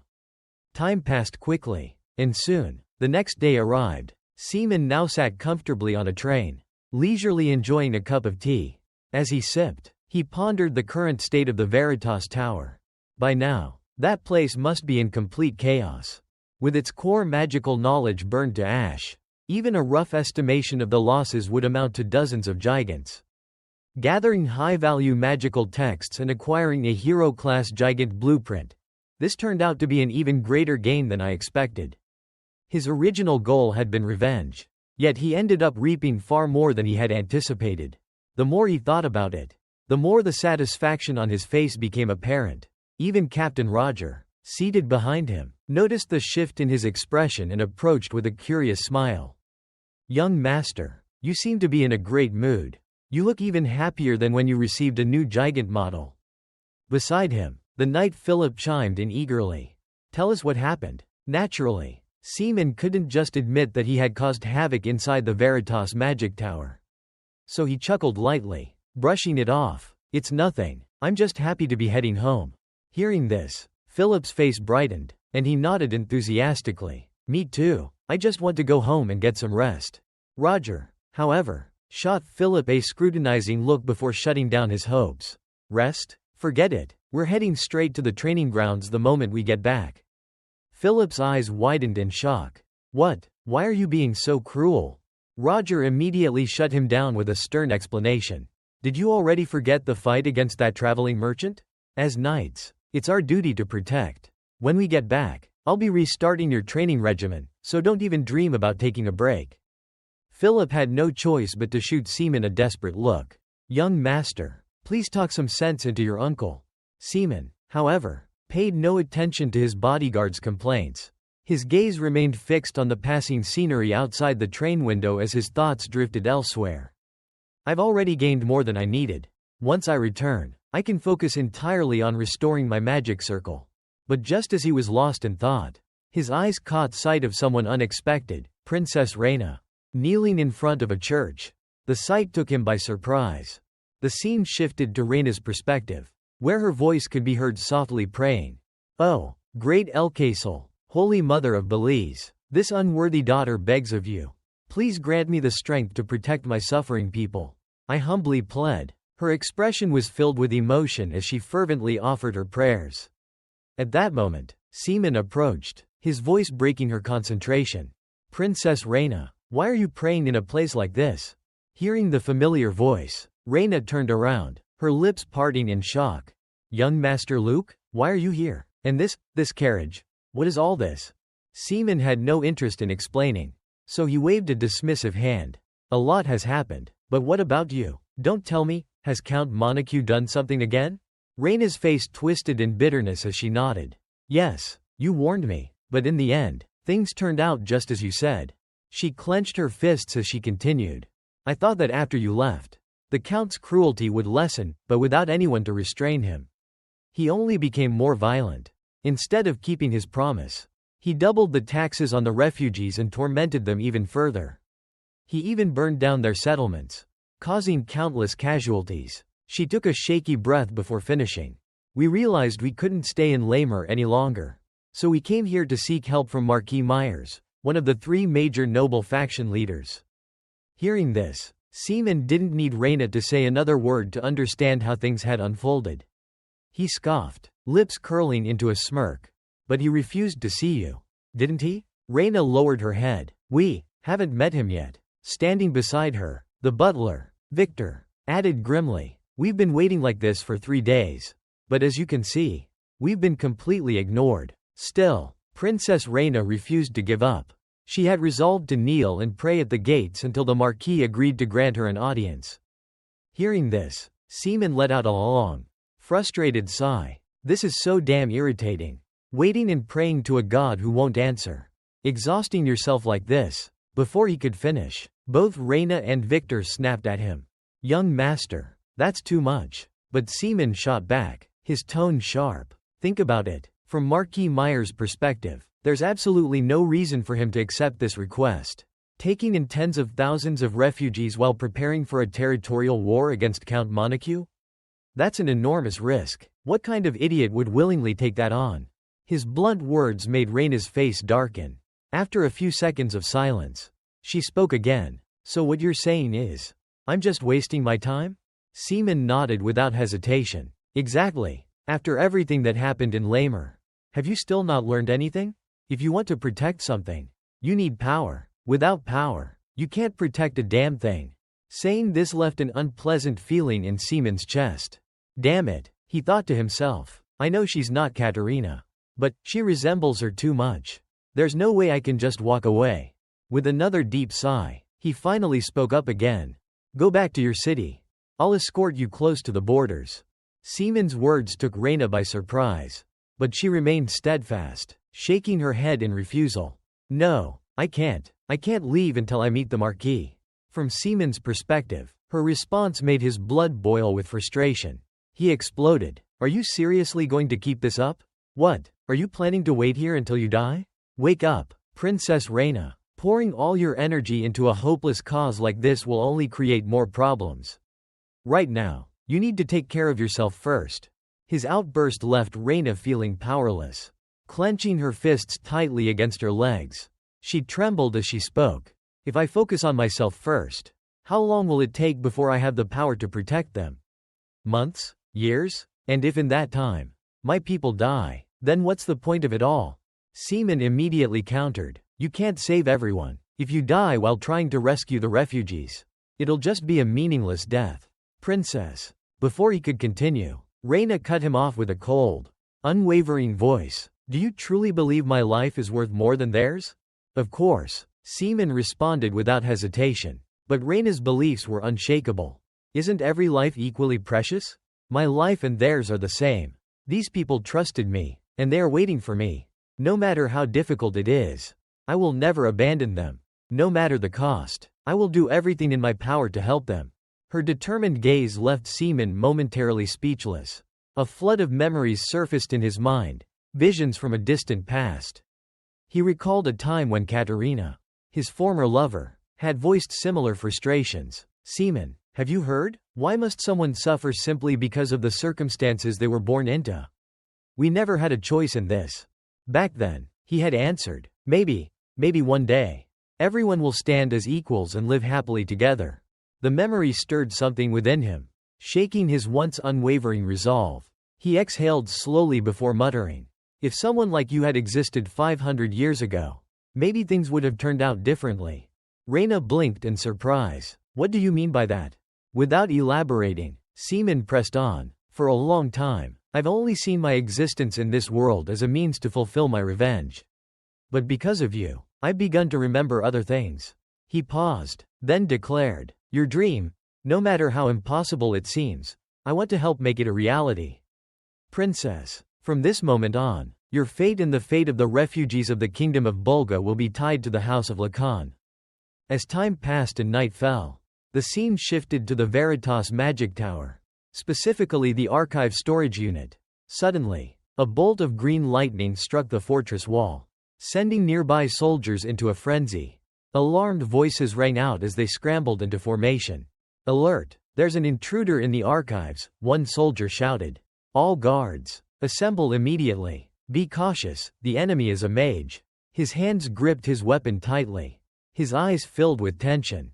Another soldier stepped forward, demanding answers from the figure before them. You're the one who set fire to the archives, aren't you? The mysterious man merely cast a glance around, his expression laced with mockery. Clicking his tongue, he scoffed. Tisk, tisk, your security is pathetic, and your identity verification process is even worse. Taking a step forward, he was immediately met with frantic shouts.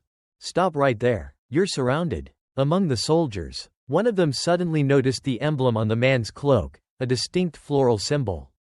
Beads of sweat formed on his brow as realization struck him. His voice trembled as he urged his comrades.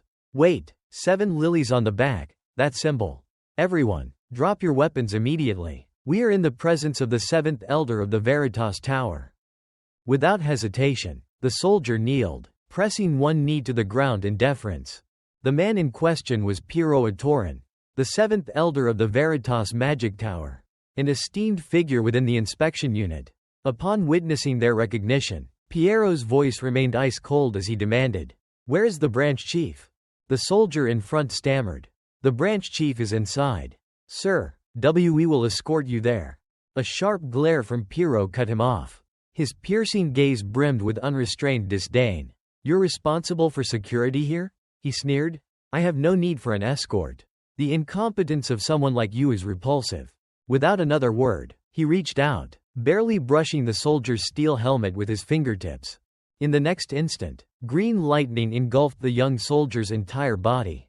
He barely had time to scream before he was consumed by raw magical energy, his form exploding into a pool of blood and scorched remains. The other soldiers recoiled in horror, their faces drained of color. Yet none dared utter a single word.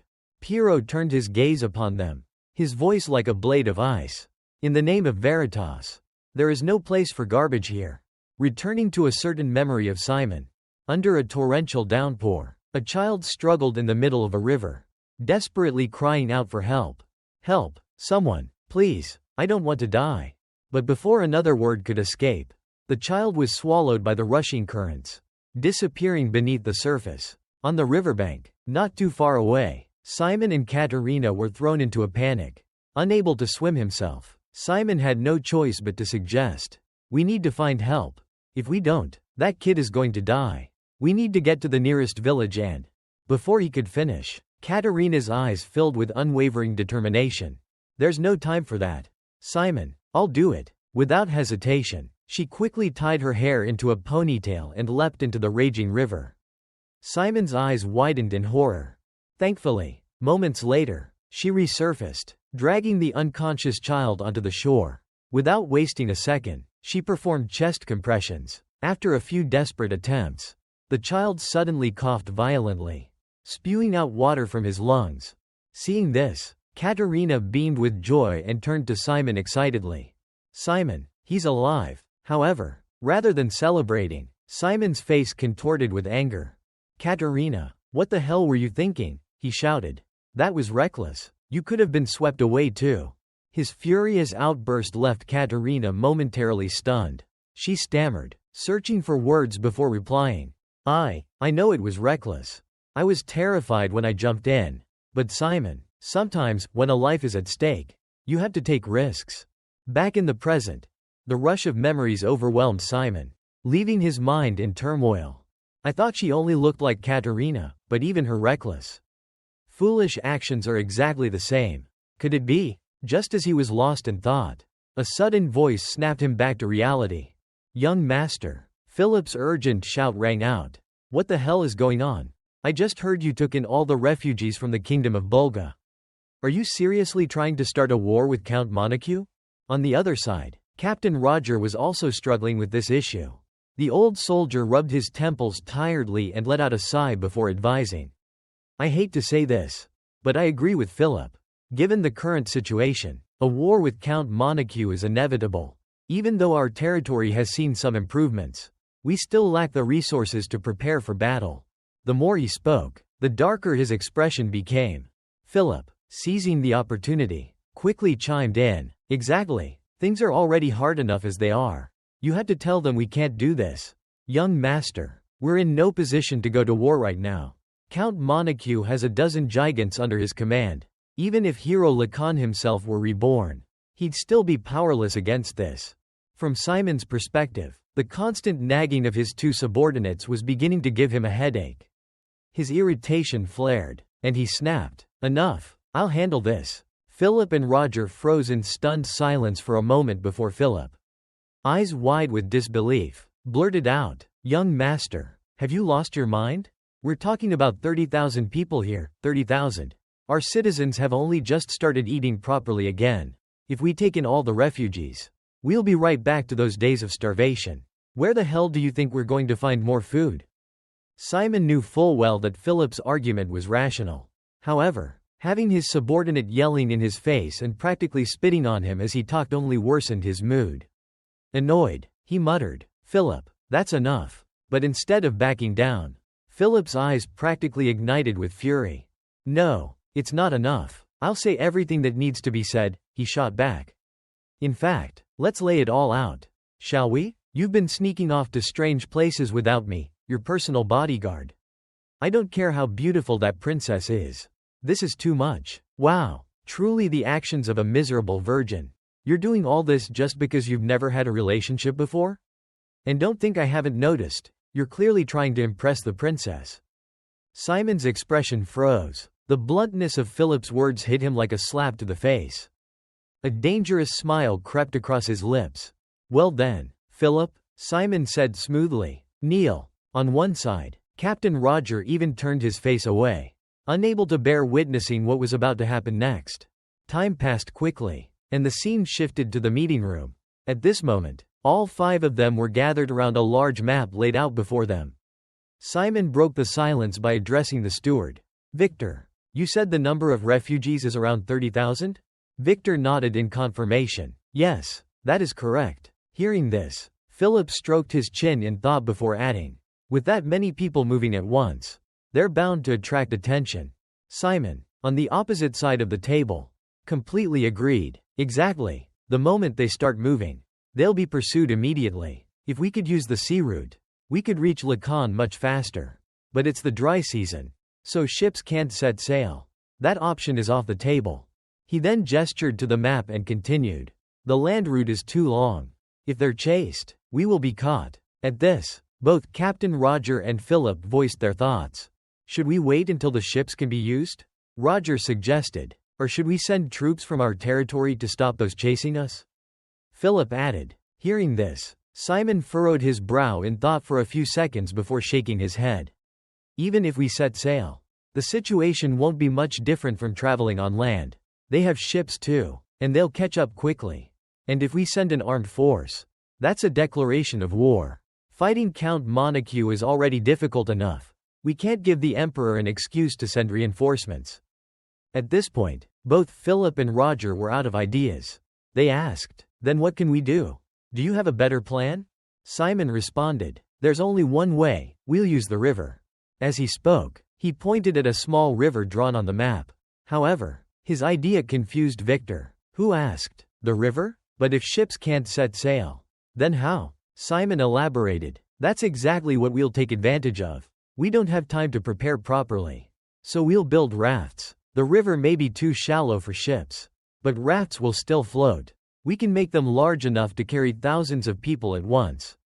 It won't be easy, but it won't take as long as building proper boats. Philip's eyes lit up at the idea. Clapping his hands together, he exclaimed, that's right, rafts float easily, and they take way less time to build than boats.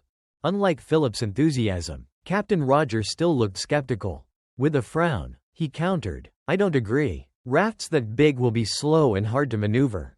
If they chase us along the riverbanks, we'll be sitting ducks, and if they attack from a distance, we'll have no way to fight back.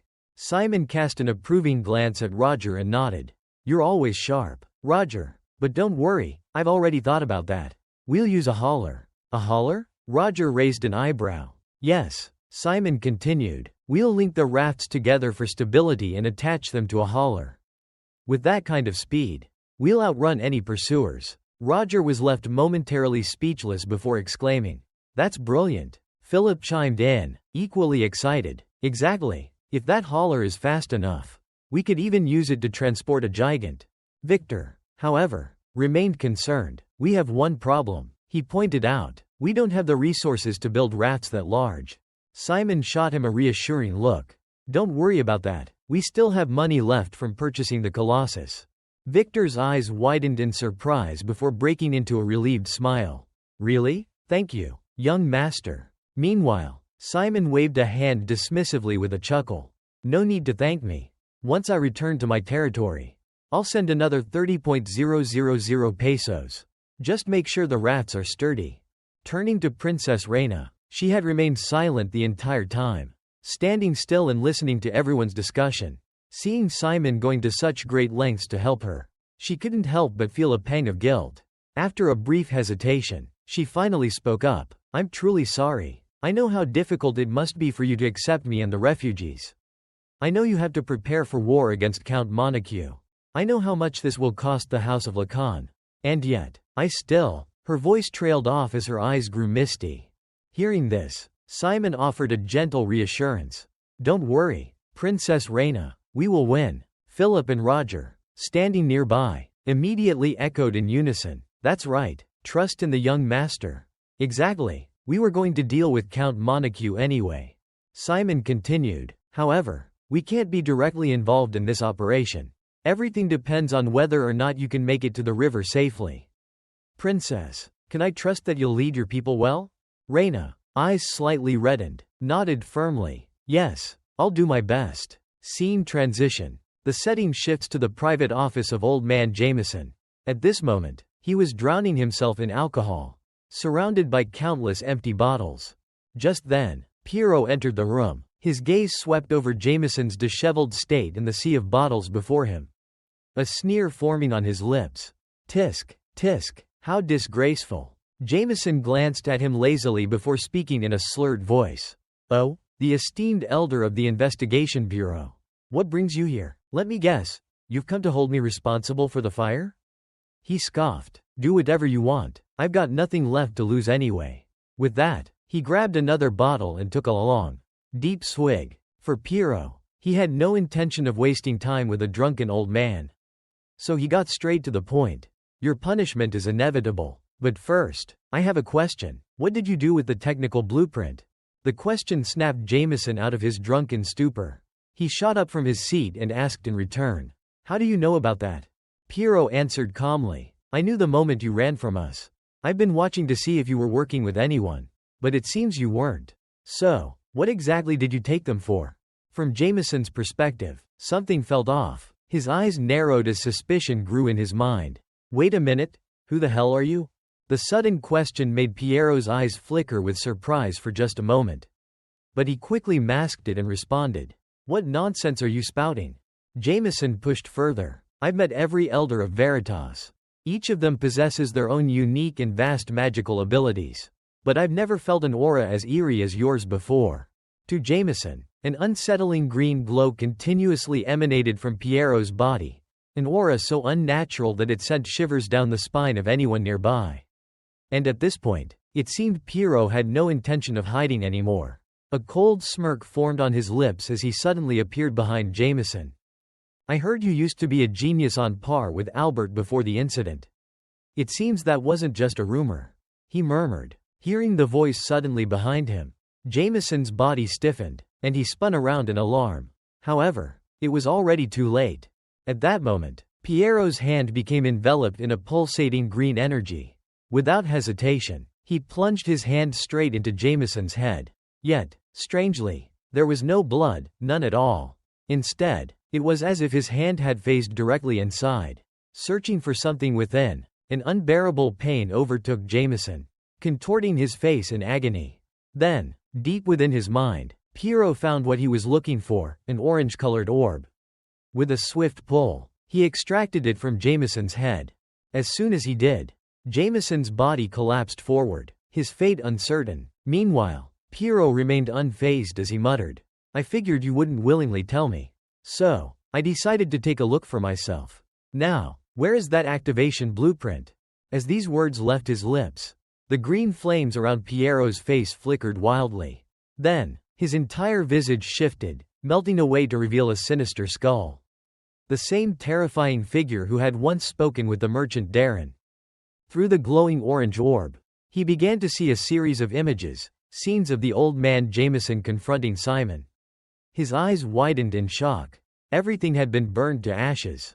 The original site had been destroyed? This was getting more complicated. Ever since the Demon King perished 500 years ago, only one place had remained where dark magic still existed outside of the Black Moon of the Volga Republic. So, was the Black Moon behind this? The Volga Republic was founded after the fall of the Volga monarchy. Yet the world remained unaware of the truth, that it was actually ruled by the Dark Elves. I had a feeling that those who had been oppressed by humanity for so long were plotting something. But they're moving faster than I expected. Right now, their power is still weak. But if they continue their research into dark magic and grow stronger, they could become a force capable of challenging the Baroque Empire. Piero felt a flicker of unease in his heart at the thought. But he quickly shook his head, dismissing it. Not yet. That republic still needs time to develop. And if they manage to create a hero-class gigant, they could seize control of the empire. The empire itself could be destroyed if they aren't careful. I have to retrieve the blueprint. A sense of urgency surged within the skull-faced man. Without hesitation, he activated his magical power. Conjuring a wriggling green energy worm, he released it into Jameson's ear.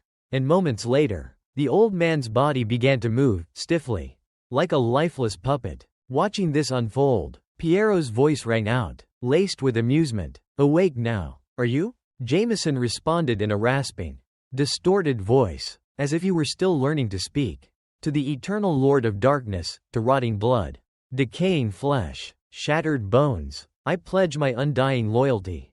With those words, he dropped to one knee before Piero. Seeing the once brilliant old man reduced to this state, Piero let out a satisfied chuckle. I placed a seal on you. One day, when the time is right, it will prove useful. Then, with a final glance out the window, he declared, time to go. We head north. Back at the Lacan family estate, the clan members were deep in discussion. Upon hearing about Simon's recent journey, the butler, Hans, couldn't contain his shock and shouted, is this true? Someone tried to assassinate the young master? That vile count. On the other side of the room, Dixon and Mute voiced their own concerns. Deploying a gigant means they're targeting Lacan's territory. From the very beginning, that previous gigant incident might have been their doing. Opposite them, Captain Roger nodded in agreement. They could be preparing for an invasion. Hearing this, Philip raised a question, but to officially declare war, don't they need the Emperor's approval? Without a legitimate reason, how could they possibly? A voice from within the meeting answered. Count Montague has close ties with the royal family. He could easily obtain permission for war. If that's the case, he can fabricate any excuse he wants. The more they discussed the matter, the more they realized how dire the situation had become. Then, Dixon turned to the others and asked, in times of such instability, should we take in the refugees? We're already struggling to sustain the economy of our territory. Feeding and sheltering tens of thousands of displaced people will require an enormous amount of resources. Before anyone could come up with a solution, a sudden, thunderous noise rang out. What was that sound? The group cried out. Without hesitation, Philip and Captain Roger darted outside like a gust of wind.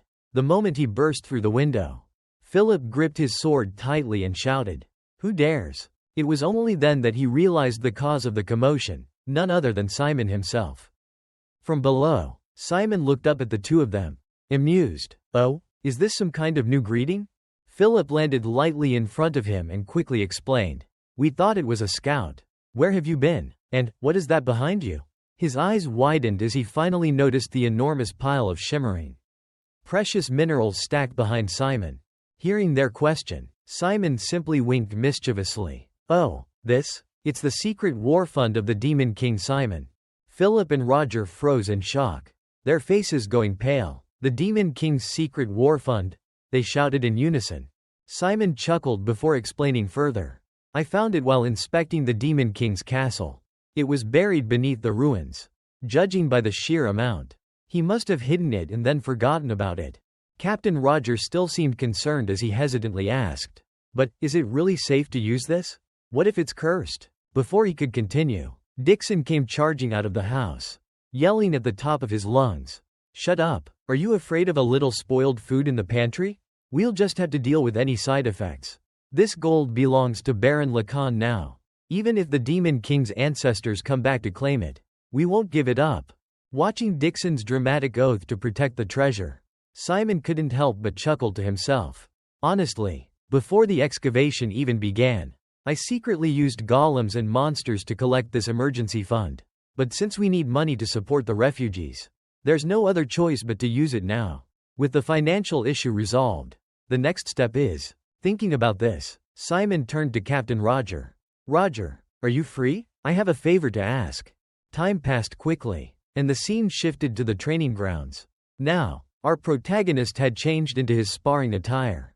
Closing his eyes, he silently contemplated, even though I need to study modern magic and expand my magic formations, I also need a way to fight in situations where I can't use magic or when facing enemies who are resistant to it. With that thought, he slowly drew the sword at his waist. Meanwhile, Captain Roger sighed. It's been a long time since I last practiced swordsmanship after that accident.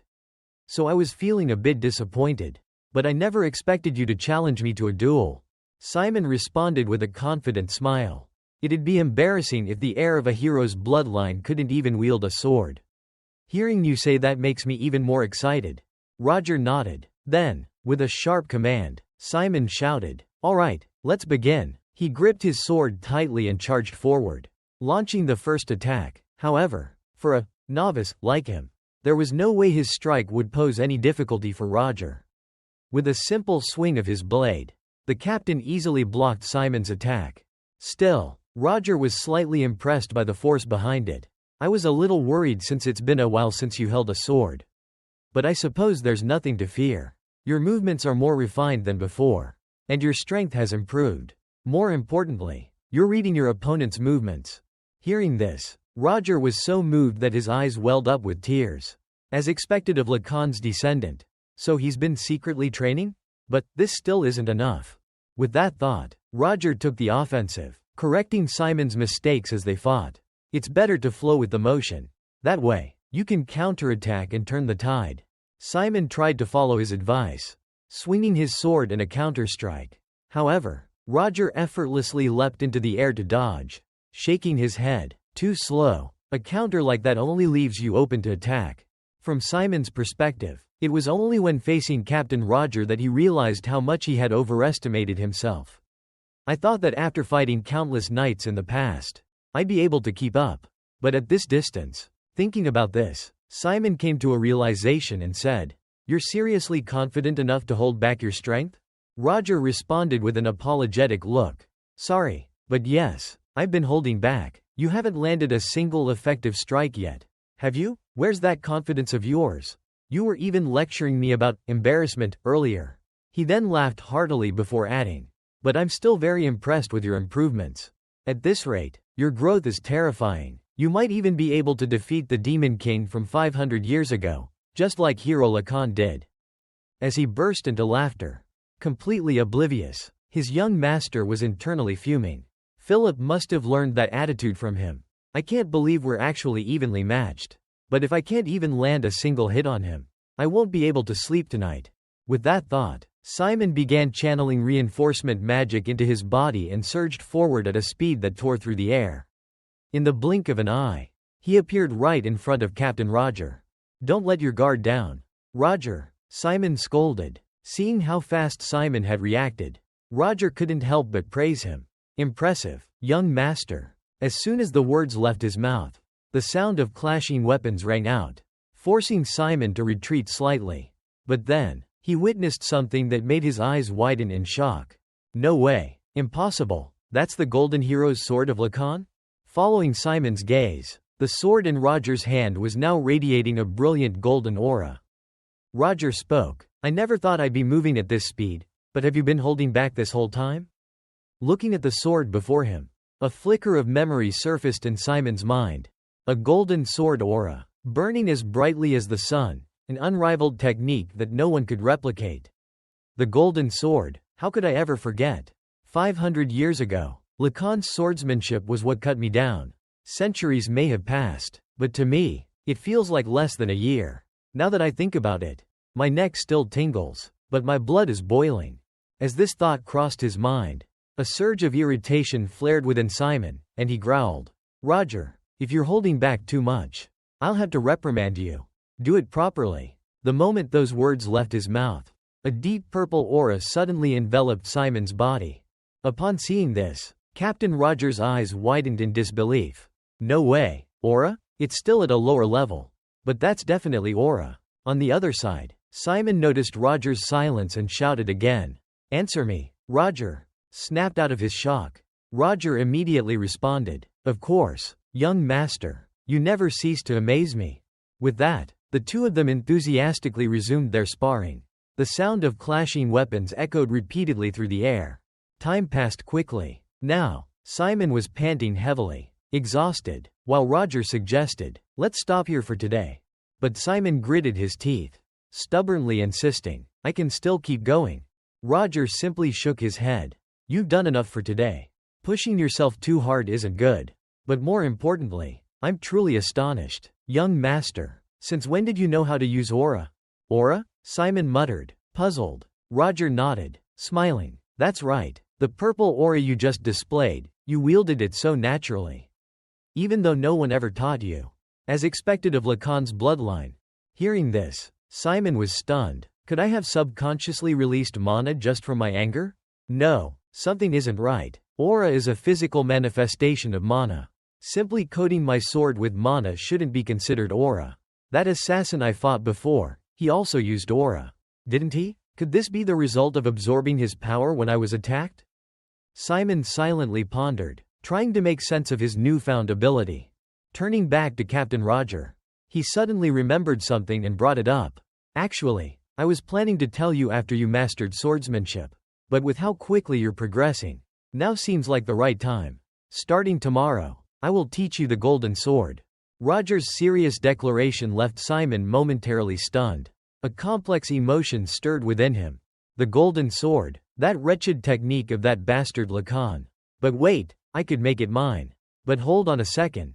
As this thought crossed his mind, Simon suddenly realized something and quickly questioned the captain. Wait, isn't the golden sword a secret technique passed down only to the heir of the family?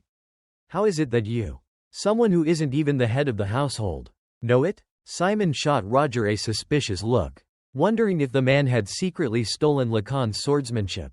At first, Roger looked slightly surprised, but then his expression softened with understanding. He calmly explained, I suppose you've forgotten about that as well. You know that because of the Demon King's curse, all the heads of the family have died young, right? The ancestors feared that our secret sword style would be lost, so one of them chose to entrust it to the most loyal knight commander. Since then, the technique has been secretly passed down. He paused for a moment before continuing. This way, the knight commander could not only protect Lord Lacan's legacy but also serve as the backbone of the family. Hearing this, Simon finally understood. So that's why this short-lived family has somehow lasted for 500 years. It was all thanks to this tradition. That explains why everything didn't fall apart, even when the family heads kept dying young. Or at least, that's what I see. Pushing that thought aside, Simon curiously asked, then, if I master the golden sword, does that mean I could become like Lacan, no, like my ancestor, and reach the rank of Sword Emperor? Simon's naive assumption was quickly shut down as Roger firmly shook his head. Unfortunately, that's impossible. The ultimate secret of the sword technique was lost 400 years ago. However, even mastering just the first half will allow you to reach the level of swordmaster. In fact, many knight commanders in the past have attained that rank. Hearing this, Simon nodded in understanding and thought to himself, I see. I never imagined I would come across the very technique that killed me in this way. But Lacan is dead, and now, the golden sword is simply a skill for me to train with. I will master it and make it my own. With that determination shining in his eyes, the scene shifted to Princess Reina. At this moment, Reina had begun gathering the refugees and addressed them with a resolute voice. Thank you all for coming together here. It has been over a year since we left the kingdom of Volga and arrived in the territory of MANHWA. During this time, we have endured constant discrimination and oppression. We have suffered under the cruelty and coercion of the soldiers and citizens here. Instead of protecting you all, I have been powerless, unable to even voice our grievances. I know many of you must resent my weakness. She took a deep breath before continuing, her voice growing stronger. However, we cannot remain trapped in this situation any longer. Tonight, we will leave this place. We will journey to the Lacan territory. This is a decision I have made alone, but I believe this path will lead us to a better future. Reina's gaze swept across the crowd, reading the fear and hesitation in their eyes. I understand your worries, that history might repeat itself. I will not force anyone to follow me. But even so, just this once, I ask you all, will you place your trust in me one last time? Let us put an end to these days of oppression and despair. Let us walk toward a new beginning together. I beg you all, please stand with me. Finishing her speech, she bowed deeply before the crowd, her sincerity evident in every gesture. Then, after a few seconds of stunned silence, the voices of the refugees began to rise. Princess, what are you saying? When you suddenly summoned us, we were afraid something had happened. But do you think we would just follow anyone? We all know how much you've sacrificed for us. And we are deeply grateful for everything you've done. If this is the decision you've made, then we believe it is the best one. So please, don't worry, and forgive us. We are always ready to follow you. From the back, a middle-aged man in a brown coat spoke up. Princess, I told you before, we are here by choice. So don't worry. Hearing their heartfelt words, Reina felt a weight lift from her heart. Everyone, thank you. Truly, thank you. Next, the man in the brown coat pulled out a piece of paper and announced. A message from Lord Luke has arrived. The rafts are ready to depart. Upon hearing this, Reina's expression tightened with concern. What about the Count's movements? The attendant responded. So far, he hasn't caught wind of our plan. This information reassured the princess somewhat, but she still couldn't hide her worry. That's good, but can we really move this many people without being discovered? At that moment, Victor, the butler, stepped forward and reassured her. Princess, do not worry, I have already made the necessary arrangements. In his hands, he carried a box filled with masks. Time passed quickly. Elsewhere, a soldier from MANHWA peered toward the town square, his eyes widening in shock before he shouted, "What the hell is going on? The slums are completely empty." Hearing this, the guard on duty turned pale, glancing around in confusion. No way, it was packed full just last night. His panicked response was met with the furious roar of the brown-haired officer. "I ordered strict surveillance. Where the hell did all the soldiers go?" The guard, looking flustered, stammered, "Well, I had no choice. There was an outbreak in the slums." Upon hearing this, the officer yanked out a filthy mask and screamed like a rabid dog. "An outbreak? You mean this? This is just a fake mask to mimic disease symptoms. What an embarrassment. We've been fooled by such a cheap trick." Meanwhile, Count MANHWA, who had been sitting and silently observing up until now, could no longer suppress his rage. He slammed his palm against the armrest of his chair and shot up, barking, "Ungrateful trash, Princess Reina. After everything, I showed you mercy, and this is how you repay me? I won't let this slide." His face twisted with fury as he spat out his words. At that moment, the heavy clanking of armor echoed through the hall. A group of knights, clad in thick metal plating, marched forward and knelt before him. One of them spoke in a deep, formal voice. "We greet the esteemed Count. The Scorpion cavalry has returned from the battlefield." In front of them, MANHWA's expression suddenly shifted. A sinister grin crept across his face as he sneered. "Perfect timing. I have a task for you. It seems fate is on my side after all.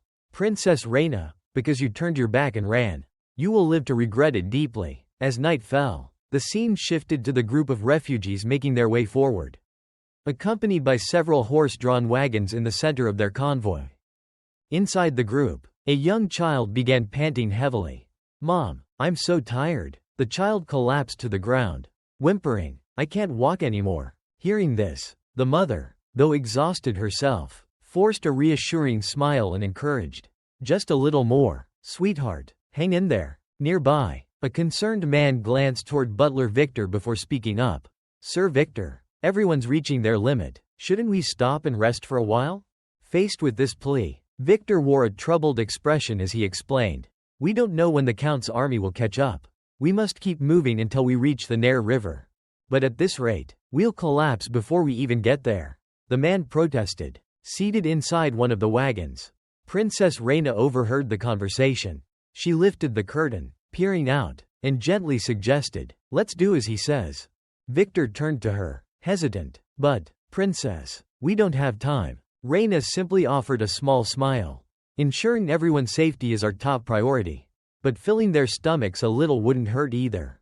With that, the group halted for a short break, allowing everyone to rest and eat. As soon as the food was ready, Victor hurriedly brought a bowl of soup to the princess. "Princess, leave the watch to us and please eat something." Reina turned away, shaking her head. "I'm fine. Please, see to the others first." Victor, however, was insistent, "But you haven't eaten since yesterday. If you collapse, it'll throw everyone into chaos." The princess responded with a somber look. "It's because of me that everyone is suffering like this. If only I had more power, none of this would be happening." Before she could finish, Victor firmly cut her off. "Princess, please don't say that. You are the strength that keeps everyone going. It's because of you that we've made it this far. We all believe in you.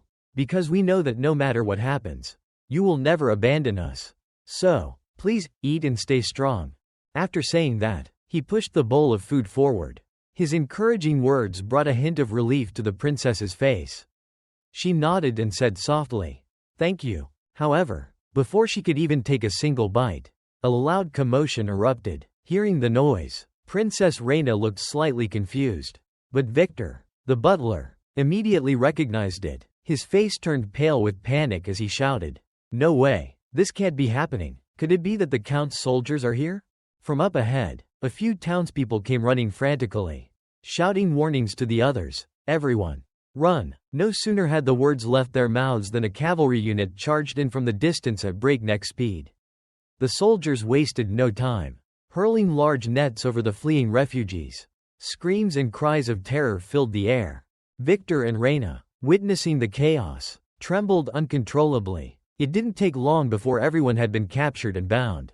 Meanwhile, the soldiers had surrounded Reyna, cutting off any chance of escape. From within the group, the leader of the Scorpion Cavalry, Viper Jun, stepped forward and spoke. "It's time to return. Princess Reyna, do as you're told, if you still value their lives." As his words rang out, several soldiers pressed their spears dangerously close to the throats of the terrified townspeople, causing them to sob uncontrollably. Seeing this, Victor could no longer suppress his fury. He clenched his fists and roared, "You bastards, taking civilians hostage and threatening them? Do you even have the honor of a knight?" Viper responded with a look of utter disdain. "Well, who's to say? Coming from a coward who slithered away in the dead of night. That's rich." Hearing this, the older man's expression turned ice cold. He shot back, "The ones who forced us to flee, were you."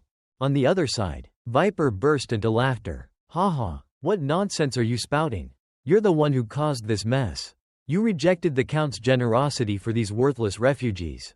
Instead, you selfishly ran off in the middle of the night to throw your life away. And this is how a so-called saintly princess is supposed to act. You tax them more heavily than the common folk and force them to work in dangerous places. Do you have any idea how much suffering our people have endured because of this discrimination? And yet you dare call our words nonsense?" From Viper's perspective, he had no interest in wasting time arguing with a bunch of refugees. He snapped his fingers, signaling to one of his subordinates. Before continuing, "HMPH, that's none of my concern. My orders are simple: capture Princess Reyna. So, make your choice, hand over the princess, and we'll release these people. Or, you can all die together." As he spoke, his sharp gaze locked onto Reyna, waiting for her response. For Reyna, standing in the midst of this crisis, an overwhelming sense of helplessness welled up within her. She bit her lips slightly before asking, "If I return, will you let everyone go?" Hearing that she was considering surrender, Victor immediately interjected, "Wait, princess." Before he could finish his sentence, Reyna raised her hand, stopping him. She then turned back to Viper, her voice firm. "Answer me, you won't pursue them any further, will you?" Viper smirked with amusement. "I swear." But his expression was far from trustworthy. Victor, with his seasoned experience, saw right through it and tried to warn her again. "You mustn't fall for his lies. Leave us behind and run." Princess Reyna, however, responded with unwavering authority. "I am the last of Volga's royal bloodline. How could I ever abandon my people and flee? You say that I am a source of strength. But without them, I have no reason to exist. If it's for their sake, I am willing to make any sacrifice. So please, take care of them for me." With those words, she solemnly stepped forward. Around her, the captured townspeople began to weep uncontrollably. From Reyna's perspective, doubt lingered in her heart. She questioned silently, "Lord Elcasel, is this truly your will? If so, then I will accept my fate without regret." No, there was just one regret left. I never got the chance to thank him. A vivid image of Simon surfaced in her mind. Unaware of these thoughts, Viper burst into manic laughter. "Ha, no matter what you do, this is as far as you go. I'll deliver you safely to the Count, Your Highness." Then, his cold, calculating gaze swept over the gathered refugees. "All right, now that we have the princess, I shall carry out the Count's next order. Kill them all." His murderous words left Reyna utterly stunned. Meanwhile, the knights under his command wasted no time unsheathing their gleaming swords. Advancing toward a random woman in the crowd, she clutched her young daughter tightly, her terrified cries piercing the air. "Please, spare me." On the other side, Reyna turned sharply to Viper, her voice filled with rage. "This wasn't our deal. You said you'd let them go safely." Viper cast a mocking glance her way, as if she were a fool. Did I really say that?" His blatant lie finally shattered Reyna's last shred of hope. You tricked us," she shouted, her voice trembling with fury. But before she could act, two knights grabbed her arms, restraining her. Viper simply shrugged. "Just stay put. We'll escort you back safely." Across from him, Victor had seen enough. His fury boiled over as he drew his sword and charged at them. "You bastards! Get your filthy hands off the princess! I'll cut every last one of you down!" His voice roared with determination. But his strength no longer matched his spirit. Viper barely had to move. He nudged his horse forward and, with a single effortless thrust, plunged his sword into Victor's chest. The old butler gasped in pain, his body curling inward as he spat out curses. "Damn you!" Viper, however, paid little mind to his dying words. He gazed at him with icy indifference and muttered, "This is actually for the best. I want you to fully grasp the reality of your situation. And when heads start rolling, everyone will understand." With that, he raised his sword high and swung it downward. Behind him, Princess Reina could only watch, her screams of despair ringing out as tears streamed down her face. However, at that very moment, an unexpected turn of events occurred.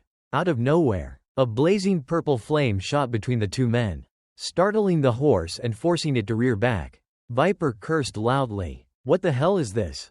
From Reina's perspective, her tear-filled eyes darted toward the source of the attack. Her heart swelled with overwhelming emotion as she thought to herself, "Sir Luke, you've come. Thank you, truly, thank you." In the distance, Simon surveyed the chaotic scene below, his expression darkening. His voice was low and sharp. "I don't know the full story, but judging by what I see, it looks like I don't need to hold back." As he spoke, another surge of purple fire ignited in the palm of his hand, ready to turn these knights into ashes. On the other side, Victor turned his gaze toward Simon, his voice laced with guilt. I thought this would be my end. How shameful for me to be saved like this. Thank you, Lord Luke." Hearing the name, Viper's eyes narrowed in suspicion. He muttered under his breath, "Luke?" It was only then that Victor realized his slip-up. His heart sank as he cursed himself internally. "Damn it, I was careless. I actually let his name slip." Trying to recover, he quickly added, "No, that's not what I meant." But his stammering only made things worse. Viper wasn't a fool. The more Victor tried to cover it up, the more obvious it became. The knight captain slowly shifted his gaze toward Simon, his expression darkening as realization dawned. "Ah, I see now. I knew I recognized that face from somewhere." His lips curled into a sneer. "You're the son of Baron Lacan, aren't you? No wonder this whole situation feels off. The princess has been obediently staying put all this time. And yet, all of a sudden, she escapes in the dead of night. I suspected someone was behind it. And to think, it was nothing more than a foolish boy from a crumbling noble house?" He let out a mocking chuckle before turning back to Reina. "Princess, I truly pity you." Then, his face twisted with ruthless intent as he barked out his next command. "What are you waiting for? Kill them all." At his order, the knights charged forward like rabid hunting hounds, their voices ringing in unison. Understood, yet they failed to realize that the faster they ran, the closer they brought themselves to death's embrace. Opposite them, Simon was done holding back. His expression was cold, merciless. Extending his hand forward, he murmured an incantation. "Answer my summons, creatures of the undying. Drag these fools down into the abyss. Annihilate every enemy before you." His words rang with an eerie clarity, resonating through the battlefield. Blood trickled from his eyes and the corners of his lips. Perhaps he had pushed his power too far. Then, the earth trembled violently. The ground beneath their feet cracked and roared, sending the horses into a frenzy, unable to advance any further. And before the knights could react, massive stone golems erupted from beneath the earth, rising like ancient guardians to encircle them completely. Viper's eyes widened in sheer disbelief. "I've never seen so many golems before." He's summoning them?" His voice wavered. How the hell is he doing this? But no one had an answer for him. At that moment, the stone golems began to raise their massive arms and strike down upon the knights. Horses neighed in terror as the towering creatures effortlessly snatched them up, leaving their riders flailing and screaming in sheer panic. "Please, spare us," the knights cried out in desperation. Viper, however, quickly tried to regain control over the situation. "Stop panicking," he barked. "They're just crude golems. They're nothing compared to a gigant in durability or speed. If we take advantage of our mobility, we still have a chance to win." With that, he led a group of his men forward, charging at the golems and slashing relentlessly at their legs, hoping to bring them down. But Simon wasn't about to stand by and let them attack so freely. From his fingertips, glowing threads of energy shot forth, latching onto the stone golems ahead. As soon as the connection was made, one of the golems raised its massive arm and slammed its fist into the ground with incredible force. The earth beneath them shattered into countless fragments, unleashing a powerful shockwave that sent the knights and their horses flying in all directions. Meanwhile, other golems began picking up boulders, hurling them with deadly accuracy at the remaining knights. Those unfortunate enough to be hit were instantly crushed, their bodies reduced to nothing more than broken remains.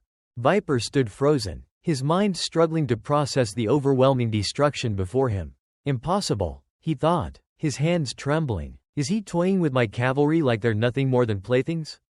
Realizing that victory was no longer an option, he made a split-second decision. Leaping off his horse, he grabbed Princess Reina and pressed his sword against her throat. Everyone, stop immediately, he shouted. If any of you move even an inch, I'll kill the princess where she stands.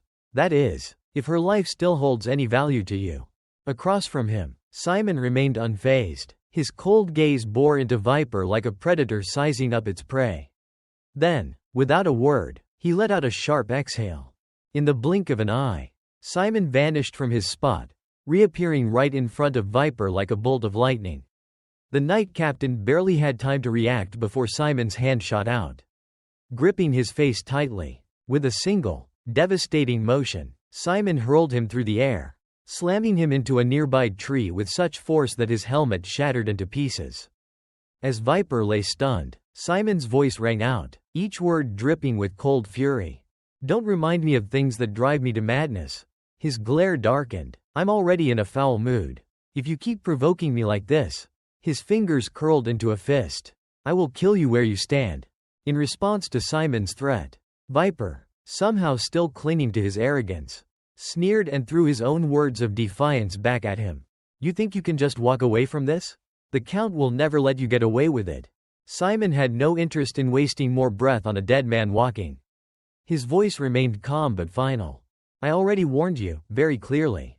Without another word, he focused his mana at his fingertips and, in a flash, fired a precise energy bullet straight into Viper's forehead. The knight captain's lifeless body slumped to the ground instantly, his defiance extinguished in an instant. Reina, still in shock at how quickly everything had unfolded, could only stare in disbelief.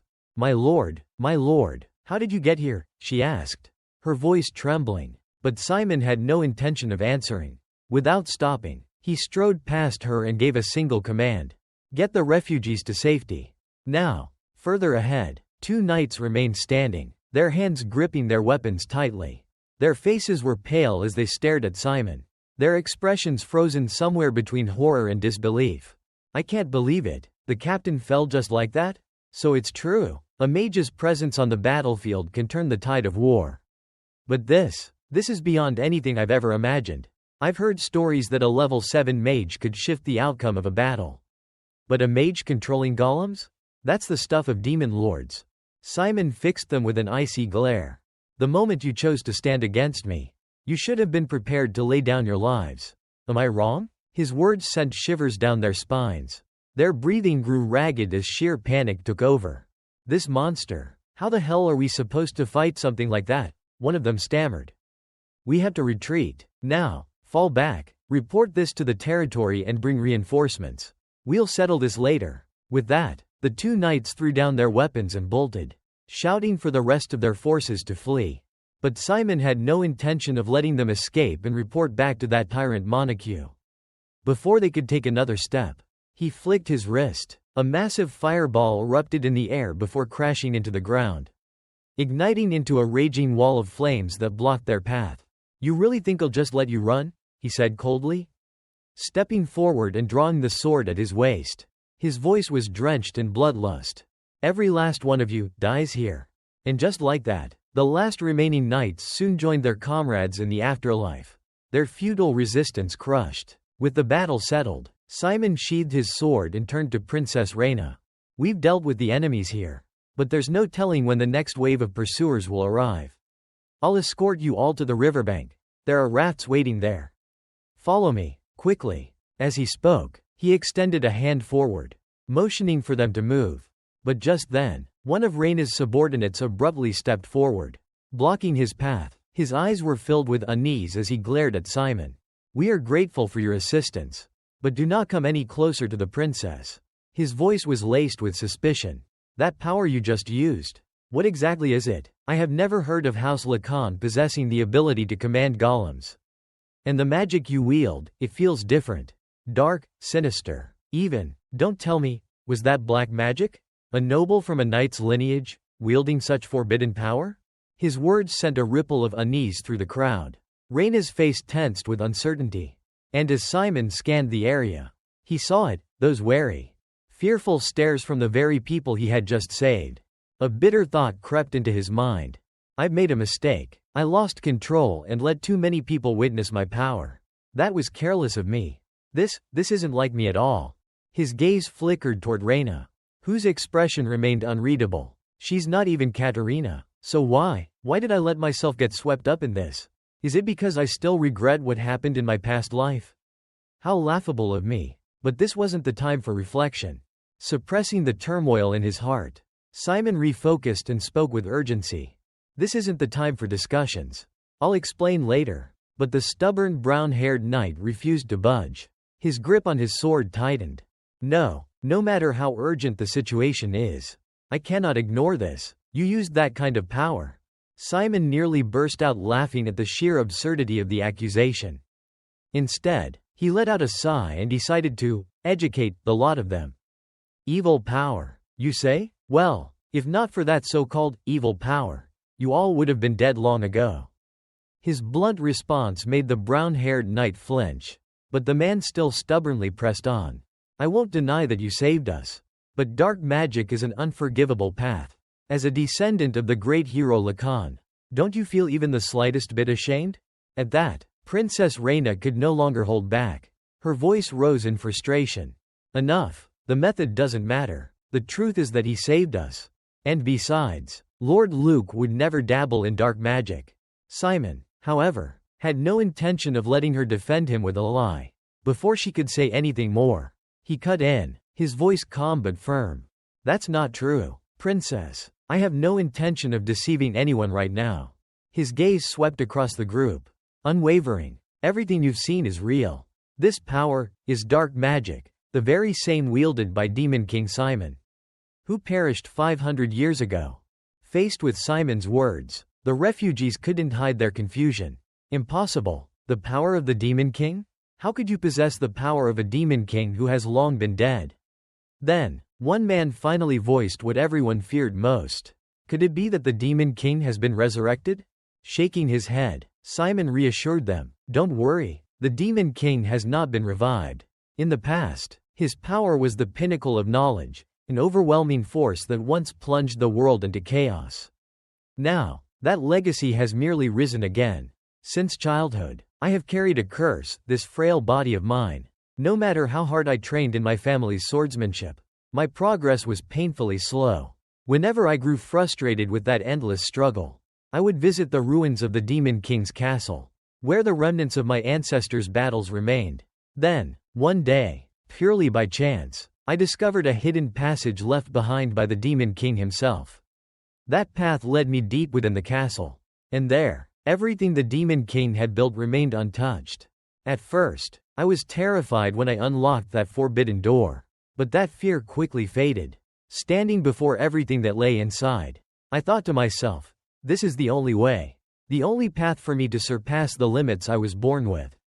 Yes, the only path. From then on, I secretly studied magic and learned to control golems in secret. And the power you just witnessed is the result of that effort. Of course, as a descendant of the hero Lacan, using the power of the Demon King is something worthy of condemnation. But I had no other choice. I was more desperate than anyone. I needed power, the power to protect what is precious to me. Simon's emotional words left the crowd speechless. However, the black-haired fool still looked displeased and muttered, even so, this is still unacceptable. Before he could say another word, the butler Victor stepped forward. His face flushed with anger as he shouted, that's enough. As Lord Luke said, the only reason we are still alive is because of him. At the very least, right now, we have no right to judge what is right or wrong. The old man then turned his weary eyes toward Simon and firmly declared, "My lord, I don't care if it's the power of the demon king or the power of the devil. All I know is that you have protected us. We will keep this matter a secret. So please don't worry." His resolute tone took Simon by surprise for a brief moment. But soon, he nodded and said, "Thank you, truly, thank you." Even as he spoke, Simon remained observant. A few of the refugees were still looking at him with wary eyes. He thought to himself, some have accepted it, that's a relief, but it's still not enough to convince everyone. I'll need to take further measures in the future. Unaware of Simon's thoughts, Victor turned back to the crowd and raised his voice. Right now, we don't know when the Count's pursuit forces will catch up.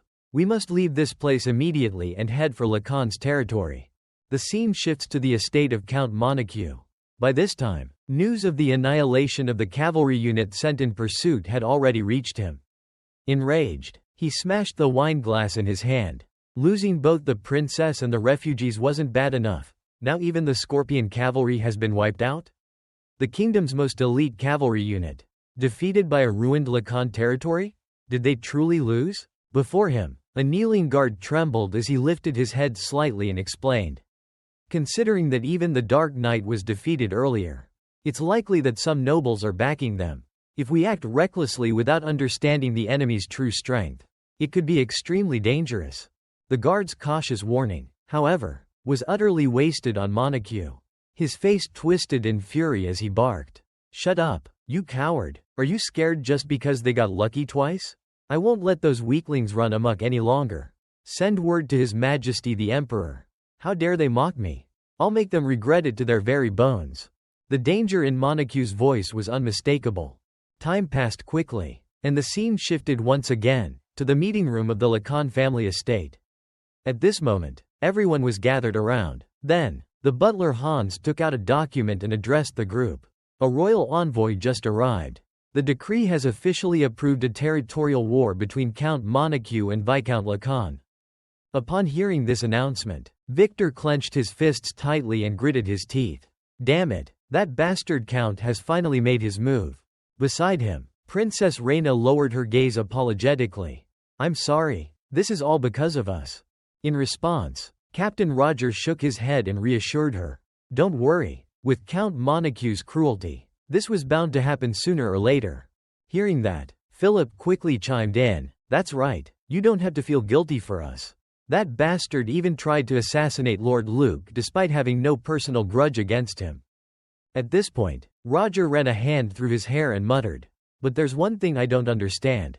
The official reason for this war states that we attacked Count Montague's private soldiers?" His words caused Reina and Victor's expressions to stiffen, while Philip, still fuming, spat out angrily, "Those cowards, we haven't even seen a single Scorpion Knight. How the hell can they fabricate such an outright lie?" Roger let out a sigh. "And the fact that the royal court approved this so easily is ridiculous. It's obviously because of their blood ties, they're covering for him." On the other side of the room, Simon's group naturally understood the truth behind everything. However, they couldn't reveal it, so they could only awkwardly push the justification for war aside. Now isn't the time to nitpick the details. We need to focus on how to survive this situation. With that, Simon turned his gaze toward Roger and asked, "What's the status of our forces?" Roger replied, "We've recently recruited mercenaries from the young men in the refugee camp. But the problem is that most of them have no training whatsoever. Whether they'll be of any real use on the battlefield is still uncertain." Hearing this, Simon immediately understood that they couldn't rely on the refugees to turn the tide of battle. So instead, he turned to the old mage and asked, "Master Mute, what about the giants?" Mute quickly summarized the progress of his work. "We used the remaining funds, after fortifying the territory, to acquire and repair abandoned giants. However, due to time constraints, only 3 of them are fully operational and ready for combat. Compared to the number of giants in the Count's domain, our forces are still severely lacking." At that moment, Princess Reina suddenly chimed in. "Actually, we still have one more giant. It's hidden in an estate nearby." Her words made Philip's eyes widen as realization struck him. That's right, we still have Mir. We've seen its power firsthand in the Gigant Arena. It'll definitely be a huge advantage for us. But, don't we lack knights who can pilot Mir? Reyna smiled confidently and pointed at Victor. No need to worry about that. Lord Victor has experience piloting giants. Victor clenched his fists and gave a firm nod. I may be an old man who's long left the battlefield, but no one can match the experience I've accumulated. I promise I won't be a burden. I will give it my all. Please trust me, just this once. Roger's face lit up with excitement. If it's the legendary former knight commander of the Volga Kingdom, then we have nothing to worry about. Philip, standing nearby, looked stunned. Oh, damn, I thought he was just some regular old man. Who knew he was this badass?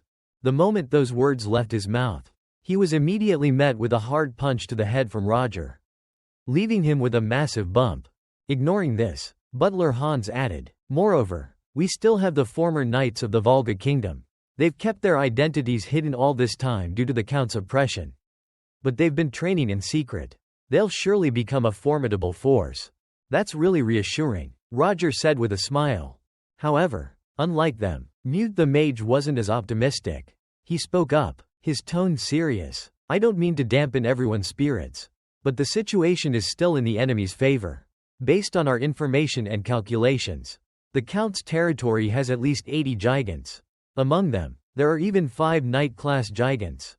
In modern warfare, the number and class of giants determine victory. The difference between a warrior class and a knight-class gigant is like that of a child and a grown adult.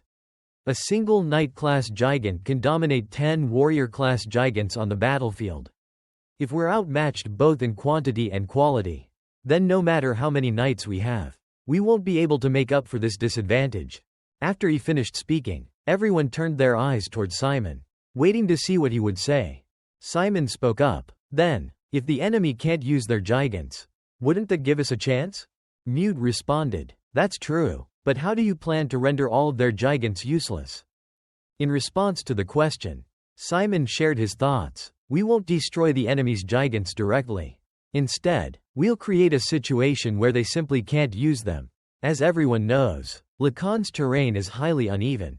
The east and west are bordered by towering cliffs, making large-scale movement extremely difficult. Meanwhile, the north is covered by dense forests, which would severely limit the mobility of their massive giants.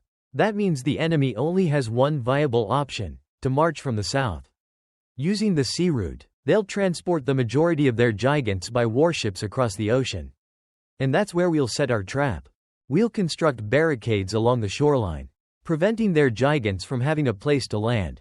Then, before their forces can even deploy, we'll strike from a distance, turning them into nothing more than sitting ducks. Of course, we can't ignore the possibility of an attack from another direction, but that's something we can plan countermeasures for together. Our numbers are far smaller, but that doesn't mean we have to be afraid. We have the Lacan Knights under Roger's command and the legendary former knight commander of the Volga Kingdom. Each and every one of us is no less than they are. No, if anything, we surpass them. As long as we stand and fight together, we will win. Simon's words ignited a fiery determination within everyone in the room. Captain Roger immediately slammed his hand on the table and stood up, his voice brimming with resolve. That's right, how can we just sit still?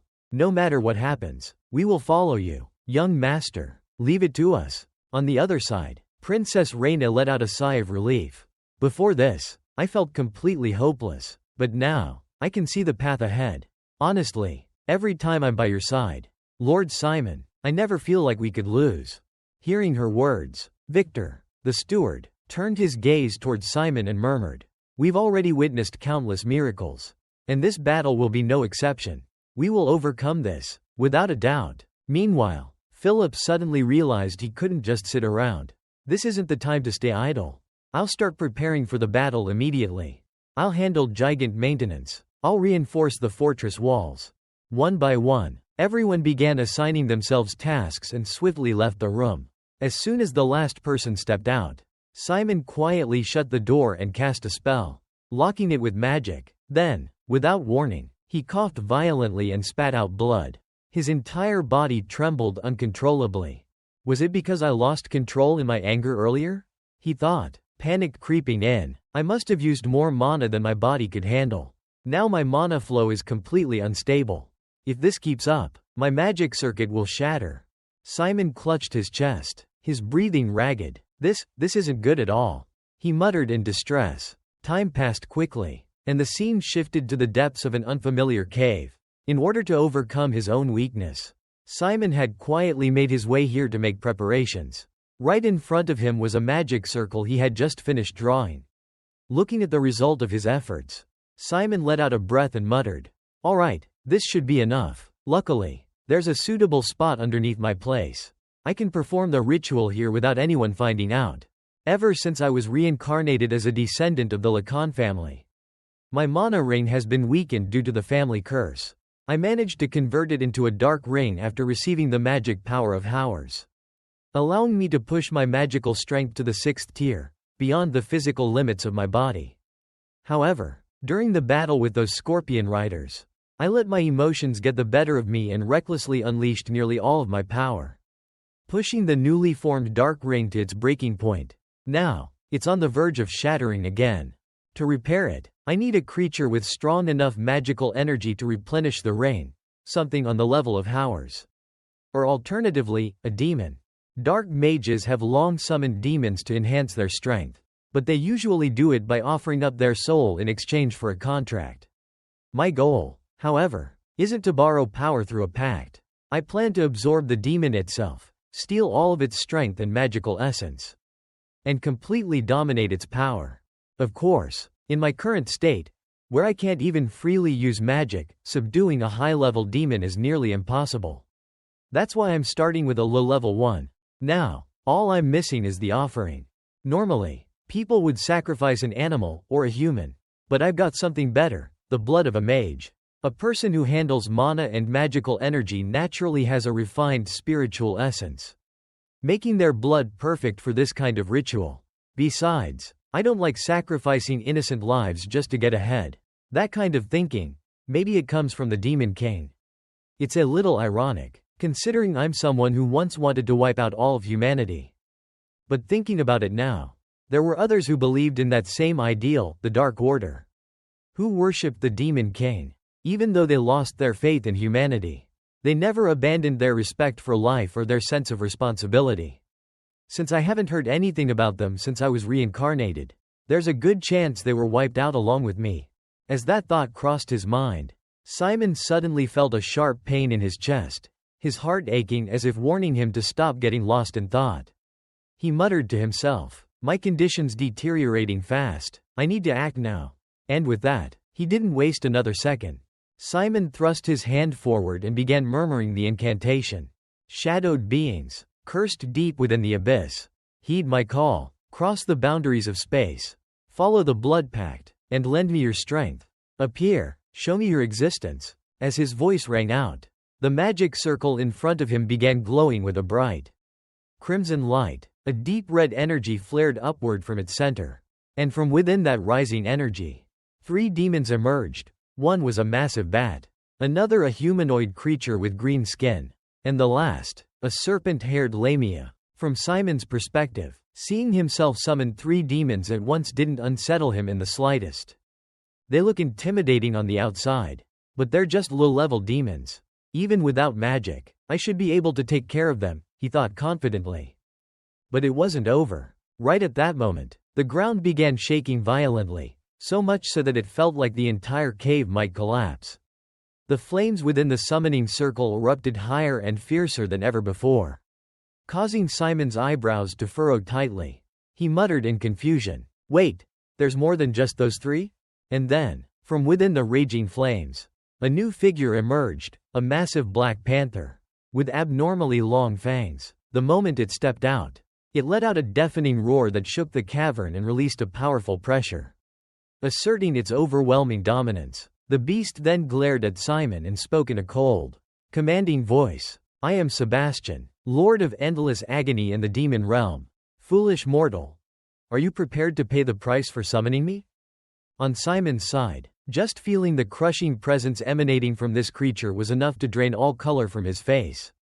He went pale instantly. "Bloodless. No way. This aura, it's a high-level demon?" But this circle should have only been able to summon low-level ones, he thought in disbelief. Things were spiraling out of control. In my current state, there's no way I can take on a high-level demon. But I can't let them stay here either. If they break out of this territory, everything's going to descend into chaos. He clenched his teeth. At this point, the only option left is to erase the summoning circle and forcibly banish them. That was the plan forming in Simon's head. But before he could act on it, the Black Panther demon, unaware of his intentions, spoke again, demanding its sacrifice. Do not be afraid. If you willingly offer up your soul, I'll make it quick. Just surrender your soul to me. At those words, the 3 low-level demons began slowly closing in, surrounding Simon from all sides, ready to stop him from escaping should he even try to run. Back on Simon's side, even though he was so terrified he could have pissed his pants, he still forced himself to act tough.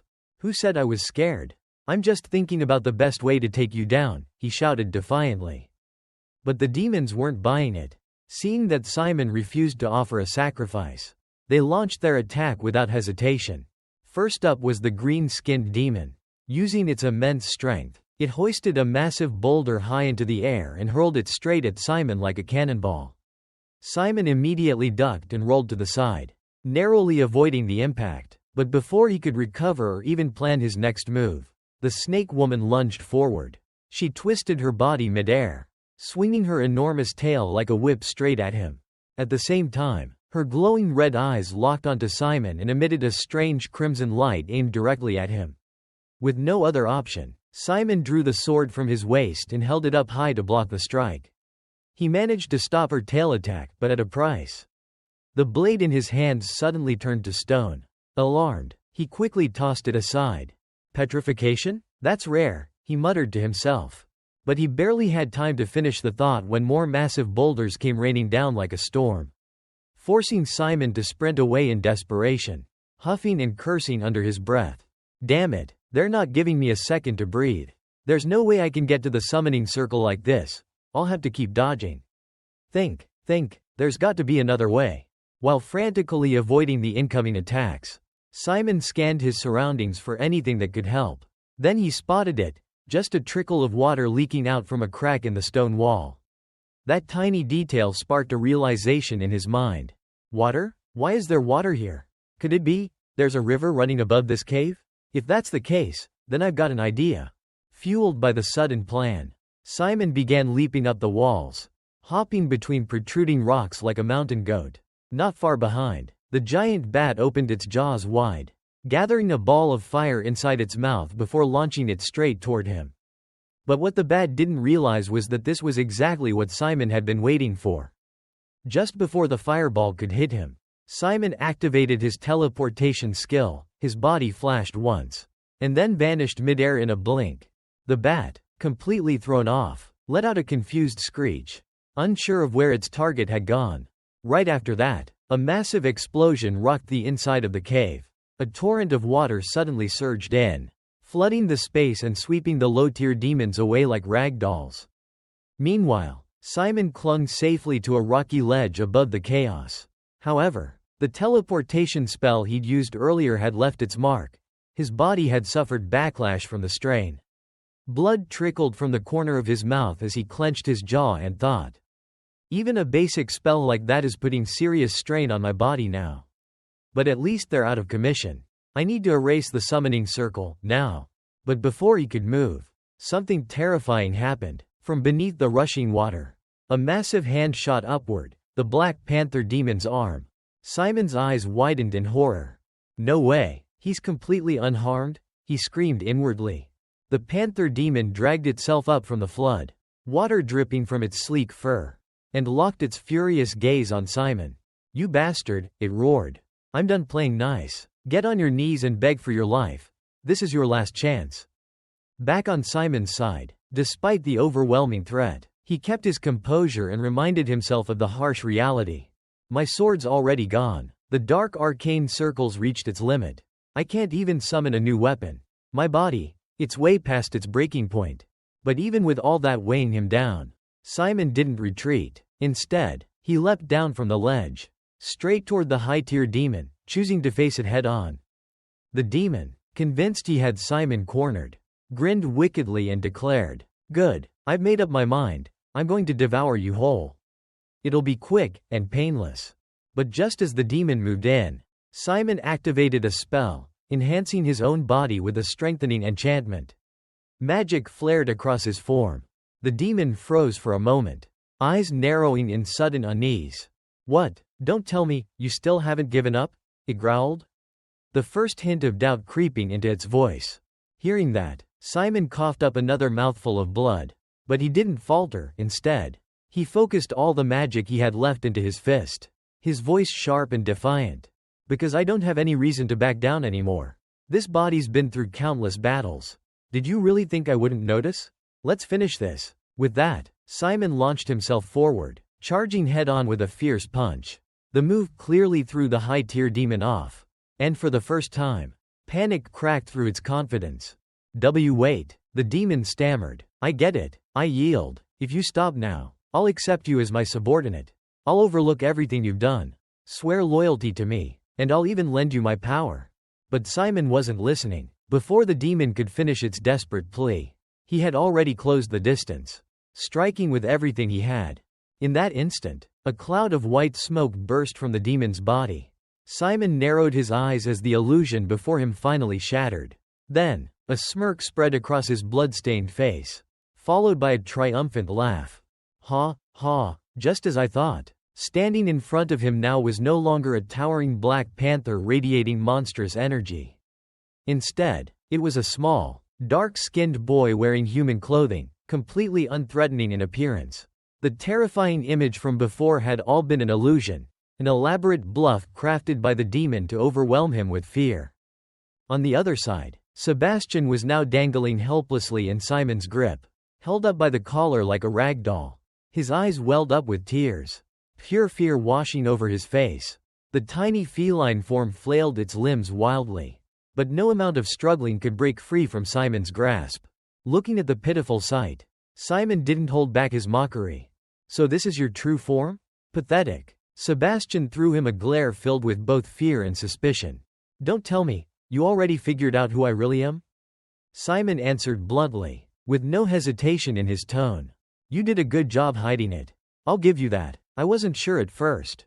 But the idea of a high-tier demon being this clumsy was a red flag.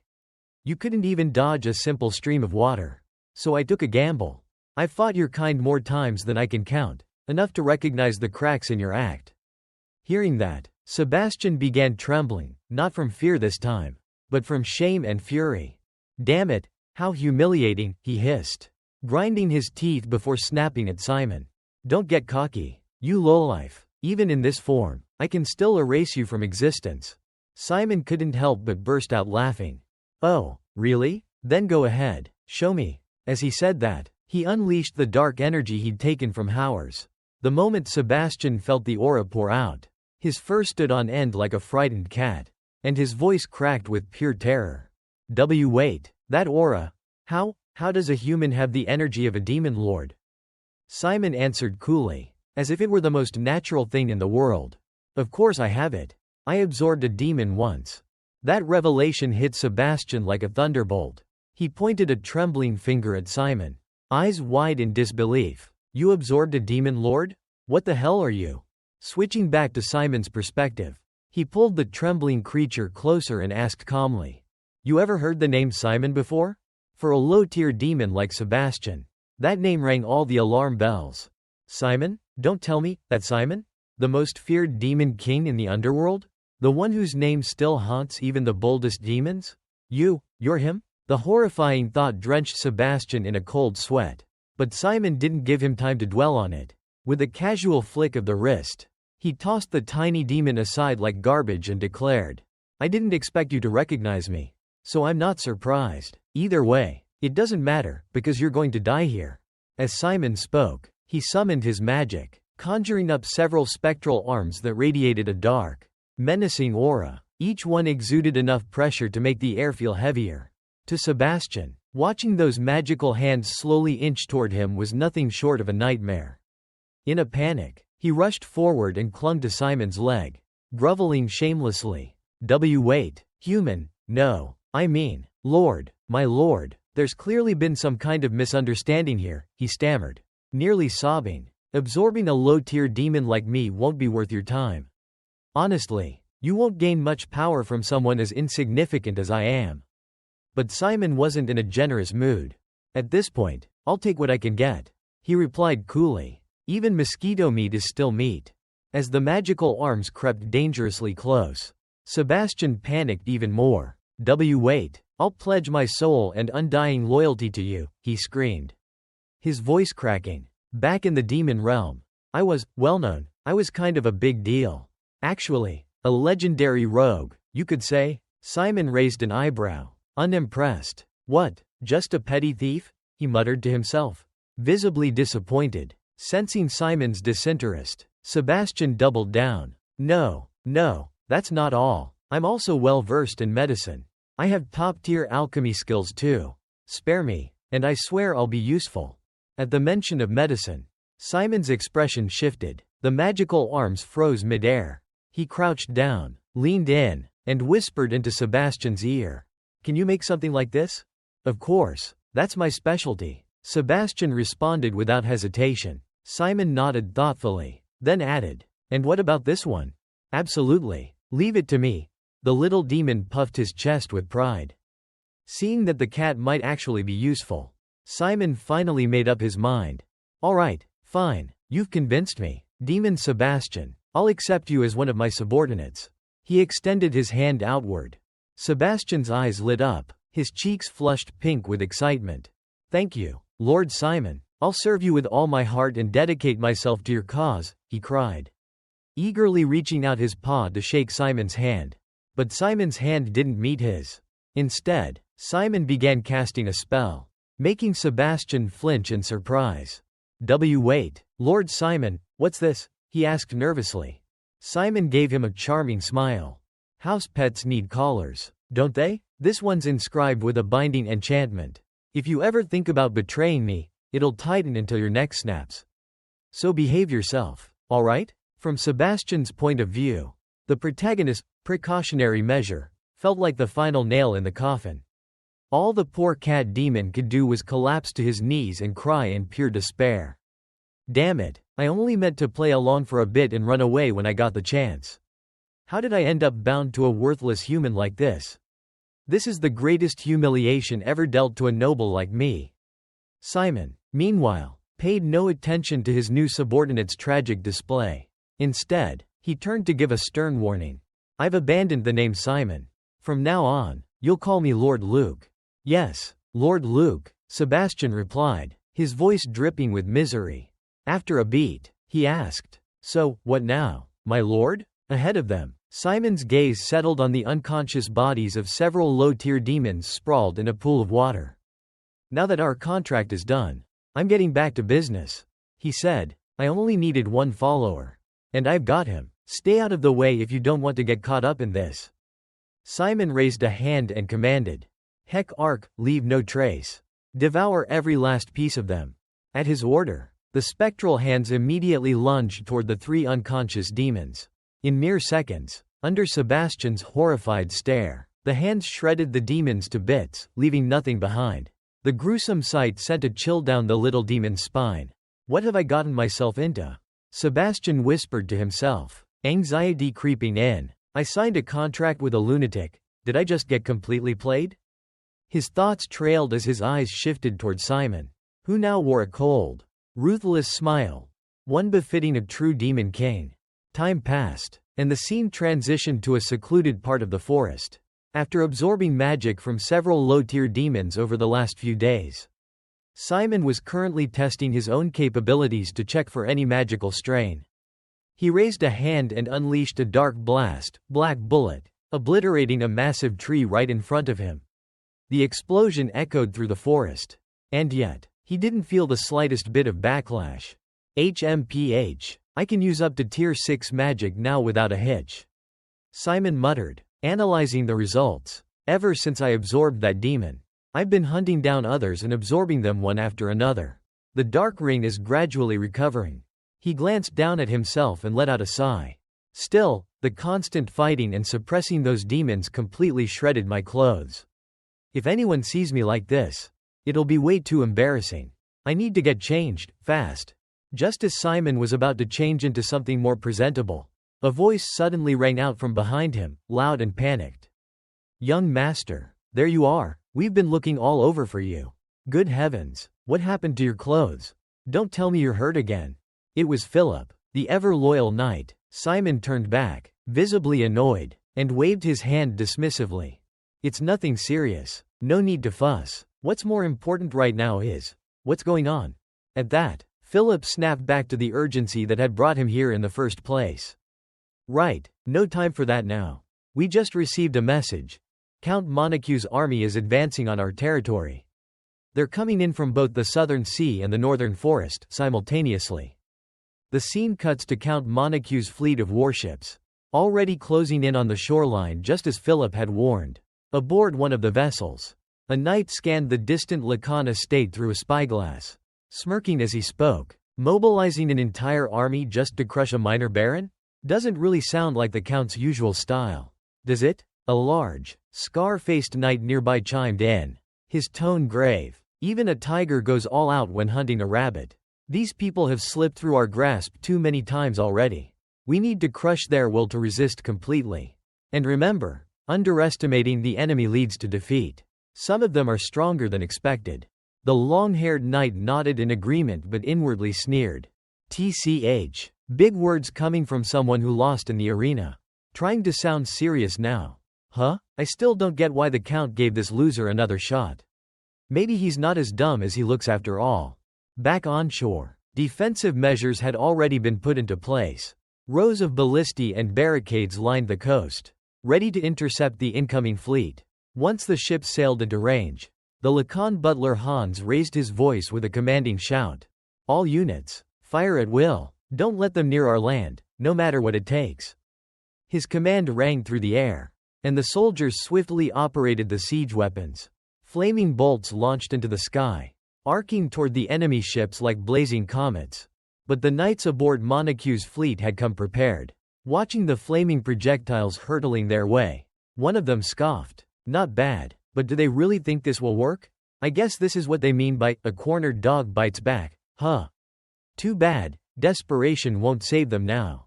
As the sound echoed from within one of the warship's cabins, a massive figure slowly emerged onto the deck. It was a gigant, but not just any gigant. This one was unmistakably a mage gigant. True to its nature, as a barrage of missiles flew toward it, the gigant merely raised its staff with a swift motion. In an instant, a magical barrier materialized, effortlessly shattering the incoming projectiles into pieces upon impact. On the shore, the soldiers watching in awe couldn't help but gasp in disbelief. Magic? The Count's cavalry even has ancient cavalry knights? Inside the mage gigant, the long-haired knight observed Simon's group with a smug expression. Seeing the panic and disarray among them, he sneered. No matter how hard you try, you're nothing more than filthy rats scurrying about. The ancient knights, as the name suggests, are a fusion of a knight's aura and a mage's mana.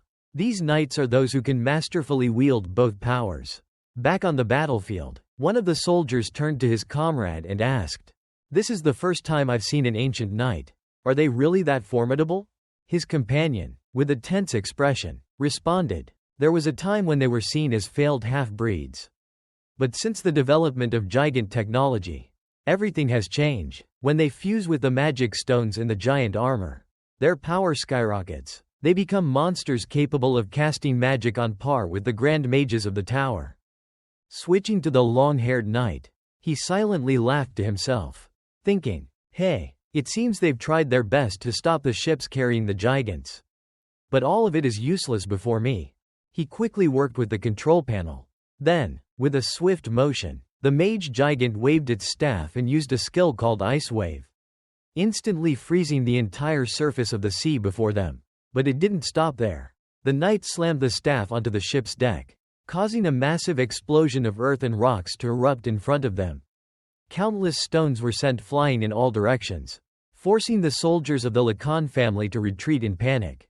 "Run! Hurry!" one of them screamed. Seeing the results of their attack, the long-haired knight felt immense satisfaction. Now all obstacles are cleared. Wipe them all out. He gave the order. At his command, several giant knights began disembarking onto the shore. With each step they took, the ground trembled underfoot. Meanwhile, the mage gigant inside muttered in disappointment.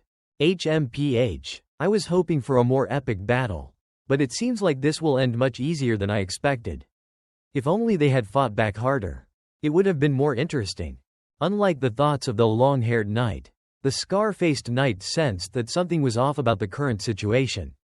He glanced ahead and noticed that there was no resistance or preparation coming from the Lacan estate at all. This made him suspicious. With this many forces closing in, and yet they haven't deployed a single unit. What are they planning? Despite his doubts, the scar-faced knight still ordered the gigant to move forward. Meanwhile, atop the walls, Butler Hans quickly commanded the defending soldiers. Defend the walls. Fire the cannons in response. Second artillery unit. Prepare quickly. At the next command, the cannons positioned along the walls fired in unison, launching wooden balls towards the gigants. Seeing this, the ancient knight grew bored and conjured a shield. Sighing, "Again? Try something new, will you?" Next, the gigant warriors swung their swords and cleaved the wooden balls in half. However, what surprised them was that from within the wooden balls, a purple liquid began to spill out. They couldn't help but wonder. What is this? Is this wine? Before they could finish their words, smoke started rising from the spots where the purple liquid had landed. This caused panic among them, and they screamed, "What the hell is this? What did you just do? What's happening?" The gigant stood frozen in place. "Damn it, the liquid, it's freezing. What the hell is this?" From afar, Butler Hans saw the gigants immobilized and seized the opportunity. "Attack, now, take advantage of the enemy's confusion and strike." At his command, the cannons atop the walls began firing once again, launching fireballs at the gigants. At this point, it was the MANHWA forces who started to flee. "Run, I can't move my body. Don't let anyone escape." In another corner of the battlefield, while everything was in chaos, Sebastian was leisurely eating an apple. "What a mess. I've been wondering why he kept pushing me like that. So this is the reason." A few days ago, when Simon encountered Sebastian, he made a strange request. "Hey, can you create an adhesive that can't be removed, no matter what?" At first, Sebastian thought it was impossible. In all his hundreds of years of life, he had never heard anything as absurd as that. Such a thing can't exist. But, as it turned out, it did. Thinking about the threats Simon had made towards him, a surge of anger and humiliation rose within Sebastian, to the point where his eyes were on the verge of tears. How dare he treat me like this? Using me so roughly. This humiliation, I will repay tenfold. But anyway, with me, the great Sir Sebastian, taking action myself. The outcome was inevitable. I'll just wait a little longer. Until everything's over. Meanwhile, the cannons atop the walls continued to fire relentlessly, while the gigants, whose movements were restricted, could only retreat awkwardly, dragging their bodies behind them.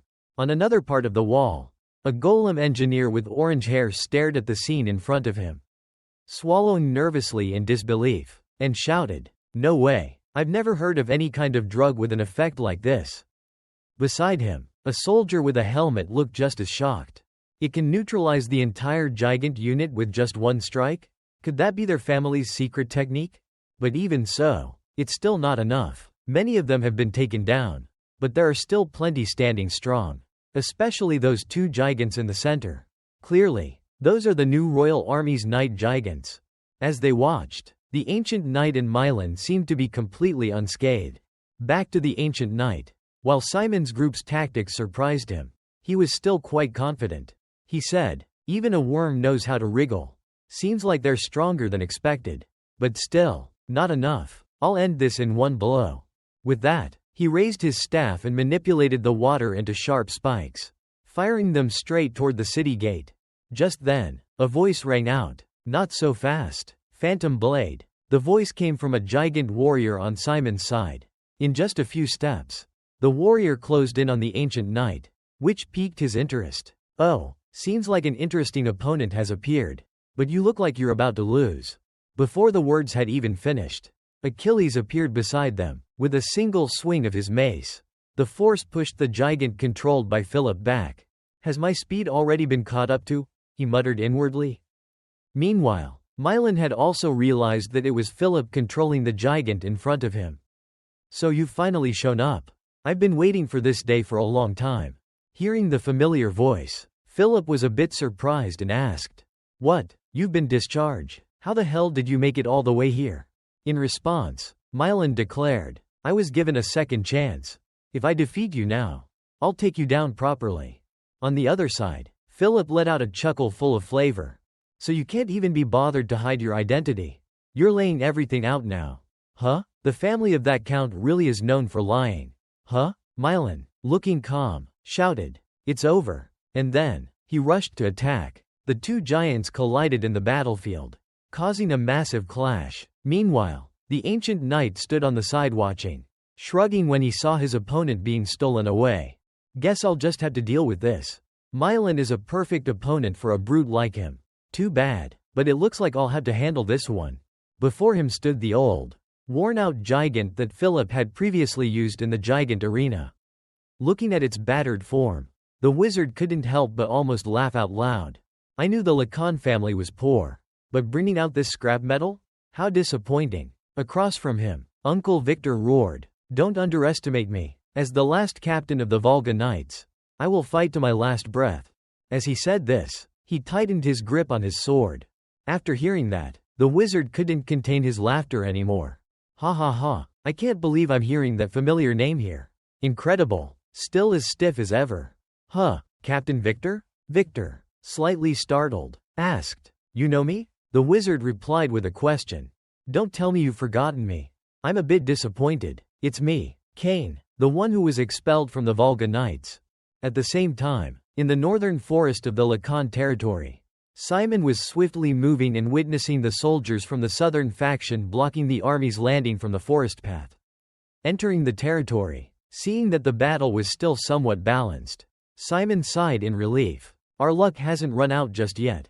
As expected, sending troops early was the right decision. Count Montague has expanded his power through numerous wars of conquest, so we can't take him lightly. Luckily, most of the gigant armors were deployed to the south, so now only regular soldiers remain in the north. Anticipating an attack from multiple directions and positioning the troops here was the right choice. Of course, with such a small force, even concentrating on a single point is difficult, so sending troops deep into the forest would have been even harder. But we've solved it another way. At this moment, suddenly, from deep within the forest, countless villagers armed with weapons rushed out, ambushing the Montague soldiers from both sides. These were the bandits expelled from the territory, but Simon had secretly sheltered them within the forest. Among these militia members, a tall man shouted loudly, "This is our only chance to repay the young master who helped us. Everyone, let's destroy the enemy together." He shouted to boost morale, making everyone more passionate. "Yes, sir." Seeing the fearless demeanor of his militia, Simon couldn't help but feel pleased in his heart. "I'm so glad the bandits I took in as villagers have been trained well. Having experienced real combat, they're proving to be incredibly useful now."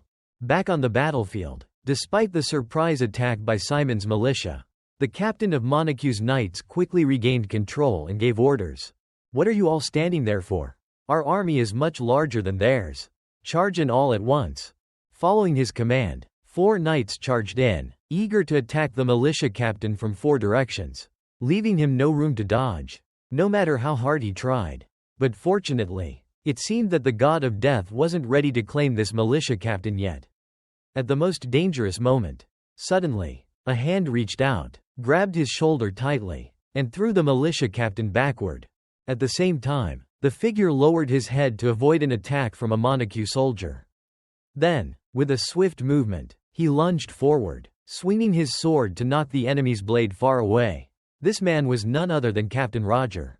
With his superior skill and strength, he easily defeated the soldiers surrounding him with just a few precise sword strikes. Afterward, Roger turned and shouted, directing everyone, "Be careful, don't push too deep into the enemy's formation. Our goal is not to annihilate the entire enemy, but to hold out until the young master signals. Don't forget the real objective." "Understood," the group responded in unison. Looking at his leadership, Simon couldn't help but admire. Roger skillfully hides the weaknesses of the militia. Honestly, It's even better than I expected. With more training, they could become reliable soldiers. However, if this battle drags on, the situation will turn against us. We need to strike faster. With that thought, Simon began preparing for the next step. He raised his hand to his mouth and whistled loudly.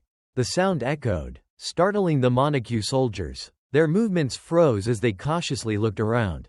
What was that? Could there be another hidden enemy? Unlike them, Captain Roger immediately recognized the sound and knew it came from Simon. He quickly glanced around and saw Simon signaling to him from a distance. That sound was the young master's signal. So the preparations are complete. We need to move on to the next step. With that, Roger smiled and said to his team, "All units, fall back quickly." At his command, the Lacan soldiers didn't engage further but turned and fled at maximum speed. This left the MANHWA commander shocked. What are they doing? Chase them. And so, the two groups began a chase through the forest until Roger led his troops to a dead end. At this point, they had no escape route left. Seeing this, the brown-haired commander sneered and taunted. Hee hee, now you can't run anymore. This will be your grave. On the opposite side, Captain Roger looked at the fools in front of him, who still hadn't realized who had fallen into the trap. He decided to enlighten them. It seems you misunderstood. My objective has been achieved. The ones who are trapped here aren't us.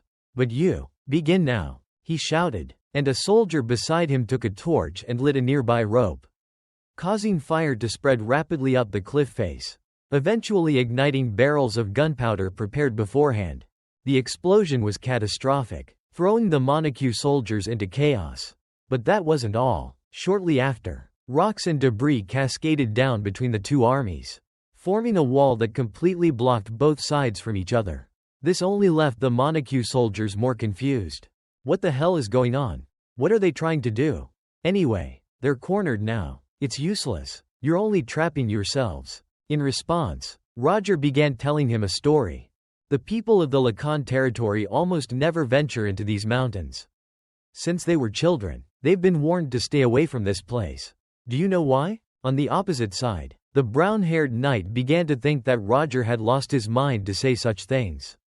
He asked, "Have you lost your mind? What nonsense are you talking about?" Hearing this, Roger just smiled, not angered, and continued explaining. Because this land is the lair of monsters. Ever since ancient times, no one who has entered this place has ever made it out alive. As his voice echoed, a group of monsters appeared from behind them. The leader of these monsters was none other than the orc that Simon had previously captured. Then, within the gorge, countless howls and roars filled the air. Meanwhile, Simon, watching from afar, nodded to himself. Good, everything is going exactly as planned. Now, I just need to deal with the southern front. At this rate, things might turn out easier than I expected. Just as Simon thought this, columns of white smoke began to rise from the distance, drawing his attention. Smoke? Is it a forest fire? But that's in the west. Don't tell me there's another army over there. Simon paused, his mind racing. If this was true, it would be a complete unforeseen variable in his original plan. A powerful, commanding voice rang out, "Black Bullet." With that cry, purple streaks of light shot forward, piercing through the soldiers' chests and sending them screaming in agony. After taking care of the regular troops, Simon swiftly leapt onto a nearby tree branch. In his left hand, he still held a pulsating orb of purple energy. Sweat dripped down his face as he took a deep breath, eyes scanning the area with exhaustion. Phew, looks like I've almost cleared them all, he thought. Suddenly, a loud explosion erupted from the direction of the mountains, making his eyes snap toward the source. Startled, he immediately jumped off the branch and shouted, "Damn it, there's still more?" As he sped through the air toward the explosion, his thoughts raced. I didn't expect them to flank from another direction. I underestimated the count. They just keep coming. His jaw clenched in frustration. This is taking longer than I thought. I'm going to be late getting to the southern front. I can only hope they can hold out until I get there. Meanwhile, elsewhere, a sword had been driven into the ground. An elderly man panted heavily nearby. Standing across from him was a young man dressed in a deep purple mage's robe, smugly positioned in front of a battered knight clad in iron armor. Torn rags littered the ground, and a trembling hand still clutched a sword with unwavering grip. The pink-haired mage wore a confident smirk. They held out longer than I expected. But I think it's safe to say this is the end, he said dismissively. Come on, like they could actually stand toe-to-toe with that pack of assassins. Right? As the pink-haired mage rambled on arrogantly, the armored knight began to move. His missing right arm twitched, and sparks of lightning began to crackle at the shoulder, like something was about to grow back. Noticing this, the mage stood tall and declared, if you just stayed put in MANHWA's territory, none of this would have happened. What made you think teaming up with that kid was a smart idea? Still the same stubborn old man. Huh? Victor, the elderly knight in armor, winced in pain, his eyes wary as he lowered his gaze. Then slowly, he looked back up at the mage. Even from you, he said in a firm voice. The pink-haired mage let out a scornful laugh. You swore loyalty to the kingdom of Volga, and now you're nothing more than a pawn for Count MANHWA. Doesn't it shame you to still call yourself a knight? Victor responded with cold sarcasm. A vulture stays a vulture, no matter how well it eats. The mage sneered. That's called being smart. Unlike the old-fashioned Volga, Count MANHWA knows how to reward true talent. Thanks to him, I'm living a whole new life. So you've been nursing that grudge all this time? Huh? I've heard enough. Victor growled. The pink-haired mage's staff lit up. Surrounded by flickering lightning, floating stone swords appeared around him, hovering in the air like executioner's blades. Time's up. Let's finish this. With that, the stone swords launched forward, aiming straight at the knight Victor. 15 years ago, at the Academy of Swordsmanship, a young Victor watched as a pink-haired boy exploded with frustration. Shouting, I won't accept this. The boy slammed his hand against his chest, voice sharp with indignation. I clearly dominated him during the evaluation. So why was he the one recommended? Behind a desk in the library, a weary instructor scratched his head and muttered, complaining to me won't change anything. But before the teacher could finish, the pink-haired boy yelled again. There must be some mistake. Please, fix it. A calm, commanding voice came from the entrance. What's all this commotion about? The teacher immediately sprang to his feet. Ah, Sir Victor, you've arrived. Young Victor's expression tightened as he approached, his tone stern. What's going on here that warrants all this shouting? The pink-haired student rushed toward him eagerly. Captain, you came at the right time. I think there's been a mistake in the recommendation results. Victor stepped closer with a composed face. If that's what this is about, then the decision was mine.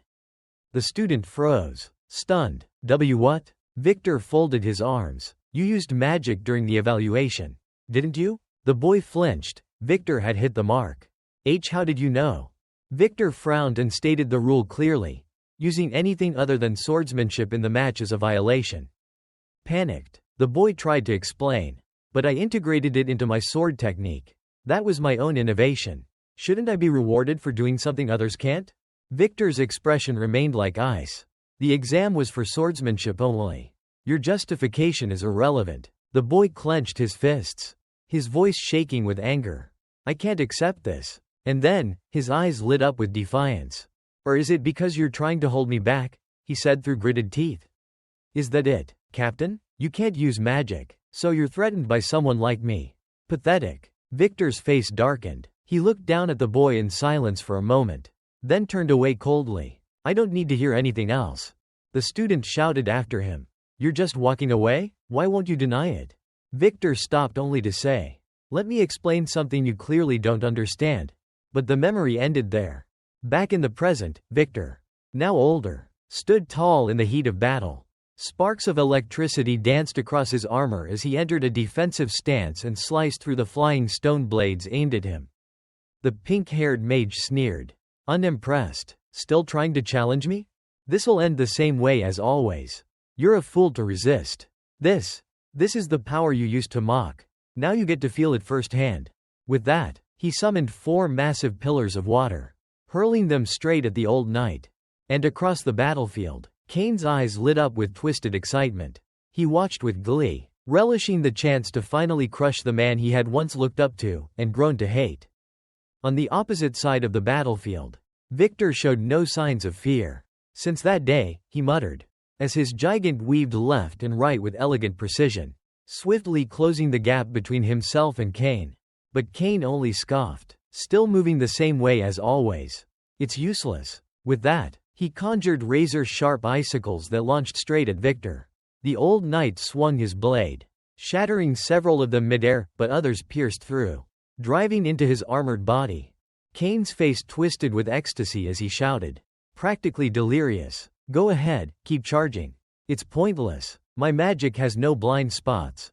What met his outburst, however, was Victor's calm, composed voice. "You still haven't refined your swordsmanship since then, have you? I warned you before. In a duel between knights, the most crucial factor is measuring the distance to your opponent."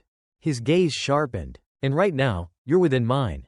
Just then, a sudden gleam flashed across the eyes of Victor's gigant. A moment later, its entire frame surged with raw power, violently breaking free from the icy stakes that had pinned it down. In one swift motion, it unleashed a devastating slash across Kane's gigant, smashing its frame and shattering the canister mounted on its back. As the explosion of sparks and steam filled the air, Victor whispered quietly, almost to himself, "Truth is, I recognized your potential long ago. You had what it took to become a rune knight." His tone turned somber. "But I was hard on you because magic alone won't carry you far.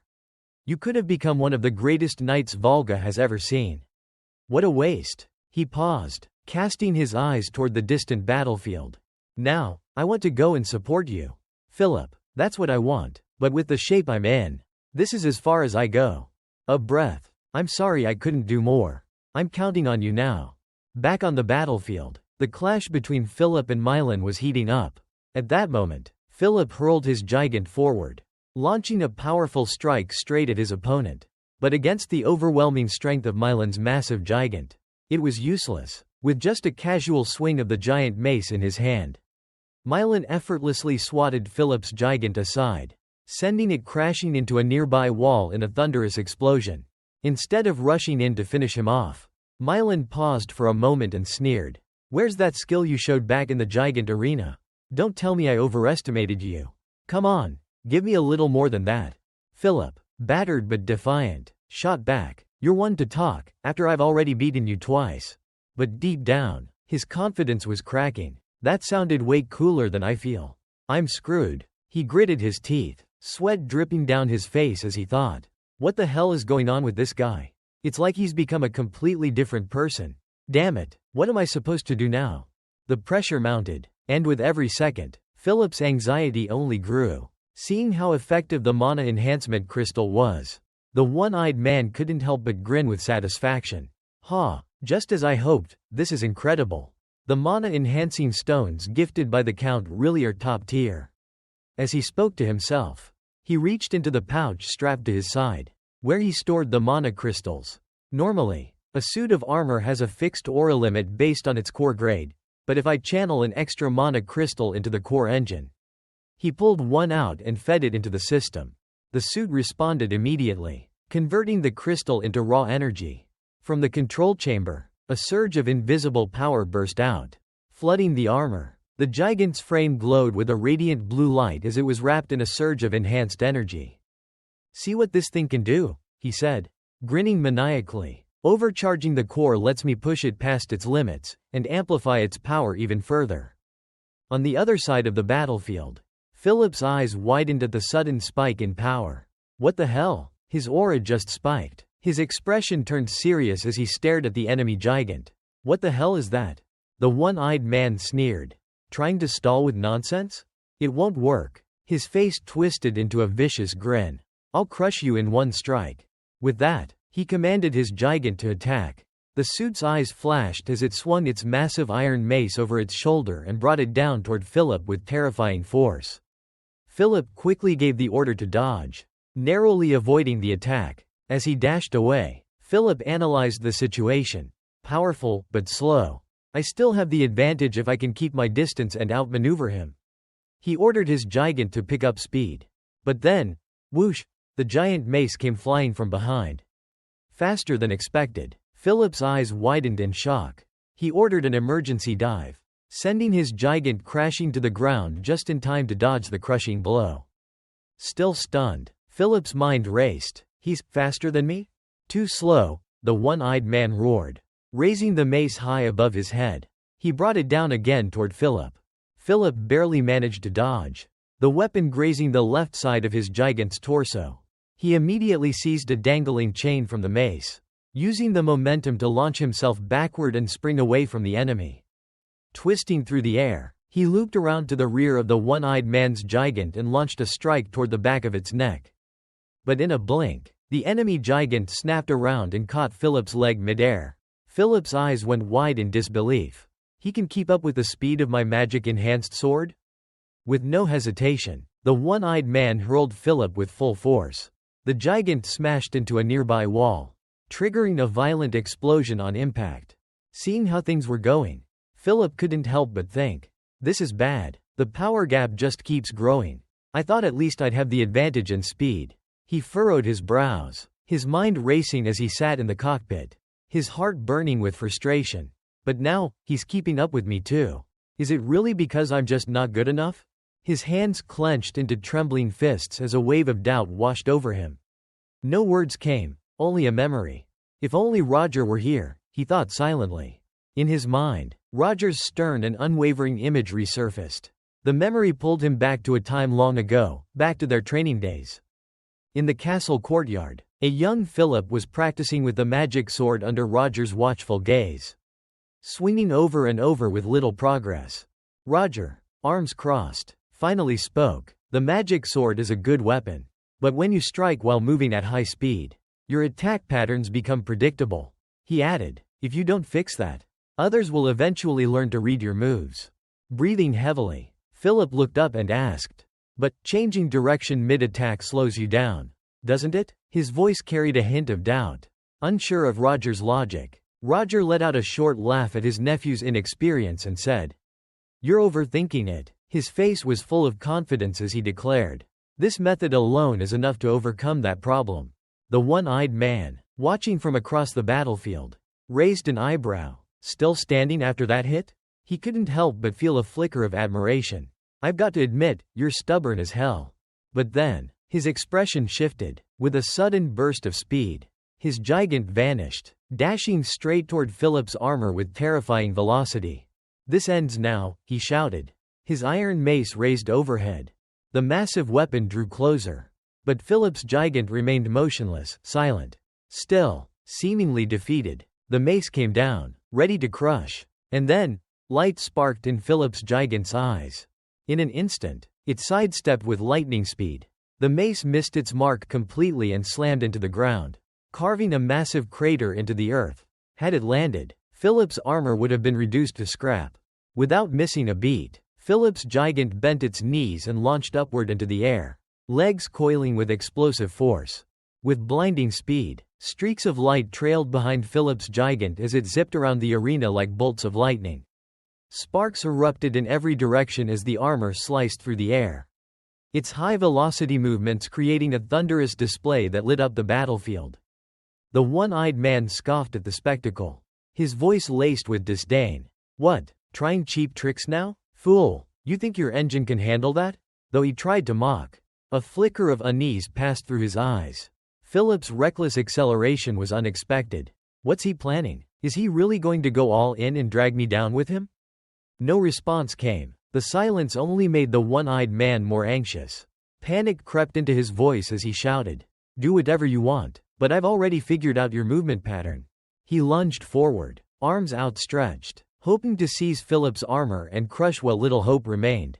But just as he reached out, Philip's gigant blurred again, too fast. His grasp closed around nothing but air. The one-eyed man's face twisted in disbelief. How is he this fast? As if answering his question, Philip's gigant lashed out, blade flashing. Several strikes landed in quick succession.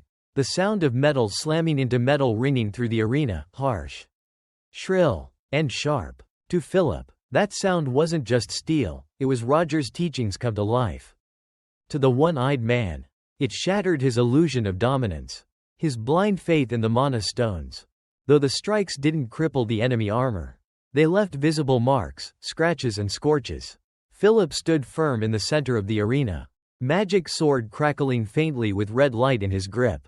Calmly, he said, Roger once told me, against most opponents, Even a slight change in trajectory makes the magic sword nearly impossible to block.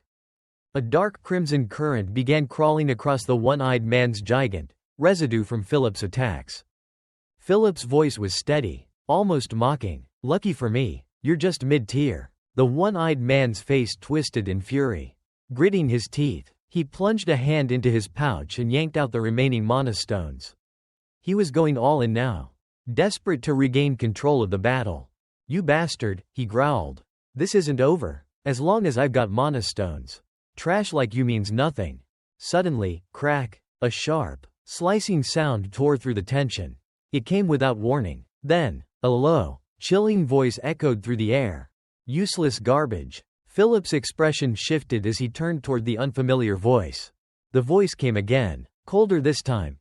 "How many more expensive stones are you planning to waste on that piece of trash?" A massive gigant emerged, towering above all others, easily twice the size of Philip's armor. Its frame gleaming with polished metal. In each hand, it held a spear, and one of those spears was already impaled straight through the one-eyed man's armor. The voice inside that hulking machine spoke with finality. "I shouldn't have given you another chance." The spearhead glowed briefly before the giant gigant swung its left arm with a surge of power. "Get lost." The one-eyed man's armor was flung like a rag doll, crashing hard into a wall before slumping to the ground. Motionless, now unobstructed, the full figure of the mysterious gigant stood before Philip. A towering force clad in deep ocean blue plating. Its helmet styled like an ancient gladiator's, complete with curved horns. From each shoulder extended 3 sharp spikes, giving it an imposing silhouette. Inside the cockpit, a blonde-haired man calmly said, "From this point on, I'll handle things myself." Philip was starting to panic, sweat pouring down his face. A frustrated voice echoed from the massive armor. "You failures couldn't even take control of a worthless region like this. And now you've forced me to step in. Useless trash." Without hesitation, the giant man's steel staff pierced through the weakened gigant of his own subordinate, flinging it aside like garbage. "Out of my sight." The small gigant crashed to the ground. Sparks crackled from the gaping wound. Boom. A violent explosion erupted, tearing the machine apart with no trace left behind. Philip's eyes widened in horror. What the hell? He just killed his own subordinate? Now standing tall and full of menace was Count MANHWA, basking in both pride and arrogance inside his enormous armor. "From this moment forward, I'll deal with you myself," he declared coldly. Philip stood across from him, dwarfed by the sheer scale of the Count's gigant. The size difference was overwhelming. "I didn't expect the Count himself to show up," he thought. Still, he straightened up and said firmly, "No matter who the opponent is, my duty remains the same. You won't pass this zone." The Count laughed mockingly. "Hey, still lying to yourself, are you? You really think you can stop me in your condition?" Philip shouted back, "You'll never know unless I try. I will stop you, Magic Blade." With a cry, he lunged toward the Count. But his strikes barely left a scratch, if that. The attack seemed to do nothing at all. "What?" Philip reeled. "Don't tell me, none of my strikes landed?" The Count responded with a thrust of his iron staff. And though Philip dodged the initial swing, the pointed end of the weapon appeared right in front of him a second later. He didn't have time to react. The blow sent him flying. His armor sparked violently where the hit landed. The Count let out a booming laugh. "It's over." Philip's gigant was riddled with holes, the systems failing one after another. "Arg!" he cried out, crashing to the ground. Satisfied, the Count turned to leave.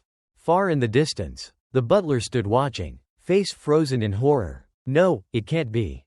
Philip was completely overwhelmed. He snapped out of it, barking orders. "All artillery units, prepare to fire." Massive boulders and projectiles rained down toward the Count's position, but he deflected them with casual swings of his staff. Each strike sent debris flying in all directions. The earth quaked. Everyone nearby dropped flat to the ground. "Is everyone okay?" the butler called out. A terrified young man answered, "Sir Han, the wall." He didn't even finish. All eyes turned to the fortress wall. It had started to crack. Then it crumbled completely under the force of the Count's last strike. Screams rang out as pieces of the wall exploded into the air. One massive chunk collapsed directly onto the butler. Despite the pain, he kept his composure. No, we cannot let that thing get through. But despite his resolve, no one could stop the Count. Warriors were flung away like toys. The Count walked through the ruined gates unchallenged. But then, something latched onto his leg. It was a broken gigant arm, gripping him tightly. A voice crackled through its damaged speakers. "It's me, the butler. I will not let you take one more step past this point." The Count glanced down in irritation. "You think that junk heap can stop me?" But the old man refused to let go. Even with a shattered body, even in agony, he clung to the Count's foot. "Even so, I will stop you." Before he could finish, the Count stomped down viciously. One after another. "You pathetic worms keep getting in my way." Disgusting. The Count crushed the gigant's head beneath his foot. Still, the machine's arm wouldn't release him. "No. I won't let you pass," the butler roared in pain. Enraged, the Count cursed. "You senile old fool." He raised his leg and kicked the butler's gigant clear across the battlefield. The battered machine slammed into the ground, and the old man was thrown from the cockpit. Collapsing nearby, the Count advanced slowly, grinning with malicious delight. "I was just going to walk on through. But you've changed my mind." He raised his staff and pointed it at the butler. "I'll finish you off right here and now. Then, I'll send that precious little princess of yours straight to the underworld to keep you company." As the Count swung his weapon down toward the butler's body, who by now lay motionless, unable to dodge, he let out a furious roar. "How dare you stand in my way? Are you looking to die?" But instead of crushing the butler, his weapon slammed into a decoy, another machine entirely. The real butler was no longer in the line of fire. He now lay cradled safely in Simon's arms. Simon gently lowered him to the ground and looked up, voice calm but full of warning. "Oh, listen to you, storming into someone else's land like you own the place, destroying everything in your path. Did you really think there wouldn't be consequences?" As he spoke, the ring on Simon's wrist lit up with a radiant blue glow. Behind him, two massive stone giants emerged from the earth, towering to match the height of the Count's armored suit. Inside the cockpit of the gigant, Count Montague observed the display with growing curiosity. "A golem unit?" he mused. "But I've never heard of anyone controlling this many at once." Then, something clicked in his mind. He let out a bark of laughter. "Ah, I see it now. You're the heir to House Lacan. So this is the power that defeated the Scorpion Cavalry. Still, your strength reeks of the Demon King's dark magic. Don't tell me the so-called heir of the heroic bloodline has stooped to using such filth. If word of this gets out, your entire family will be erased from history." The more he thought about it, the more thrilled he became. But Simon, having revealed his trump card, had no intention of letting Montague live long enough to tell anyone. His expression turned cold. "That's not going to happen. I don't plan on letting you leave here alive." As he spoke, dark magic surged from his body like a wave of shadows. Montague's face twisted with fury at the declaration. Veins bulged on his forehead. "You've lost your mind. You really think those scrap-pile golems can stand up to my gigant?" With that, the Count launched his gigant forward in a charge. Simon raised his hand, unleashing tendrils of dark energy that wrapped around the gigant, slowing its advance. Inside the cockpit, Montague scoffed, unsettled. "What the hell are you trying now?" From Simon's point of view, he appeared confident, but internally he was close to panicking. "I want to crush him right now, but I'm completely out of mana. I can only hold him back for a bit longer. This has to end with my last golem." As if reading his thoughts, the stone golems didn't wait for orders, they charged in. Once they were within striking distance, each golem's mouth opened wide, revealing strange magical circles inside. From within those runes, beams of light burst out, targeting the towering gigant. The impact was massive. As the beams hit their mark, they triggered a thunderous explosion. Smoke billowed, thick and acrid, obscuring everything. But as the dust settled, Count Montague re-emerged. His gigant, though scuffed and scratched, remained largely intact. "How pitiful," he sneered. "You boasted so much, and this is all you've got?" Simon, unfazed, replied coolly, "I'm not done yet." The words made Montague pause. He glanced around quickly, and realized too late that Simon's golems had surrounded him, boxing him in with no way out.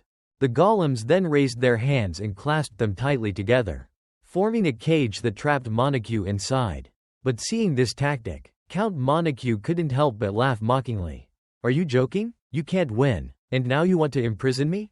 Do you really think this will work? With that, he used the spear in his hand to thrust into the nearest golem's body, creating a large hole. Cracks began to spread outward from the center of the wound.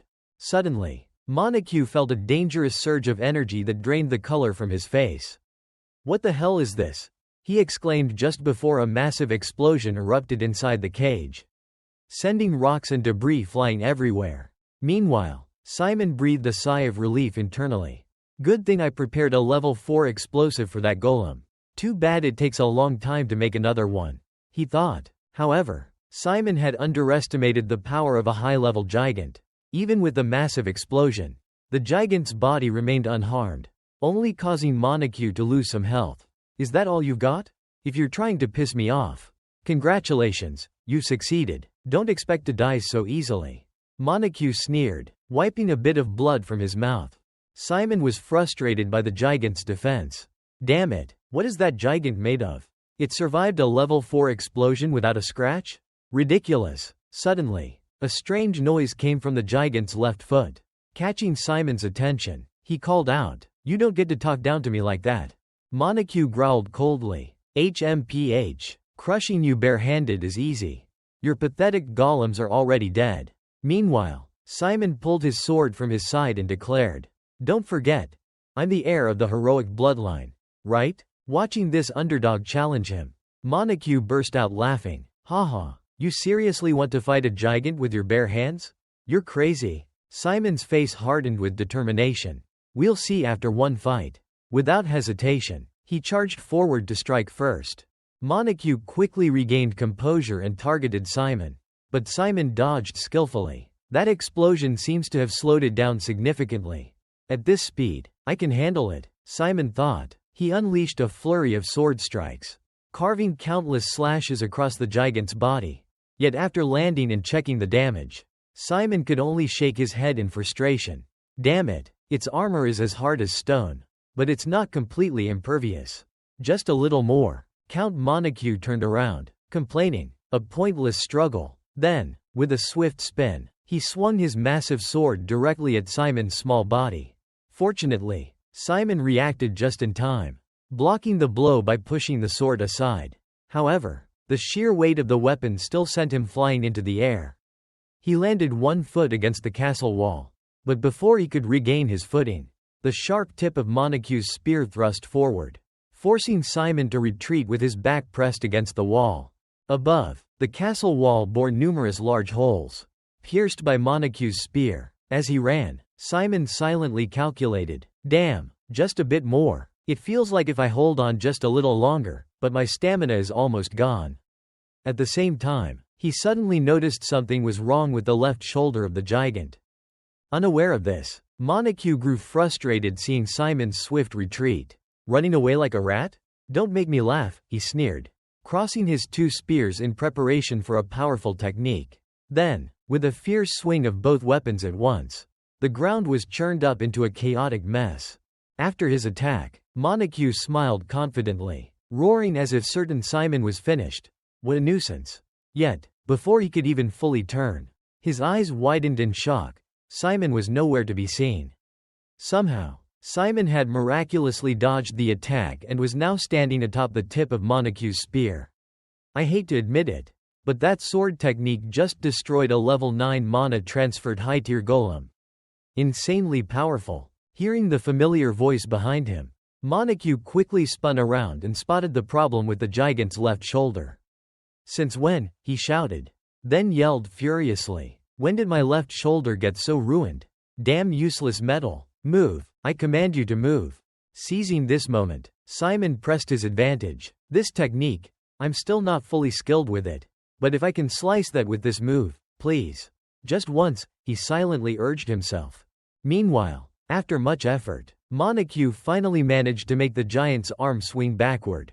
Laughing wildly with mad excitement, he declared, "Haha, looks like luck is on my side now." Before he could finish, Montague realized Simon had vanished again. In reality, Simon had already circled down to stand right in front of him. Shouting as if seeing the finishing point, Simon cried. I'm exhausted already. This battle ends now. With that, he dashed forward and unleashed a powerful strike aimed straight at the gigant's right arm. One of the gigant's arms was severed cleanly, falling heavily to the ground. Whether because of this or some other cause, its entire body began to sway and collapse inward. Inside the control cabin, Count Montague's face was drenched in sweat from anxiety. He hurriedly reached out to the control panel, muttering non-stop, "Something's wrong. This can't end like this. Damn it, I can't let it end this way." Without hesitation, he flung open the cabin door and jumped out, fleeing the scene. Seeing this, Simon wanted to give chase, but he was utterly drained. Damn it, I have to catch him. I'm barely holding on, completely exhausted. I was so close to catching him, yet now I'm letting him escape. If he gets away, things will only get more dangerous later. With these thoughts, his body wobbled and collapsed forward. But just then, a firm hand caught him. Captain Roger had arrived. "Sorry for being late. Please punish this coward for not showing up in time." Simon, too tired to scold, simply said, "Roger, we have to catch that damn count." Roger smiled in response. "Don't worry." Cutting to Montague's location, he hadn't gotten far when suddenly a staff came flying straight at him, knocking him to the ground. Grabbing his leg, he cried out in pain. "Are you crazy? Who dares?" Answering him was the fierce voice of a group of raggedly dressed people.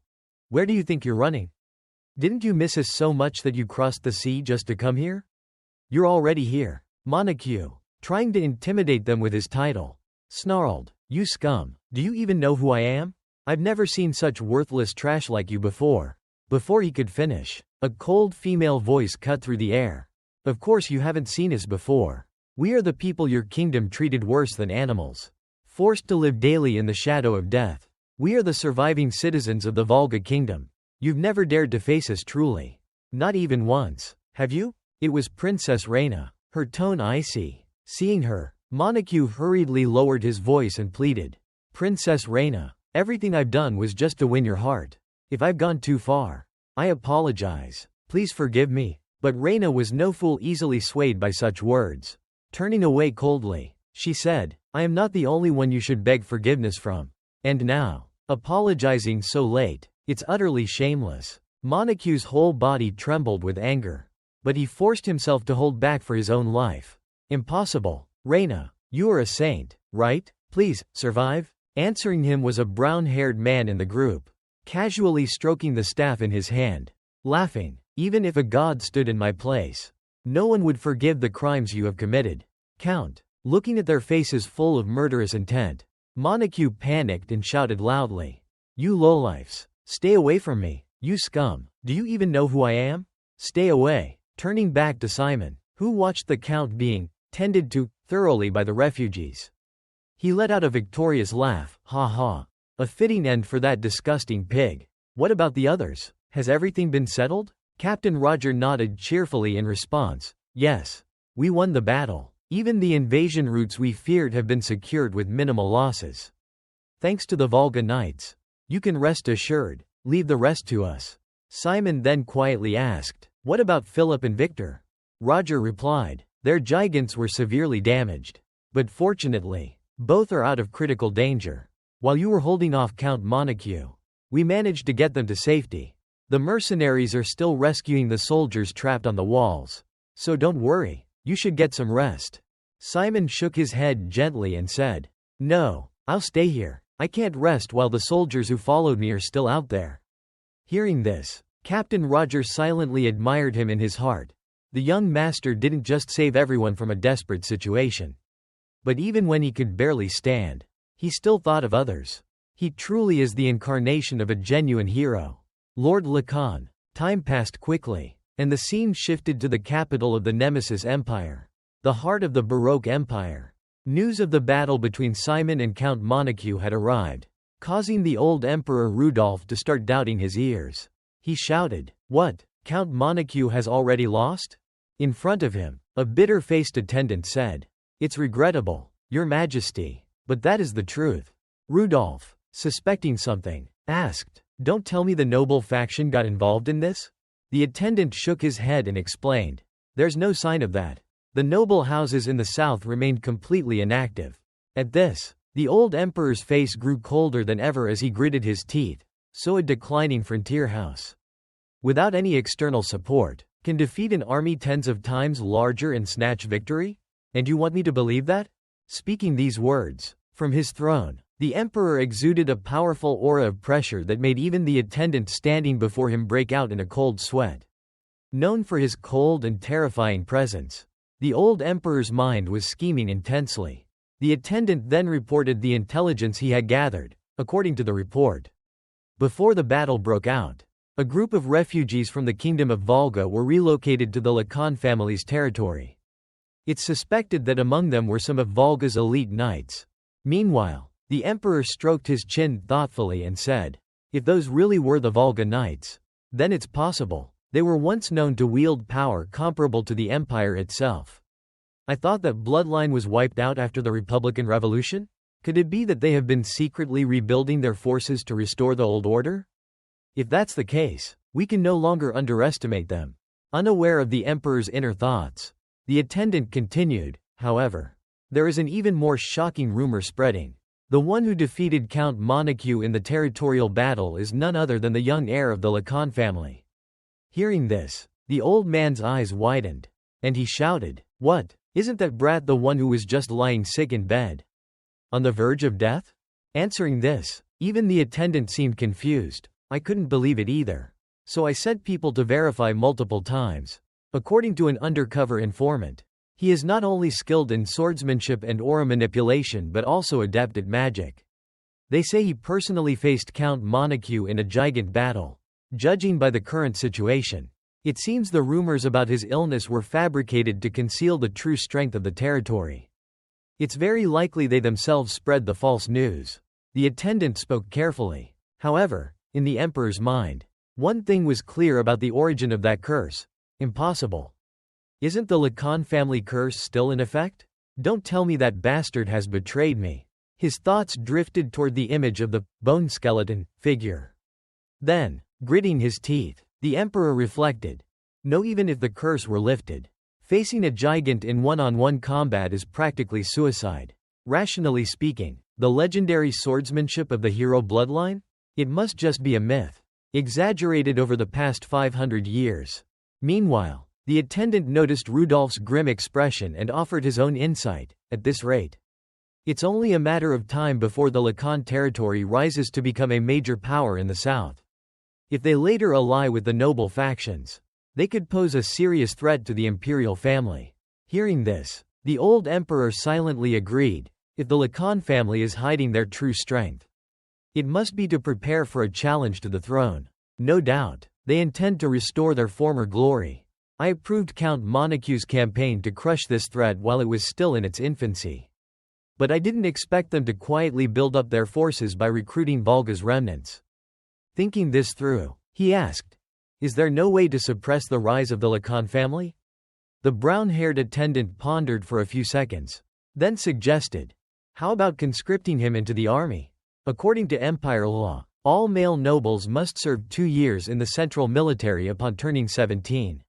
Normally, he would be summoned next year, but we can advance the schedule under the pretense of granting him a noble title."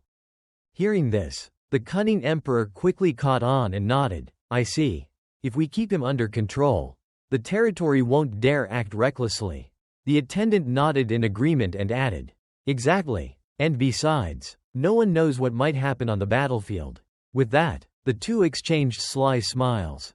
After their laughter subsided, Rudolph didn't hesitate to praise him. "Voltaire, you always understand what I want. Now, send the royal decree to the Lacan territory, along with congratulations on their victory in the territorial war."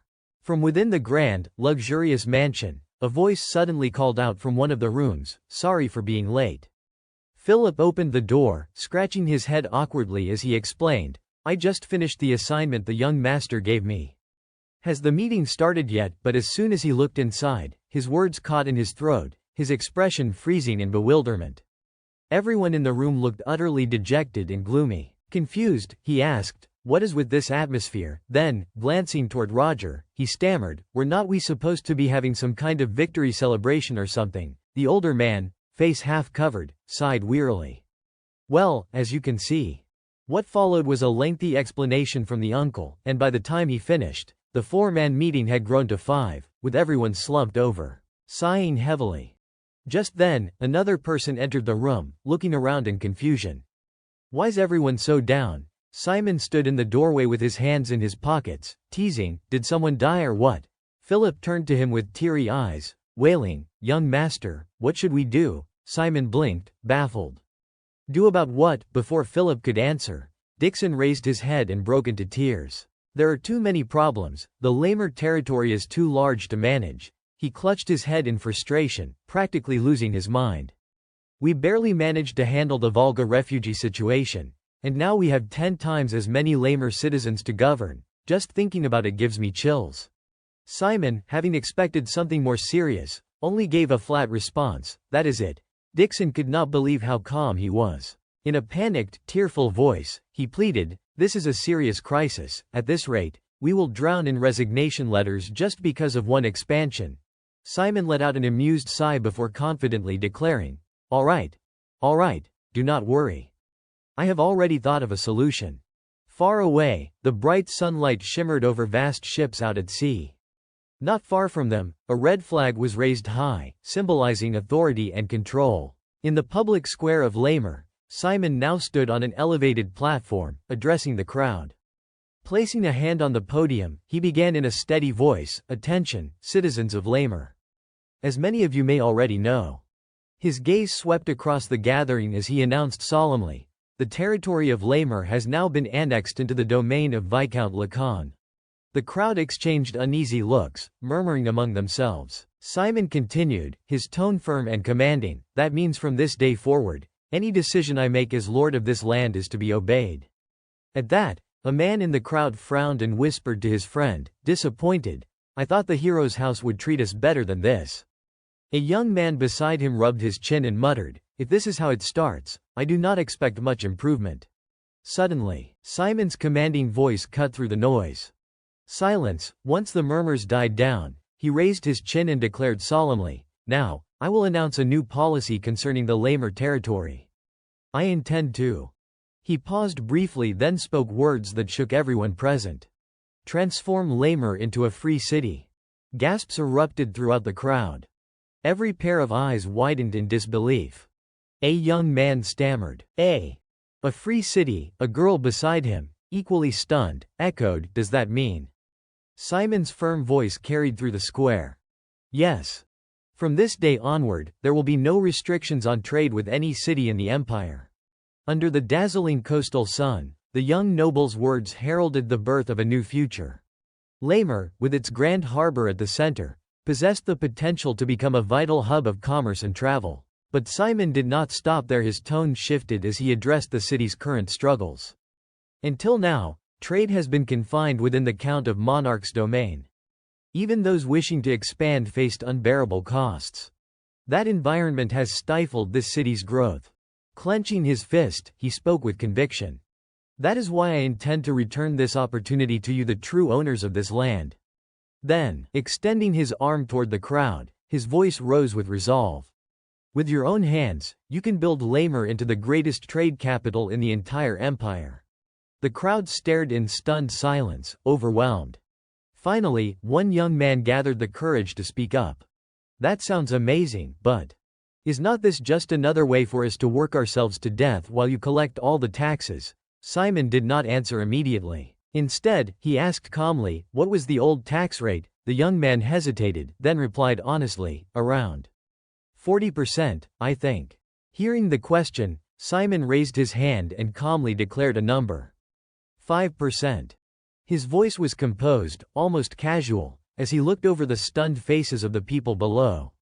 "I will tax everything at 5%. He met their wide-eyed, incredulous gazes with a faint smile and asked warmly, "Is that answer good enough for you?" The reaction was instant.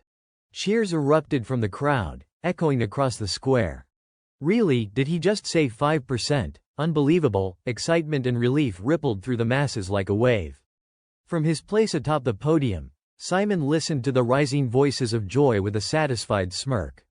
"If administration becomes too difficult," he thought, "then all I have to do is inspire them and let the people grow on their own."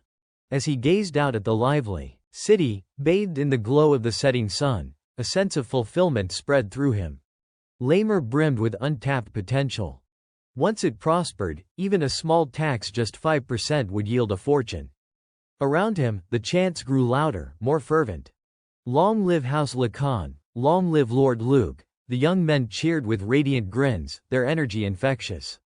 Simon chuckled quietly, amused by the irony. And to think our administrative costs are practically zero. A grin of pure satisfaction crept across his face. This is what I call pure profit. The jubilant cries continued to echo under the vast blue sky. Long live Lord Luke, their voices carrying far and wide. A while later, Simon returned to his residence. The moment he stepped inside, a soft, playful voice greeted him. A free city, huh, that is quite a bold decision. He walked leisurely as he replied, I have decided to trust in the potential of Lamer's people. Still, there is much left to be done. Reyna, amused by his composed tone, laughed lightly. Lord Luke always has a way of surprising everyone. Simon glanced around, curiosity flickering in his eyes. By the way, where are we? Reyna smiled mischievously and turned toward him. She raised a hand to hold her hair against the wind, her voice gentle as she answered. It is one of my favorite places. When I lived in Lamer, I often came here whenever my heart felt heavy. I suppose. It is the same for you as your demon lord's castle, is not it, Lord Luke? The two stood facing each other, the atmosphere serene and quiet. Reyna's soft voice carried through the air. This view always soothes my soul. It brings me peace, though I have never quite known why. After a moment of silence, she steadied herself, her expression growing solemn. She bowed respectfully and spoke from the heart. Lord Luke, I truly thank you for saving the people of Volga. Her eyes closed as she continued, her voice tinged with deep emotion. And for everyone in the territory who fought on my behalf, I am deeply grateful. Simon's expression softened, his tone serious but gentle. I only did what had to be done, and besides. He looked at her with calm confidence. The people of Volga endured because you remained strong, princess. Reyna chuckled softly, shaking her head. You really are. Just as the rumors say. Her thoughts drifted back to their first meeting, the dazzling presence he carried, that unshakable composure. She spoke wistfully. They say you are frail, sickly, and rarely show yourself in public. But the Lord Luke I met. Her voice grew quiet, reverent. He is resolute, stronger than anyone I have ever known. Someone who never turns away from those in need, who helps without expecting anything in return. She smiled with admiration. No wonder people call you the reincarnation of the hero Lacan. Simon's eyes darkened slightly as he replied in a low tone. They only say that because they do not know I have used dark magic. If they knew the truth. But Reyna stepped forward, cutting him off firmly. That does not matter. Her voice was unwavering, her eyes full of faith. There is no way you would ever walk the same path as the demon lord. Simon rested his hands on the balcony railing, staring into the twilight before speaking again. Actually, when I entered the Demon King's castle. He turned his back to her and continued evenly. I found the Demon King's journal. It recorded his life, Simon's life. He then began recounting the tale. Once, the Demon King had been a charming, kind-hearted young man, Simon, a mage of the Veritas Tower. He had been diligent, compassionate, more virtuous than anyone. But tragedy struck. The woman he loved died, and in his grief, he turned to forbidden magic. Seeking strength beyond human comprehension, he delved into the abyss and emerged changed. In time, madness consumed him. The once gentle man became a tyrant who waged war alone against the entire continent. When Simon finished, he clenched his fists, his thoughts heavy. I do not expect anyone to understand. And I can't tell them everything, but even so. He lowered his gaze, sorrow shadowing his face. I feel that if she were still here, she might have understood me just a little. He exhaled slowly, regaining composure before turning back toward Reyna. It is a story too strange to believe, I know. The horizon was painted in shades of red and gold, the sun dipping low. Then, Reyna asked softly, Lord Luke. Do the others know about this? Simon shook his head. No. If the descendants of the hero learned that I was protecting the Demon King, they would never accept it. He sighed, his voice gentle but weighed down. Of course, I am not saying his choices were right. It is just. There were sides of him the world never saw. Reyna said nothing, merely listened in silence. Her quietude made him hesitate. Eventually, he smiled awkwardly and muttered, I got carried away with emotions and talked too much. Just forget what I said. But before he could finish, Reyna interrupted softly, I understand. Just 3 simple words and Simon froze, startled. Thinking she was only trying to comfort him, he rushed to reassure her. You do not have to agree with me, you know. It is only natural if you do not believe. Reyna met his eyes calmly. No, I do believe you. Then she added with quiet clarity, but what I believe in is not his journal. Her gaze was unwavering as she finished. It is you, Lord Luke. Simon's breath caught. Reyna stepped closer and gently took his hand, her voice, soft yet full of faith, wrapped around him like warmth. No matter what you believe in, even Simon himself, I will believe in you. Beneath the orange glow of dusk, her words felt like a balm easing the ache in his chest. Night fell quietly. Above them, the full moon drifted through a thin veil of clouds. At the gates of the manor, 2 guards kept watch. One, a long-haired soldier, sighed and muttered, I thought we would finally get to go home after the war. But no stuck guarding this estate. Damn it, just my luck. His partner folded his arms with resignation. Most of the workforce has been sent to repair the damaged walls. I guess there is no helping it. The long-haired man groaned. If this keeps up, my daughter's going to forget what I look like. Suddenly, he stiffened, pointing toward the brush. Hey, something just moved over there. His comrade squinted. What? I do not see anything. The first man stared at the bushes for a few seconds, then sighed. Must have been the wind. But in the blink of an eye, his partner collapsed lifelessly to the ground. The long-haired soldier turned in shock. Hey, what the hell? He barely had time to shout before a dark silhouette flickered behind him. Moments later, he too fell soundlessly. As the clouds drifted aside, moonlight spilled over the silent courtyard. A figure with sharp eyes pulled down his scarf, revealing his elven features. So this is the place, he murmured, his tone low and steady. His gaze fixed on the manor ahead. The residence of Princess Reyna. Inside the manor, the guards who were supposed to stay alert had all collapsed, unconscious on the floor. The same fate had befallen the servants scattered around the corridors, each one lying motionless, felled by some invisible force. Before one of the rooms, 2 cloaked figures were investigating in silence. A moment later, the door creaked open, revealing a neatly made bed. One of them strode forward and yanked down the blanket only to find the bed empty. The blonde elf froze, eyes widening in shock. Then, from the stillness of the room, a calm, steady voice echoed. I do not recall inviting anyone over. Simon was sitting on the window sill, legs crossed casually as he looked at the intruders. A faint, confident smile tugged at his lips. The scent of sleeping incense fills the entire estate, he remarked lightly. So thick that without an antidote, even I would have been out cold. Now that their hoods had slipped slightly, Simon could see their faces clearly. His brow furrowed. Wait, dark elves, the kind that dwell deep within the forests, what are you doing here? The 2 exchanged quick, wordless glances, ignoring his question. Then, in the next heartbeat, they bolted for the exit. Simon leaned lazily out the window, his voice calm yet cutting. Do not be foolish. Instantly, dark silhouettes materialized around the escaping elves, surrounding the long-haired one. His eyes widened in horror. Black magic.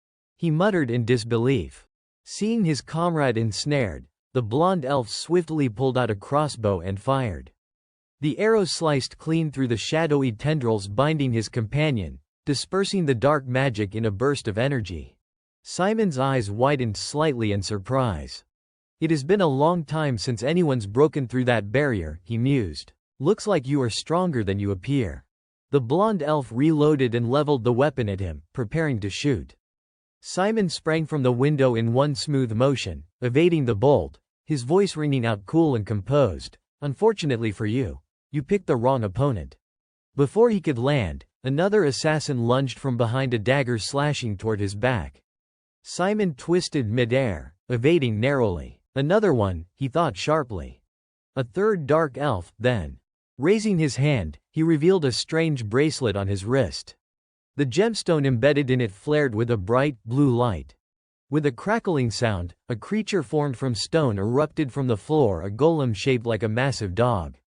It lunged forward, clamping its jaws around the dagger wielder's arm. Simon glanced at the scene, smirking faintly. "I have fought all kinds before," he said confidently. The blonde elf tried to rush in to help his comrade, but the stone beast blocked his path with a thunderous snarl. Simon stood calmly in the middle of the chaos, his expression steady. "Do not underestimate it," he warned. "This battle golem is set with high-grade enchanted ore." With the constructs flanking him, he folded his arms and interrogated them coolly. "Now then, who sent you?" His tone was measured, his eyes sharp. "Proud elves like you would not side with the Emperor so easily. That must mean you are working for the opposition." The words hung in the air for only a second before one of the dark elves silently drew out a small orb from his cloak. Simon's eyes widened. "No." The long-haired elf hurled the sphere upward. It burst into a blinding flash of light, forcing Simon to shield his eyes.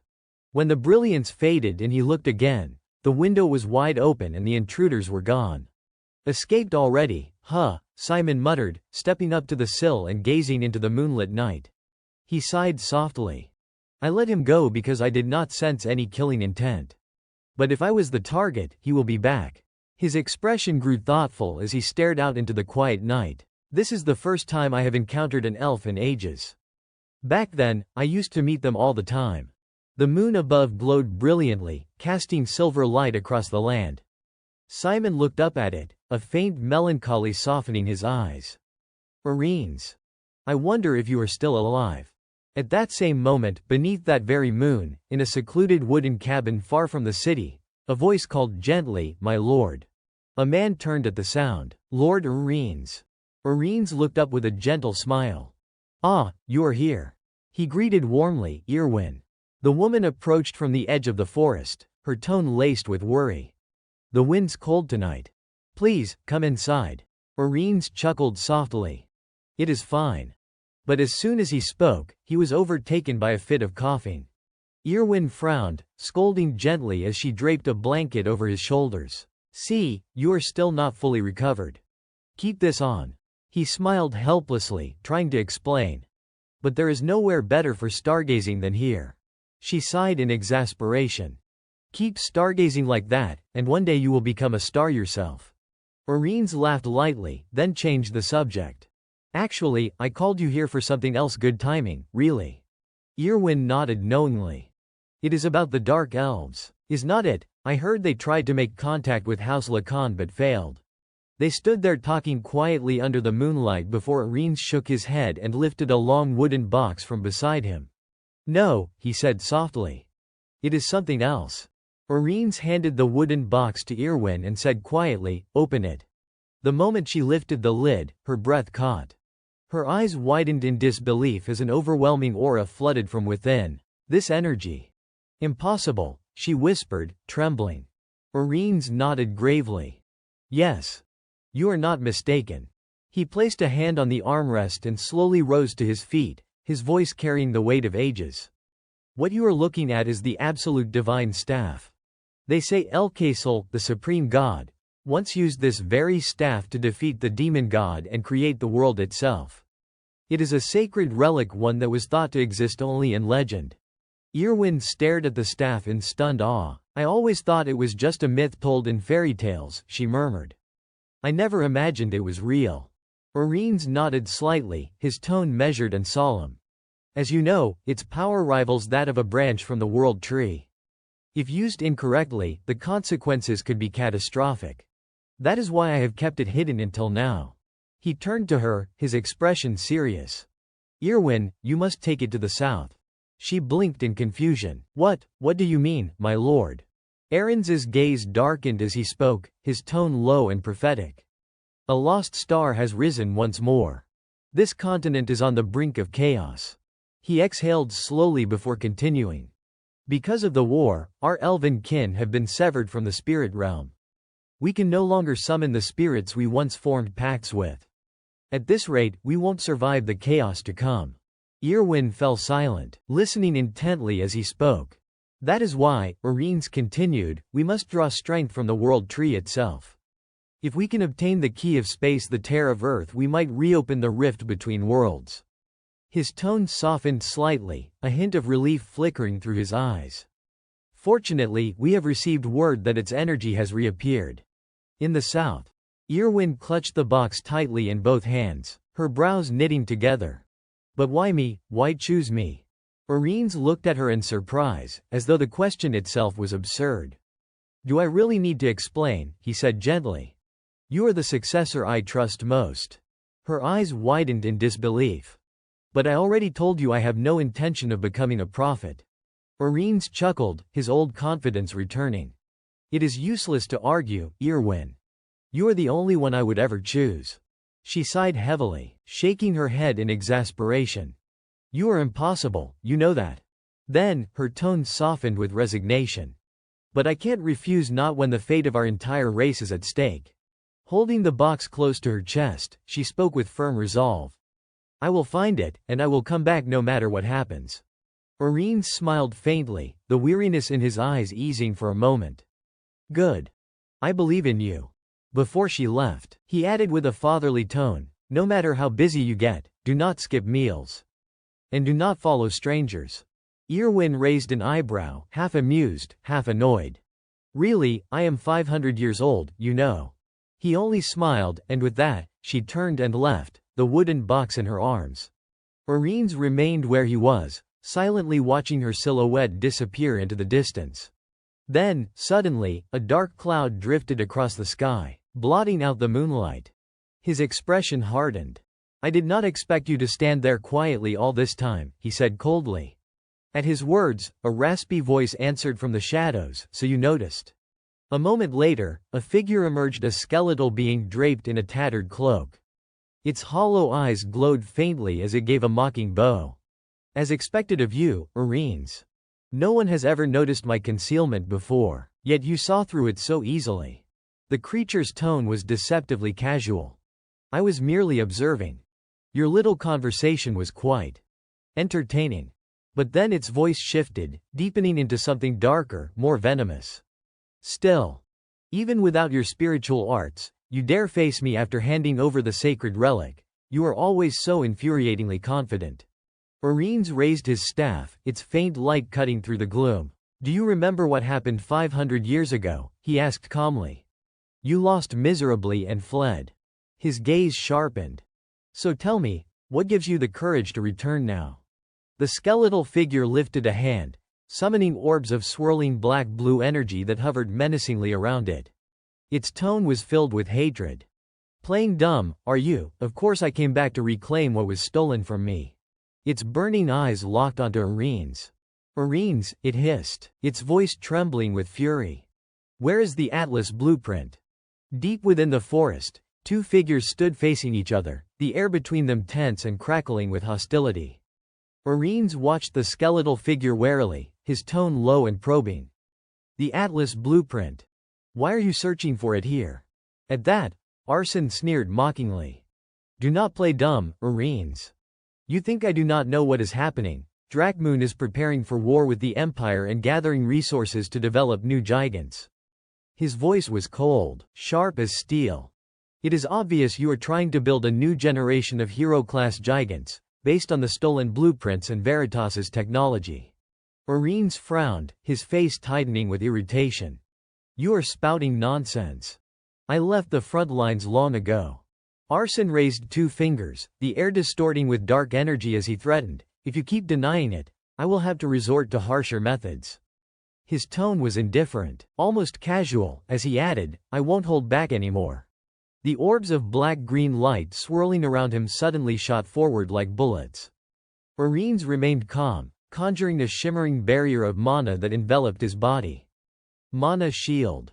Arsene chuckled, impressed. Your defense is better than I expected. He then summoned a volley of energy arrows, launching them in rapid succession. They struck the barrier one after another, splintering its surface with sharp cracks. Even so, Orines showed no fear. He began chanting in a deep, resonant voice, Wrath of the Serene Forest. His voice echoed through the air, ancient and commanding. "Become the storm of leaves, devour the enemy before me." As he spoke, the wind gathered violently around him, whipping through the trees with deafening force. His eyes burned with resolve as he lifted both arms and shouted the final words, "Tempest." A massive whirlwind erupted, swirling around him like a living creature. Raising his staff, Arines directed the storm toward Arson, the winds roaring as they spiraled forward. But Arson did not flinch. Instead, he smirked with a mix of fascination and disdain. "Impressive," he remarked. "To wield elemental magic of this level without a single spirit's aid. Truly remarkable." He brought his hands together, conjuring a pulsing orb of dark blue energy between his palms. "But no matter how powerful you are, you can't defeat time itself."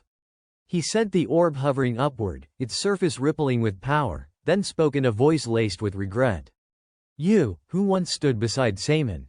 You were far stronger back then than you are now." Arins's expression darkened, fury igniting in his eyes. "And you," he spat, "so afraid of death that you turned to forbidden magic and still have the gall to speak so boldly. You will not escape the wrath of Elkaisel." Arson let out a cruel laugh. "Divine punishment from a god who may not even exist, how amusing." As Arines struggled against the immense pull of the orb, Arson spread his arms confidently. "It seems our debate has reached its end," he declared. "It is time." But before he could finish his spell, the sky suddenly darkened and rain began to pour strangely heavy, unnaturally fast. Arson frowned, glancing up as droplets splashed against his protective barrier. "Rain," he muttered in confusion. At that moment, Arins's voice rang out from across the clearing, deep, booming, filled with power. "O spear of thunder!" Arson's eyes widened in alarm. "Strike down the wicked before me," Arines roared, his staff raised high. In an instant, a golden bolt of lightning split the clouds and crashed down to the earth with deafening force. The explosion lit up the forest like daylight. When the thunder faded, Arson stood unharmed within his shimmering barrier, though his expression had turned grim. He could feel it now, the threat, the danger. "Even after I rekindled his old memories," he muttered uneasily, "he recovered so quickly. That old man is not to be underestimated." Arines showed no disappointment. His eyes were calm, his voice steady. "Arrogant fool. You have forgotten your place, a mere child before me." Then, his words turned cold and deliberate. "Have you forgotten how you lost to me before?" The ground beneath Arson suddenly split apart. A massive gaping maw of earth burst open, its jagged teeth closing in around him. Arson screamed, unleashing his power in desperation, but his protective barrier shattered under the crushing force. Terror filled his voice as the jaws closed around him. "You! I did not think you were still this powerful." The maw slammed shut, swallowing him whole. When the forest fell silent again, Arines dropped to one knee, gasping for breath. The strain of the battle had taken its toll, his mana flickering like a dying flame. The rain continued to fall, washing away the dust and echoes of the storm. Arines stared at the mound of shattered earth before him, uncertainty flickering in his weary eyes. Did he run away? He murmured to himself. But before another thought could form, he doubled over, a rough cough escaping his lips. He wiped the blood from his mouth, frowning as the weight of realization sank in. Arson has returned. He thought grimly. Unlike me, weakened by time, he has grown even stronger. At this rate, I won't be able to stop him alone.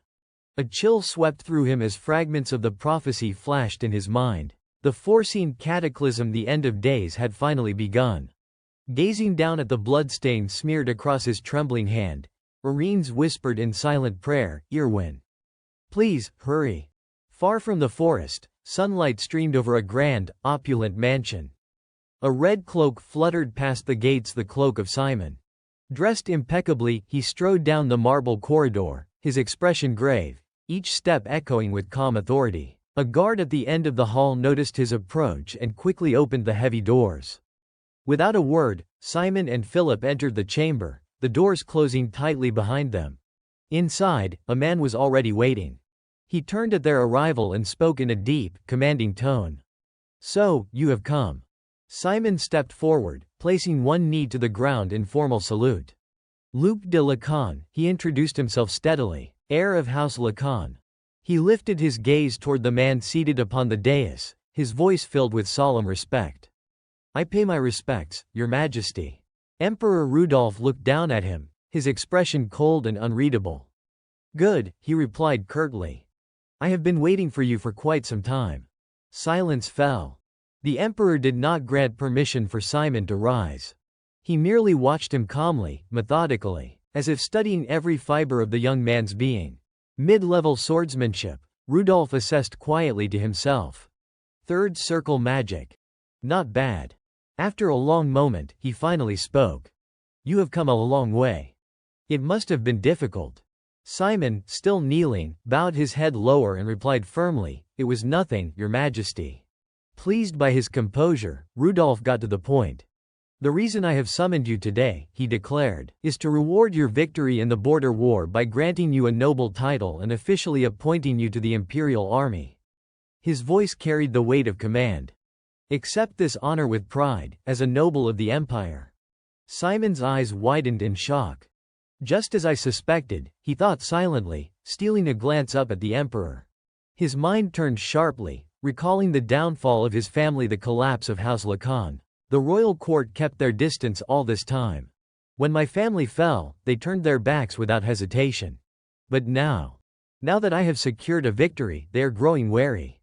They are trying to pull me into their game. His suspicion hardened. Then that must mean. Rudolf's voice cut through his thoughts. The empire has long been at odds with the barbarian republics, he said, leaning back with a smirk. Lately, their movements have been suspicious. Then, in a tone that brooked no argument, he issued his command, You will go to Fort Tolrud and serve as the empire's iron arm. What? Philip blurted out, his face draining of color. Panic seized him as he stepped forward. Fort Tolrud, Your Majesty, please reconsider. The emperor's guard snapped instantly. Insolence, how dare you speak so before His Majesty? But Philip ignored the reprimand, his voice trembling with desperate loyalty. That is a death sentence, sending our young master there is no different from. Enough, Simon interrupted, raising a hand to silence him. He looked up at the emperor, his tone steady but unyielding. I understand, Your Majesty. But I have one condition. Rudolf's eyes widened slightly in disbelief. What did you say? Philip froze, staring at Simon in horror. My lord, do you even know what that place is? He whispered urgently. Every commander sent there has been executed within a month.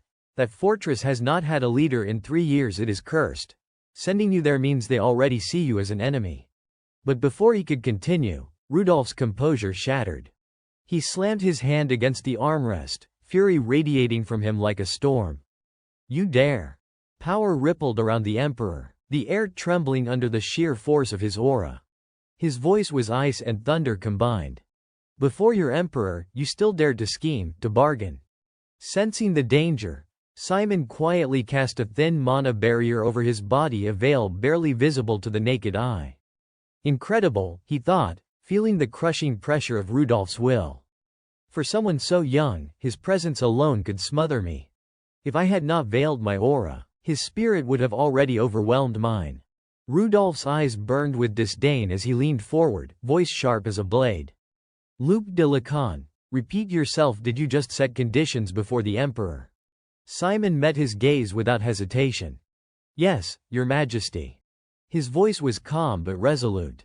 To fulfill your command, this condition must be accepted. The air in the chamber thickened, charged with tension. The emperor's glare deepened, and Philip could only stare, frozen in disbelief, as his young master stood firm before the might of the throne. Inside the grand hall, the emperor and Simon faced each other in tense silence, both exuding an overwhelming aura of magical power as if trying to crush the other through sheer presence.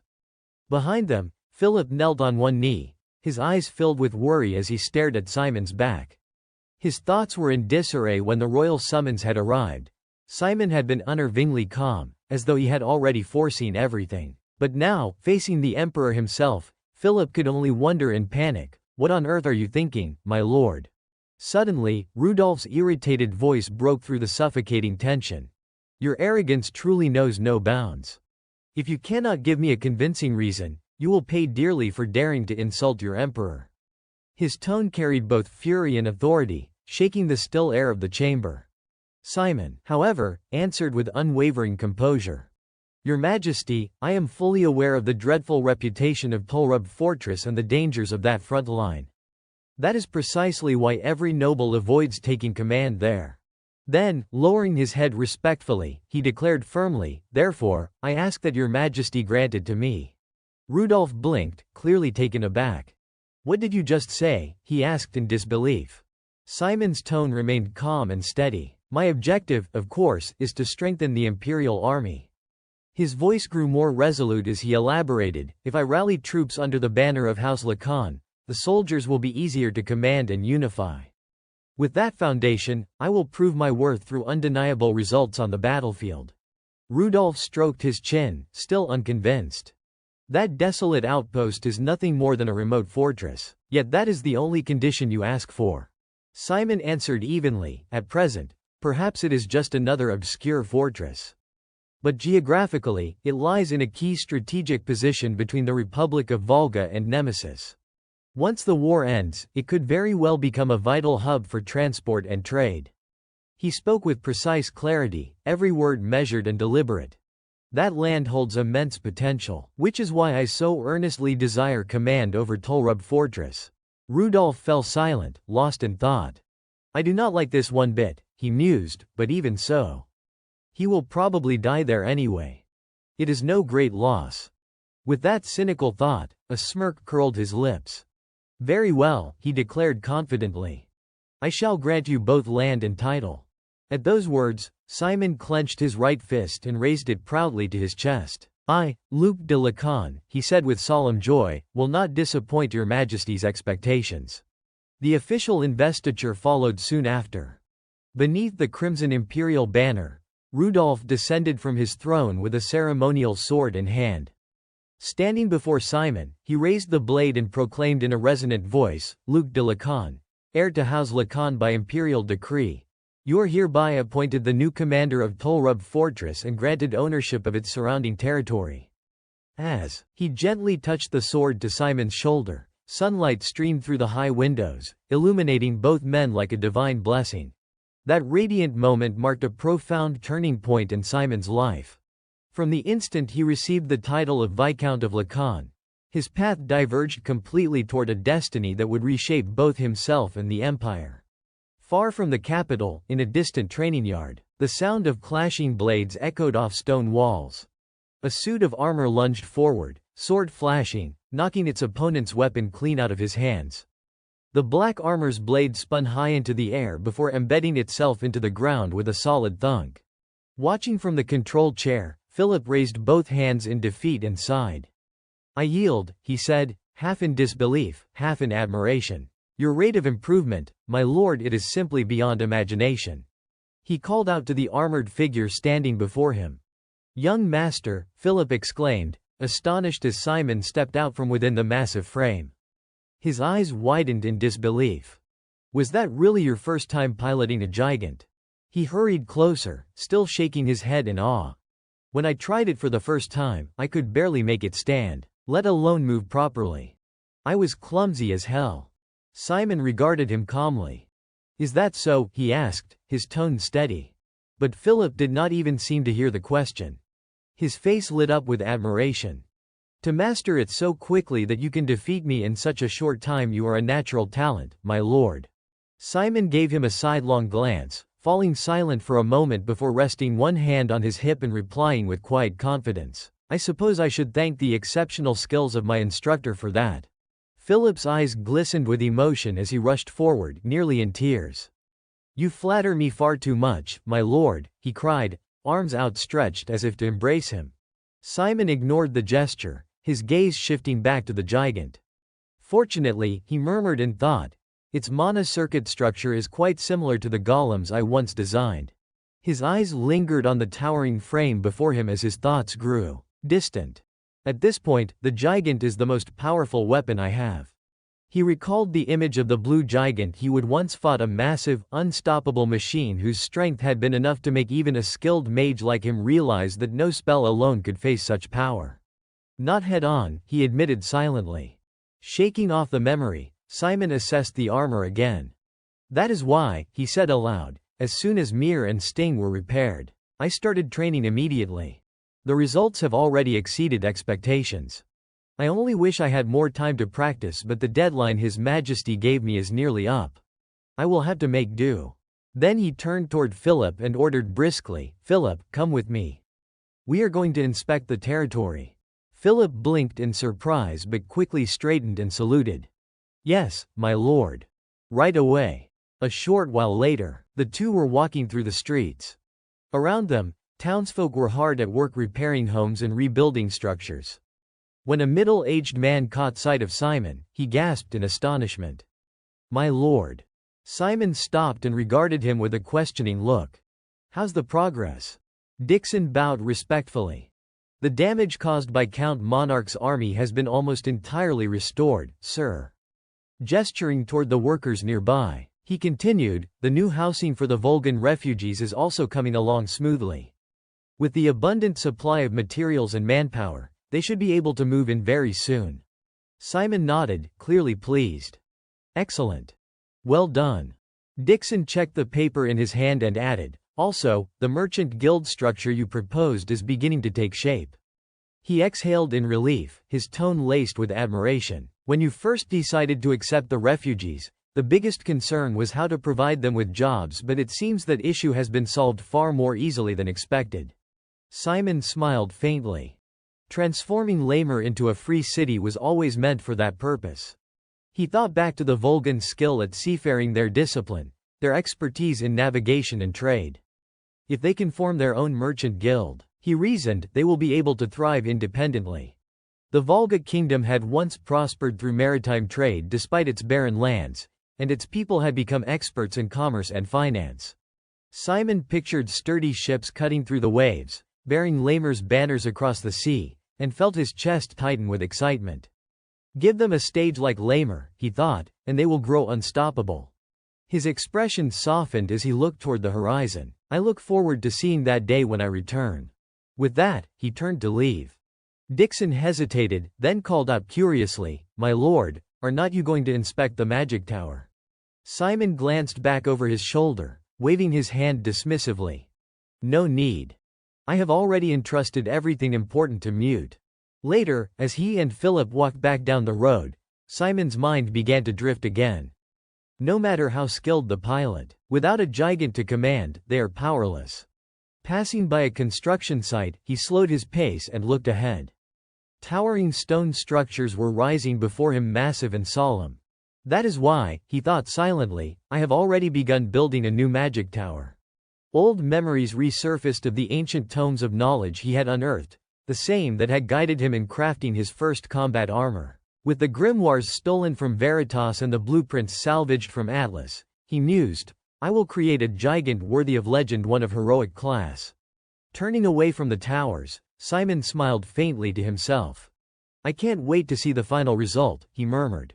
By the time I return from the front lines, everything will be different. Suddenly, a thought crossed his mind, and Simon fell silent, deep in contemplation. Come to think of it, the new tower still did not have a name. His gaze drifted toward a certain spot as he mused that perhaps naming it was not all that necessary. Over there, Reyna was standing beneath a tree, waiting for him. He quietly watched her for a moment, then murmured to himself, but if I had to name it. Across the courtyard, Reyna spotted him. Her face lit up as she called out cheerfully, Lord Luke. She turned around, a little embarrassed, and explained, you have finished your work already. I waited here because I wanted to give you something before you set off. Then, Reyna extended both hands toward him. Resting in her palms was a soft glowing blue gemstone. Please accept this, she said shyly, her cheeks flushed pink. It was forged from a fragment of Volga's royal heirloom. People say it protects its bearer from harm. Simon looked at her, puzzled. Why would you give me something so precious, he asked. Reyna fidgeted nervously and admitted, I heard that His Majesty has summoned you. Then, with a bashful smile, she added, I just hope you will return safely. Her words made his own cheeks redden slightly. Reaching out, he carefully took the necklace from her hands, accepting the sincerity behind her gesture. Clutching the pendant, he looked into her eyes and promised solemnly, I will return safely, and when I do, I will give this back to you myself." His tone was so earnest that Reyna could not help but smile in contentment. "Yes," she replied softly. "I will be waiting." That night, in front of the house gate, Hans stood watching as Simon mounted his horse. "Young master," the old retainer asked uneasily, "are you sure about this?" His brow furrowed with concern. "You do not have to leave so secretly. You know." Simon looked down at him and answered with quiet disagreement, "Everyone's busy right now, or not they? If they found out, they would probably hold some big send-off ceremony. Too troublesome."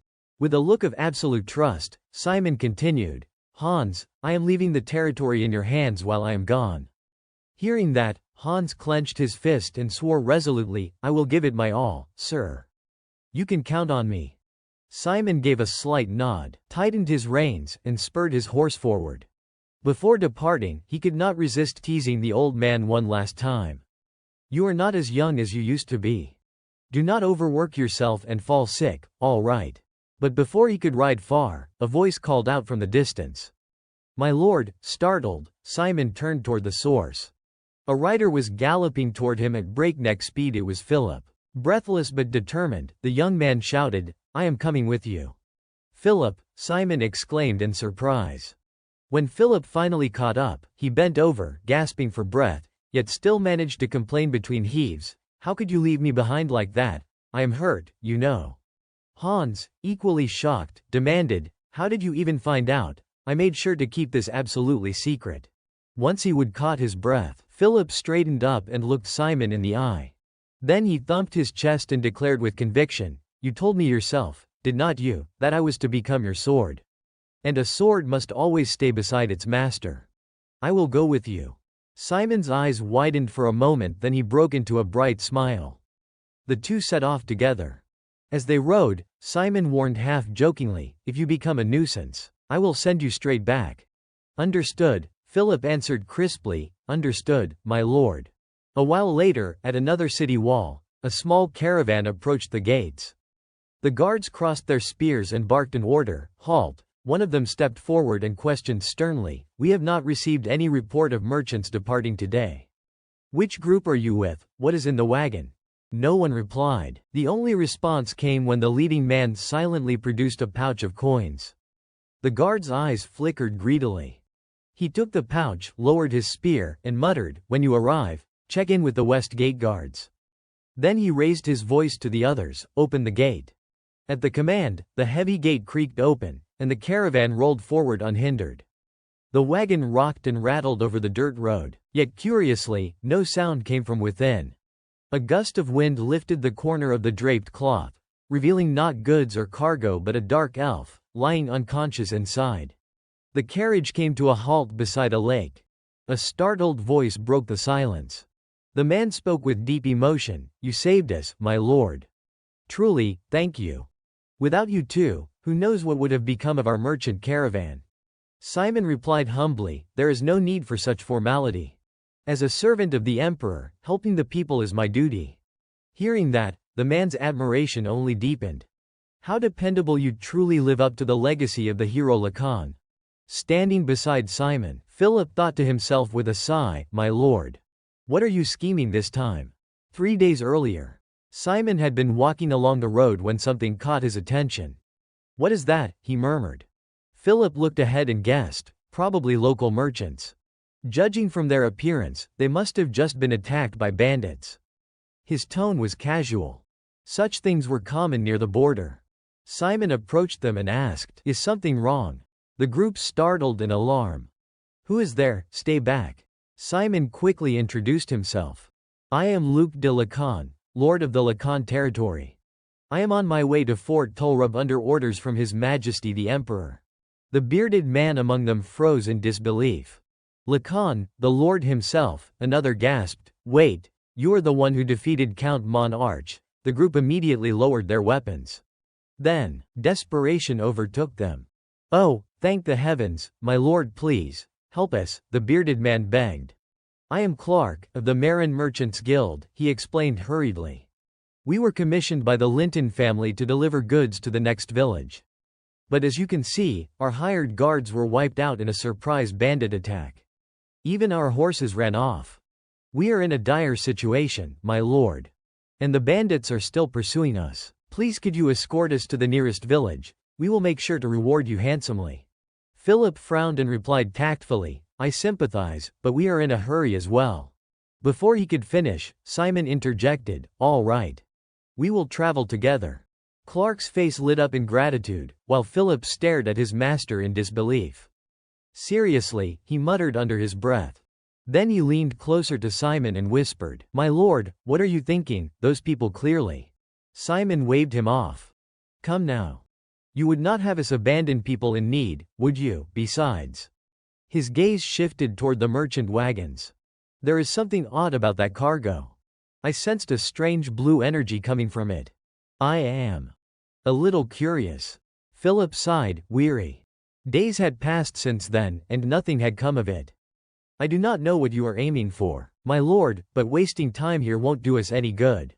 Simon seized the moment to question Clark casually.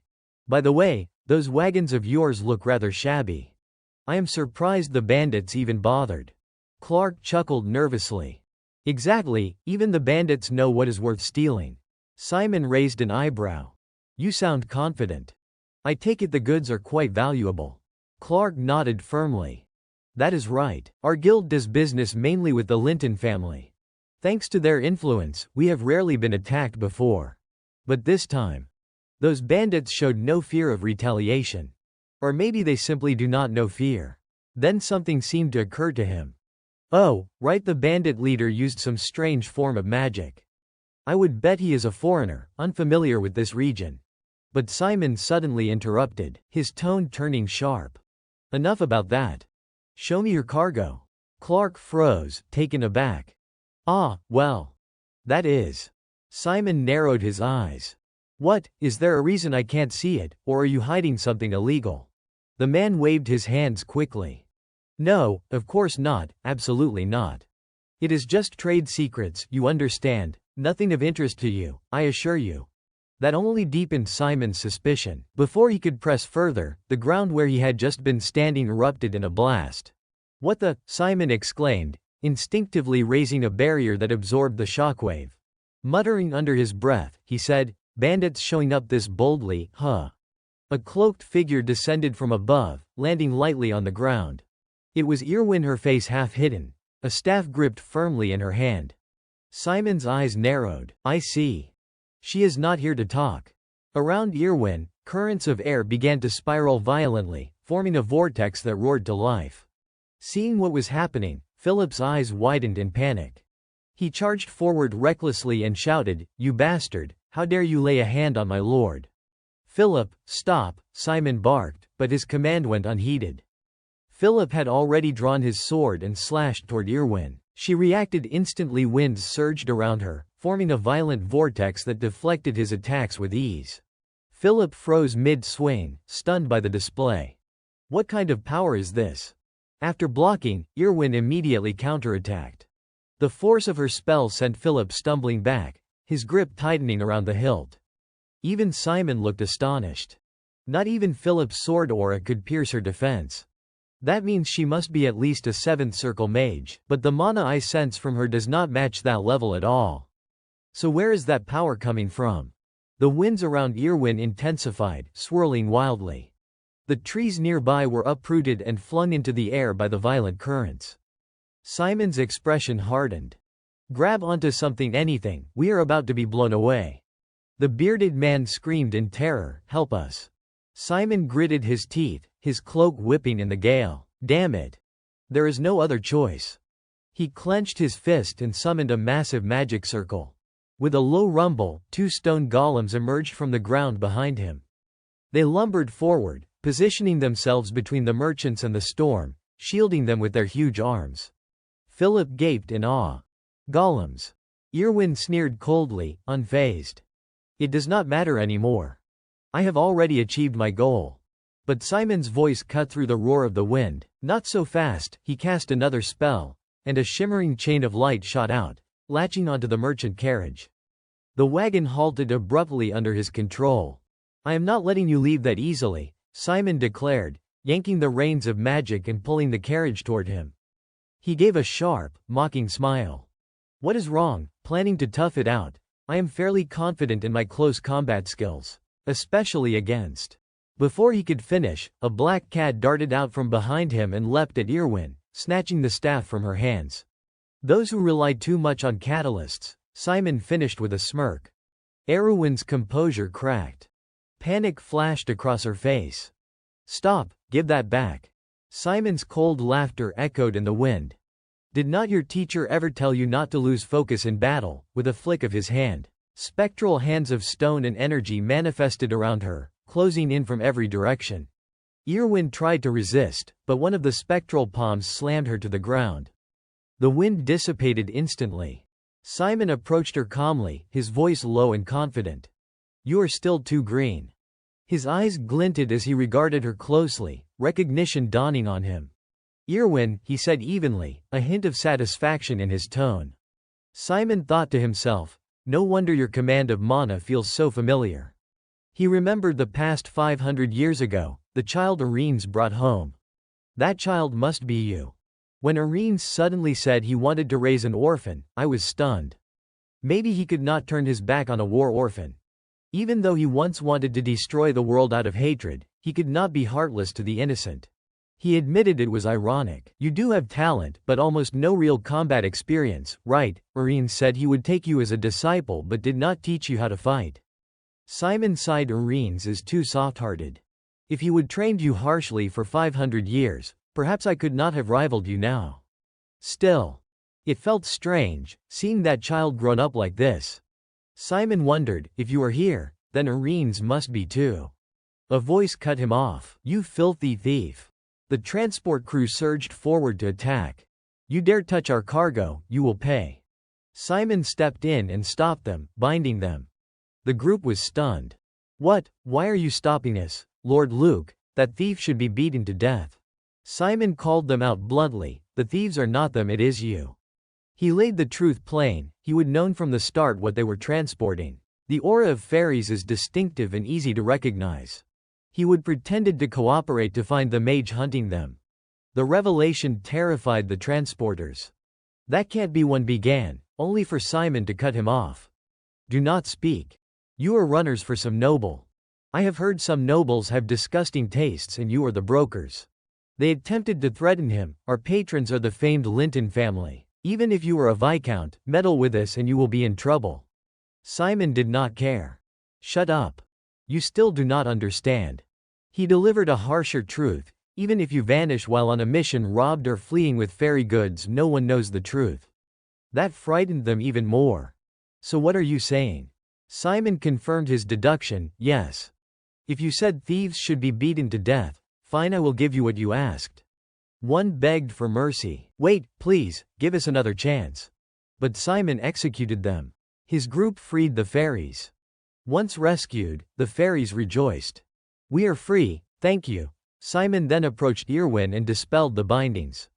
Irwin backed away warily, then demanded, how do you know Arenes? Simon advised calm, no need to be so guarded. He explained, I am Luke. I have known Arenes a long time. Even if I told you, you might not believe it. We can discuss that later. For now, come with me. He asked if she planned to return the fairies to their place. When she refused, I can handle it myself. He smiled and pointed out her trembling hand from the aftershock of battle. If someone attacks now, you are in danger. Part of this is my fault, so let me help. Irwin hesitated. Wait. I can't fully trust you yet.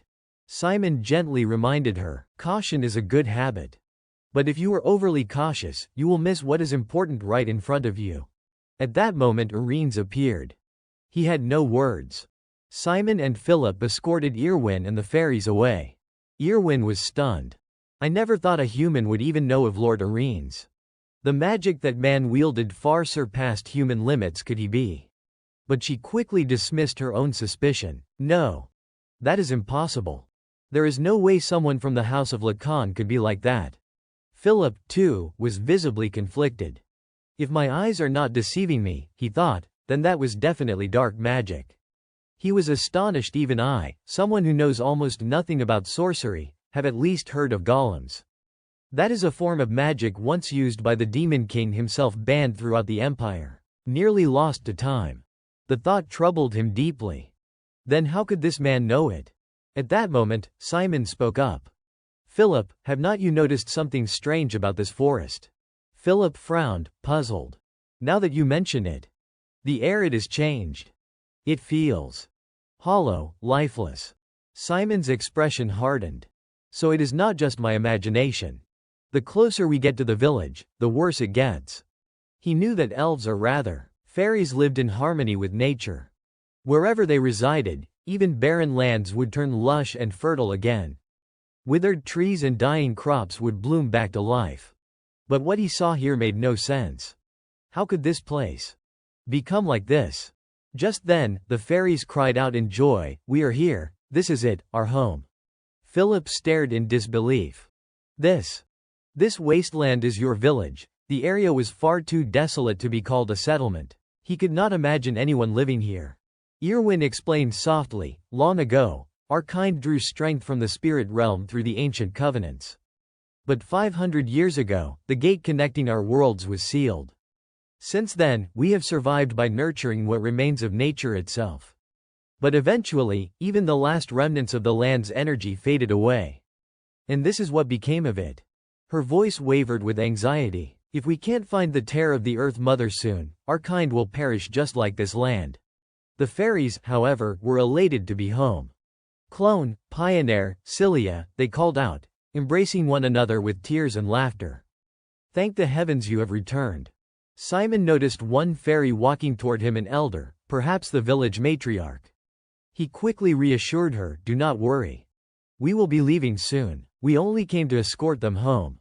But the elder fairy raised her hand and pointed directly at him. "It has come. The key of the world has returned." Simon froze. "The key," he muttered, confused. But she was not pointing at him, she was pointing behind him. Everyone turned to look. Behind them stretched a narrow path lined with flowers in full bloom. Simon stared, unable to believe his eyes. What in the world is happening?